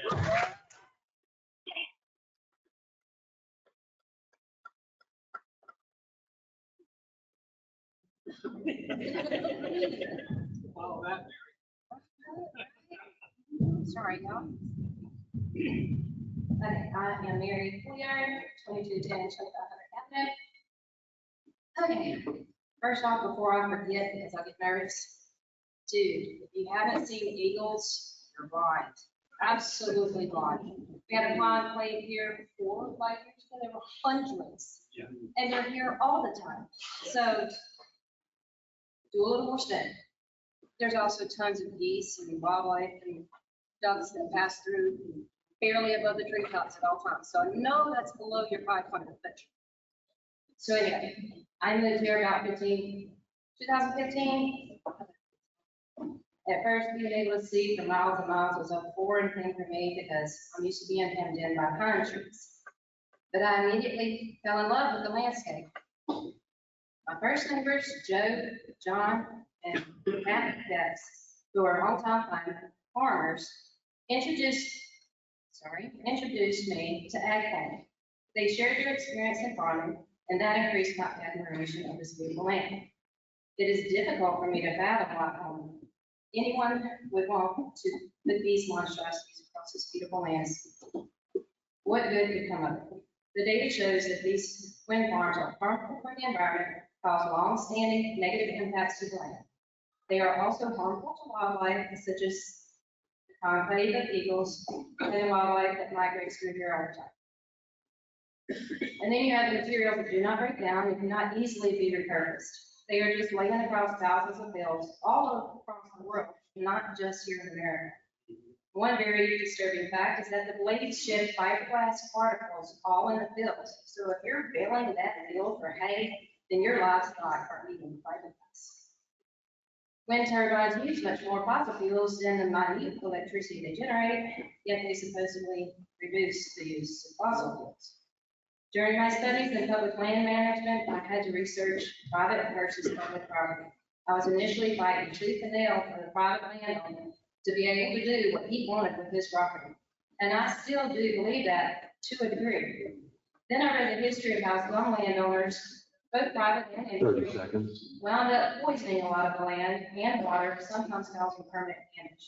So yes, I believe a person has the right to do what they want with their own property. But I also absolutely do not agree that any government has the right to take personal property nor control activities on it. However, we cannot impose harm on others by our own desire for personal gain. Thank you for your time.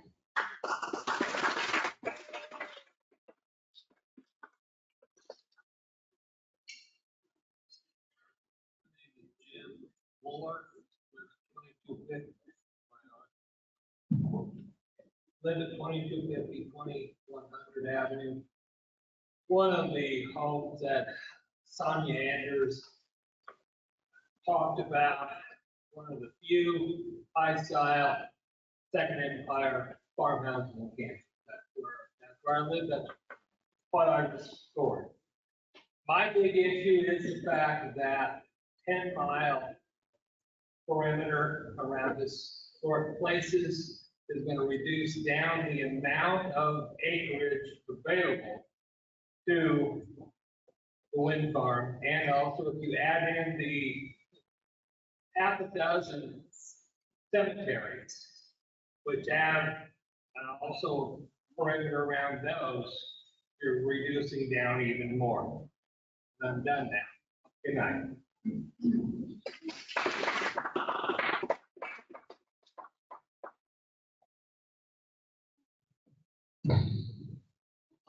All right, ladies and gentlemen, good evening. My name is Mark. 830 South D Street.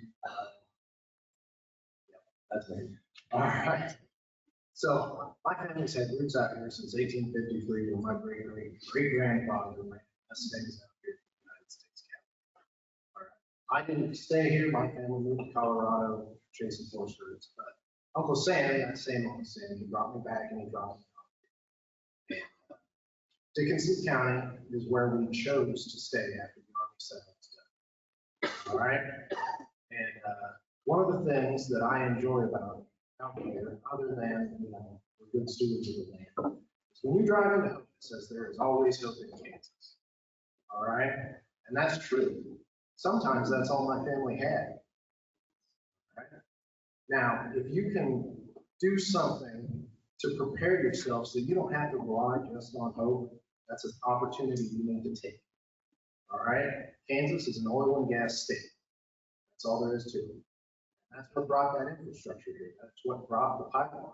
That's what brought the substation that they're going to plug into. And so we should follow that. That wind power is going to be the natural iteration. We're going to transition to that because those oil and gas pipelines aren't always going to have one. Maybe not in your lifetime, maybe not in my lifetime, but in my children's lifetime. My children are why I chose to stay out here. Because this is a good place to live. And I mean, wind is here. The infrastructure is coming. If Dickinson County doesn't get their fair share of the pie, we're going to miss that money. All right? And so I wasn't going to get political, but Madam, two people in front of me did, so I'm going to say this, and this might be my last night in Dickinson County before y'all run me out on the rail. But you want to talk about a Green New Deal, but also keep in mind, a lot of us next November are going to go vote for a politician, president, that has campaigned on dismantling the EPA and the regulatory agencies that give you this venue. Because if you vote against that, you dismantle the EPA, that's going to go away. This venue is going to go away. Any business that thinks they can make money and can convince a landowner to do this is going to be able to do it, whether you want it or not. So if you vote against the Green New Deal, you're going to have windmills whether you choose to or not, because there will be no regulation stopping it. Thank you. I'll enjoy the rest of my time.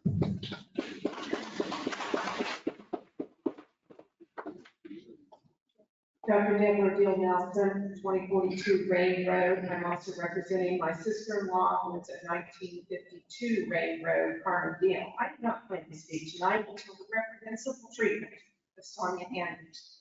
But I'm going to talk facts here. Let's talk about what the facts are on the windmills. You have an average lifespan of 20 years, and yet it takes, on average, 7 years of continual energy production just to make up for the cost that was involved in its production and its installation. But yet they don't run 24/7. That's been told here tonight. After 10 years, the maintenance costs become cost prohibitive. So you start to get a lot of abandoned windmills. There are over 13,000 already known to be available in the United States. If you can get them to dismantle them, then you also have the problem with the disposition of those huge, monstrous fiberglass blades. We don't have a landfill to put them in. They don't deteriorate. And we've got a problem already in Sweetwater, Texas, and up in Iowa, where they have got bone yards of massive amounts of these fiberglass. They keep saying they're going to recycle them, but nobody has the technology or the interest in doing so. They are a blight. Beyond that, the fiberglass is coated with an epoxy resin that has 30% bisphenol in it, and that is a toxin. Because of that leading edge erosion, it sheds off into the soil and it can contaminate your groundwater.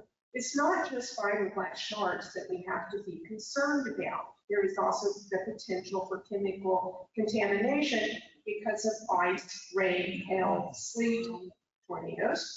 We don't ever experience those in Kansas.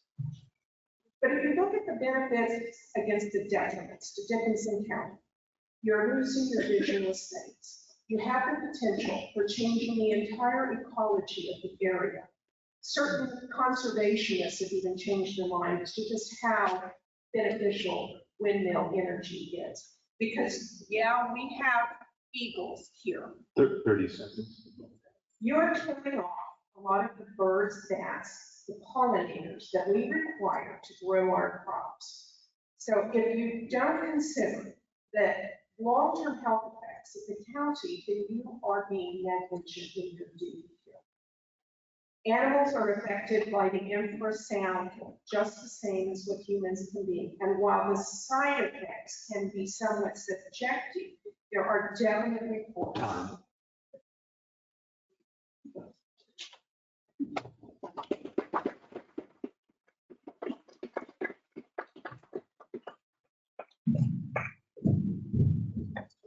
I'm Dallas Dracky, and I probably was on the list of the first people who were supposed to speak. I don't check my mail, so I have no idea if I got it. So, I am for the wind project. I have family on both sides of the aisle who, some are for it, some are against it. I am for it because I think property owners' rights are what is the main issue here. And I don't go around telling other people what they can and cannot build on their property or what they, crops they plant on their farm. I'm going to treat that piece of property, if I was to get one, just like a giant stock farm. I wouldn't go, just because I'm farming with a neighbor there, I don't go spray things on their crops that would kill them, you know, if we were in a different crop season or something like that. So I am respectful in that instance. I am sorry for those people who may have to be in a flicker or just have to see one. But I also don't sit around and look at power lines. I don't sit around and look at oil wells and thinking that they're an eyesore. I simply just don't look at them. You know, they become part of the landscape, and I'm not jealous of those people for having that revenue stream. And I think that they should, you know, people should accept it. Some people are luckier than others at times. I have bought and rehabbed a little building in Hope, Kansas that the wind energy people stay in. So I am currently collecting a check from them every month. I am not on some kind of I don't have my mouth picked up. And yeah, and we're doing project.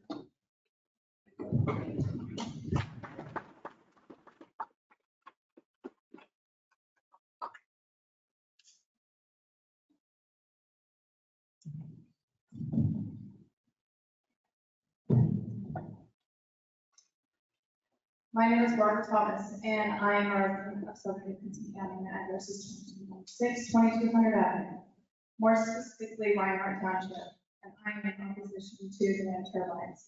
I could talk about the effects on the land, our wildlife, our water, the illusion of green energy, the cost or the health conditions wind turbines have. I could even talk about the fear of eminent domain, which is real.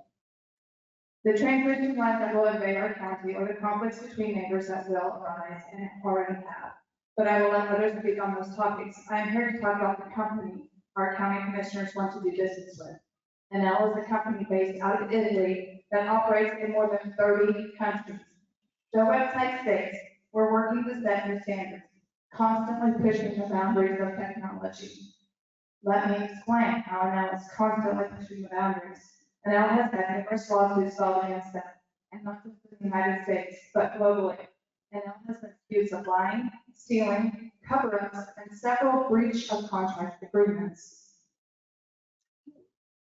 Here are just a few. I won't talk about the one in Oklahoma because it's been mentioned a few times. Conditional is facing a lawsuit in the United States for the alleged non-payment of a corporate guarantee from subsidiary companies for the sale of 3 solar plants in Mexico that failed to meet expectations. This current lawsuit, referred by Bloomberg, was filed by the entities of the 3 solar plants. Conditional allegedly breached a payment guarantee of $77 million plus interest agreed upon in arbitration. The plaintiffs in that case stated, worse still, Conditional attempted to cover it up by having its subsidiaries delay the delivery of the performance calculations required by the contract. Another lawsuit in Chile. This lawsuit was filed in January 2023, accusing Conditional of stealing confidential information. a suit filed in February of 2024, was already spoken about with the Silicon Valley billionaire Thomas Seidel, who owns C3 based in Redwood, California. And that they accused him now of misappropriation of trade secrets and breach of contract. Italy also has fined now $85 million because it allegedly used the personal data of customers in connection with at least 9,300 contracts. There's several more. Like I said, it's global. Romania, Albania, all over. Is this a company that can be trusted? Is this the type of company you want to work with? Is this the type of company we invite into our community? I say not. The current proposal does not include Rockland Township. I'm afraid that once a precedent has been set, and now we'll move further and further north with the current proposal. You can say that won't happen, and they'll say that won't happen, but this is not a company to be trusted.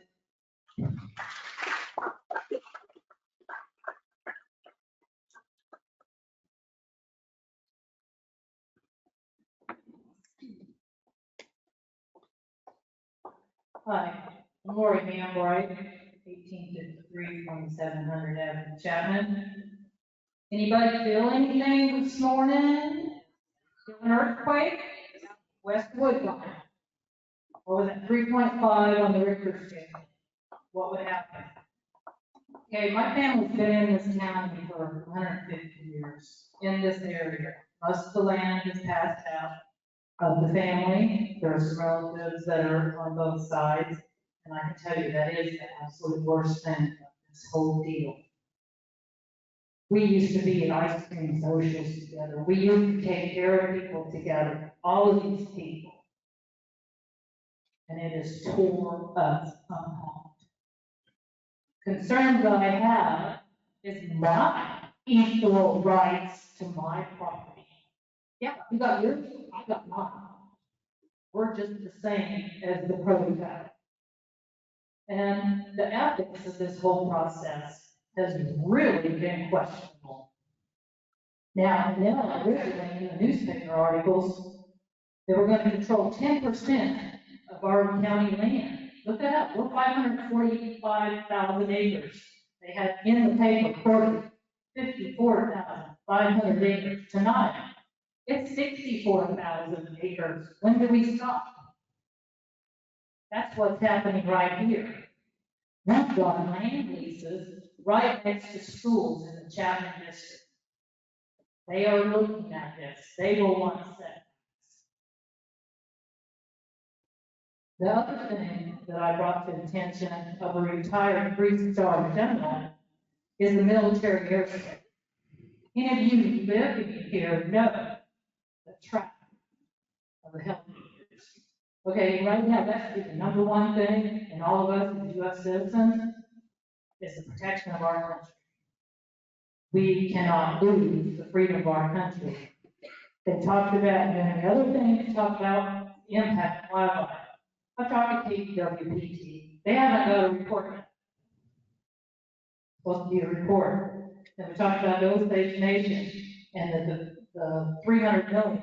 And have they started? Have they started decommissioning in Osage County, Oklahoma? 30 seconds. The inefficiency of these, 20 to 30%. The toxic non-renewable, toxic fuel, very toxic blades in Wyoming, Iowa, and another state. You know, I grew up a farm kid, and it wasn't easy. And, you know, there's three, this is public knowledge, this is public, you Google it. Public knowledge on farm subsidies. 3 couples in here in 8 years got $2.4 million, and they need more money. Thank you. Please put a moratorium or ban this.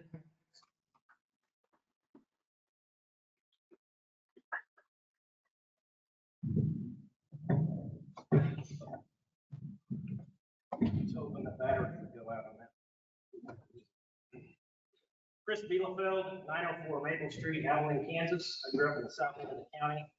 I can't help but notice the overwhelming number of people that are on the no side.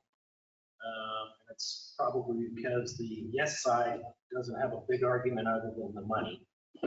I'm going to talk a little bit about the comprehensive plan, which in your review criteria, you're supposed to take into consideration. 2 bullet points from that document, the comprehensive plan. Encourage development that is conscious of both the built and natural environment and will preserve the character of the county. Plan a variety of land uses that incorporate the preservation of valuable agricultural land, the prairie landscape, natural resources, and historical resources.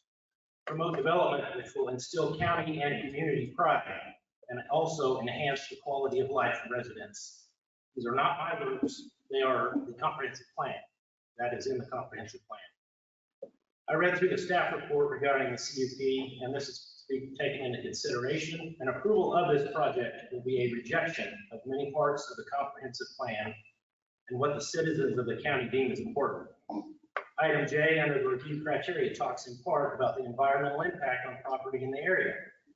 One sentence bothers me. This is under J, item J on your deal. I quote, staff cannot, however, speak with confidence about any possible long-term, beyond 10 years, fiscal or environmental impacts which may arise if this use is approved, unquote. The long-term effects is what we should all be worried about, honestly.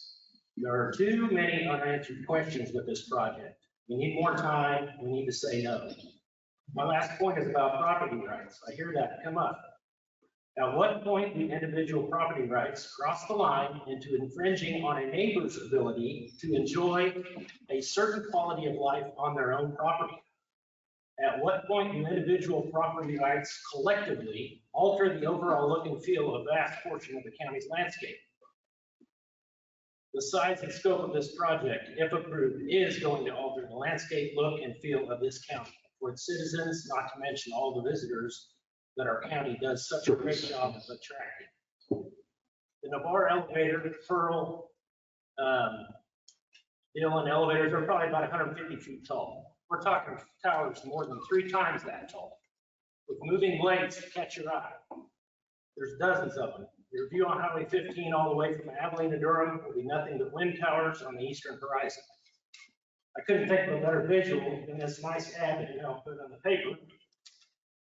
On the back page of the Abilene paper, you're going to be looking at those. Dozens of them. Nobody wants to see that. Thank you.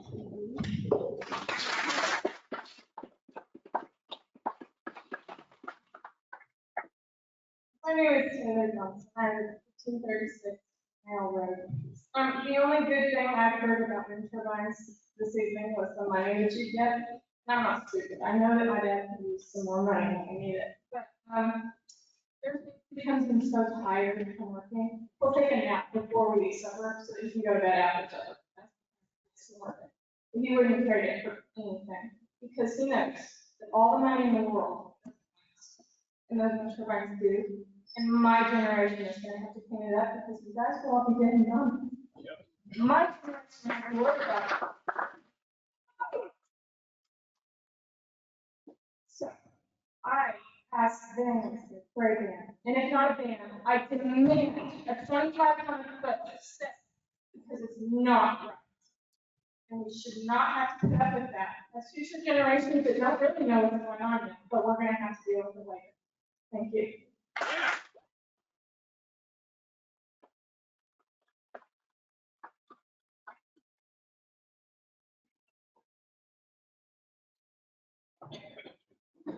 I'm Janet Bielefeld, 329 Q Road. To the zoning commission and Dickinson County citizens. As lifelong residents of Dickinson County, we are not in favor of any industrial land projects in the county.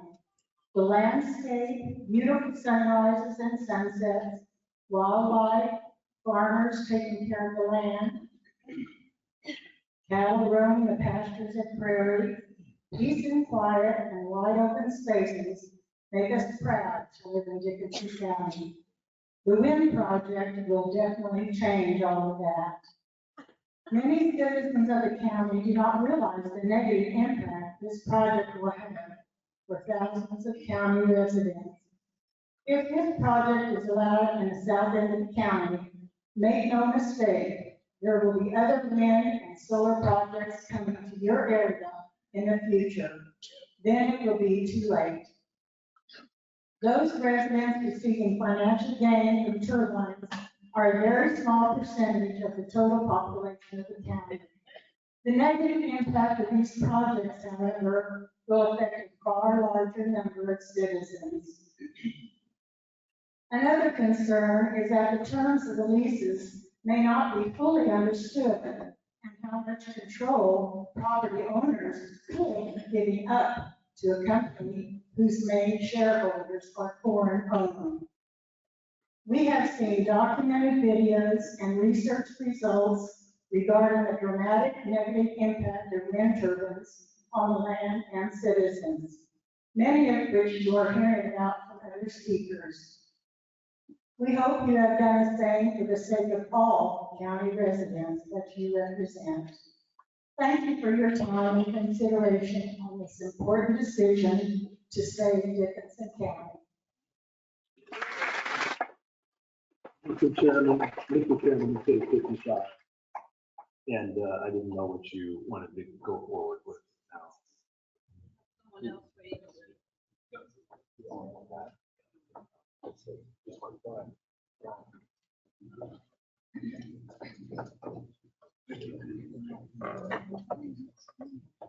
My name is Raymond Bielefeld, 329 Key Road, Hope, Kansas. I live extreme south end of Dickinson County. I live 4 miles from the wind farm down in Vista. I drive through there a lot. I get to see clean turbines, and I see 40 turbines. In the background,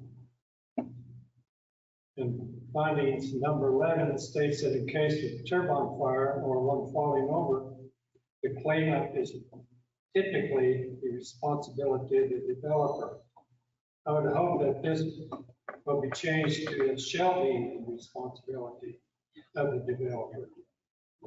Under the review criteria, it states that the staff toured the Marion County wind farm and noticed sound generating from oil cooling fans attached to the base of each turbine, but it is not audible from adjacent properties. I was shocked that the noise from the blades wasn't mentioned. When a 200-foot blade cuts through the air, it makes a lot of noise. This whooshing can be heard downwind for half a mile or more. I've experienced this firsthand. This noise probably wouldn't bother a landowner who's getting a payment, but it's rather annoying to a neighbor trying to enjoy the outdoors. I would also ask that the commissioners keep in mind the spirit of the Dickinson County Comprehension Plan. I want to thank you for serving on the planning board commission, and I have attended a few of your meetings and was impressed how thorough you are in asking questions and getting the facts on various topics. Thank you.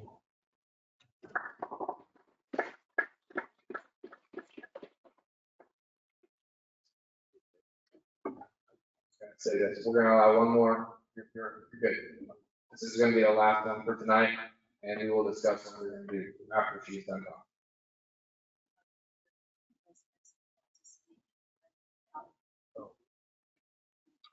We have any other county residents that want to speak right now?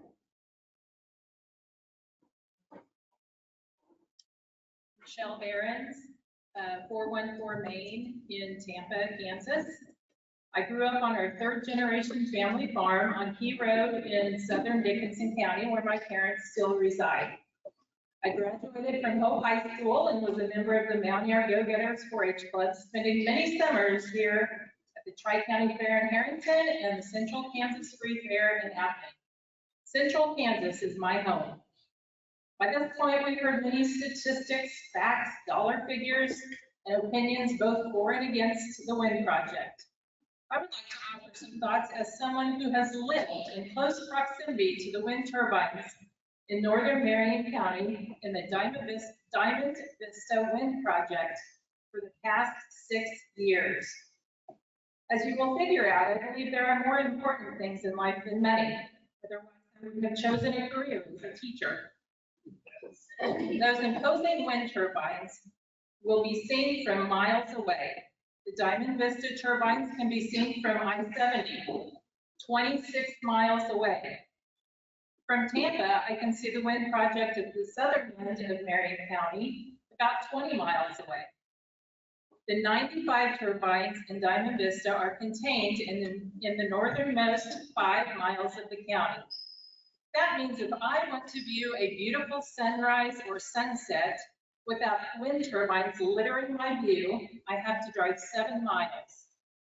With the proposed turbines planned to be scattered all over southern central Dickinson County, ask yourself how far you will have to drive to have a clear view of a sunrise or sunset. The wind turbines do make noise. When I go for walks or sit out on my patio, the swishing sounds of the turbine blades are definitely noticeable from a mile away. I invite you to drive to northern Marion County, find a spot to park, turn your vehicle off, and listen to the wind turbines. And then ask yourself if you would like to listen to that annoyance as you are sitting on your own front porch. 30 seconds. Let's protect our edge of the Flint Hills.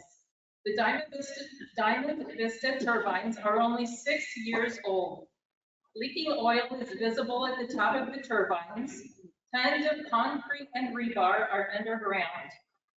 As noted in question number 21 in the handout, I do feel that health, safety, and general welfare of each and every citizen in Dickinson County is important. I want to continue to go to the farm and enjoy the peace, quiet, and the nice view without imposing turbines. Thank you.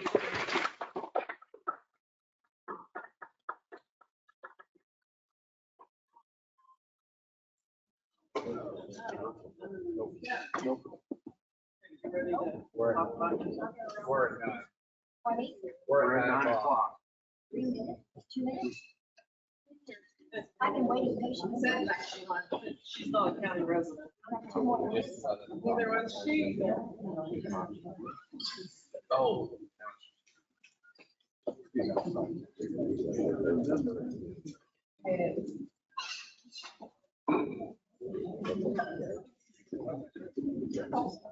Your call. We're gonna close it off. Well, I got you the book. I asked you to just read the book. Oh.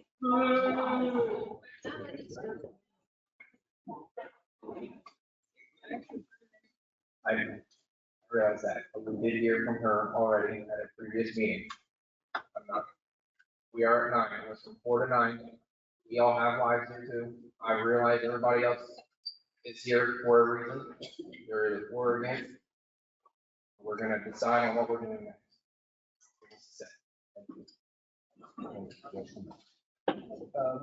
Mr. Chairman, I'd like to consider I'd like to consider tabling this subject. We've been here 5 hours. I am not ready to make a decision. There's a lot of information that needs to be gone through. I've got a lot of questions, and I'm not going to stay here till midnight asking questions. I'm sorry for Annelle having to come back, guys, but it's your job. So, Mr. Chairman, I'm in favor of recessing and going to another meeting.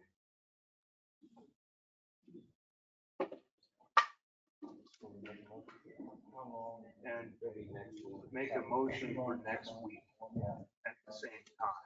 Where did we? You want to come back down here? You want to come back down? Yes. Yeah. At 4 o'clock? At 4 o'clock.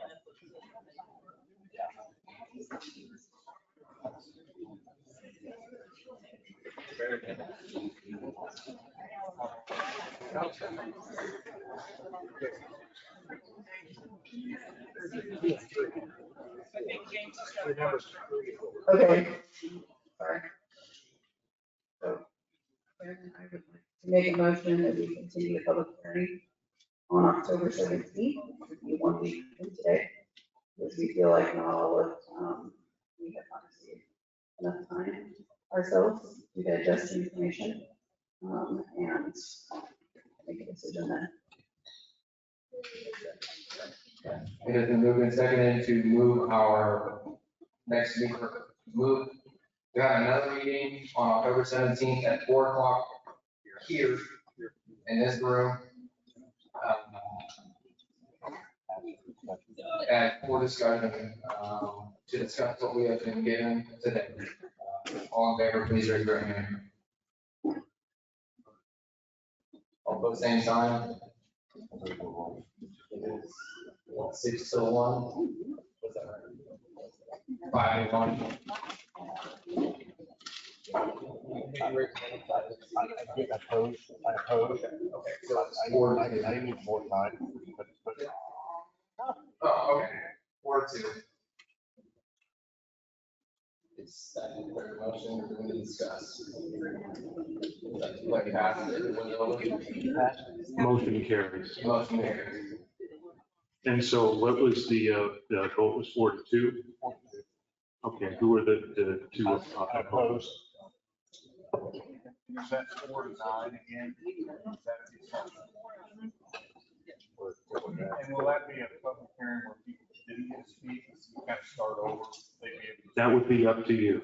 Yeah, if you want to continue. If you want to do a continuation of the public hearing. For me personally, if we're just taking a straw poll, I would like to give everybody the opportunity to speak that hasn't spoken. I mean, I know that there's one, Diane wanted to speak, and I'm guessing there's others who may not have been able to. So you want to hear from county, some people that do not live inside of the county? Yes. I would want the Dickinson County citizens to have the opportunity to speak. They ran out of time. That have not spoken tonight.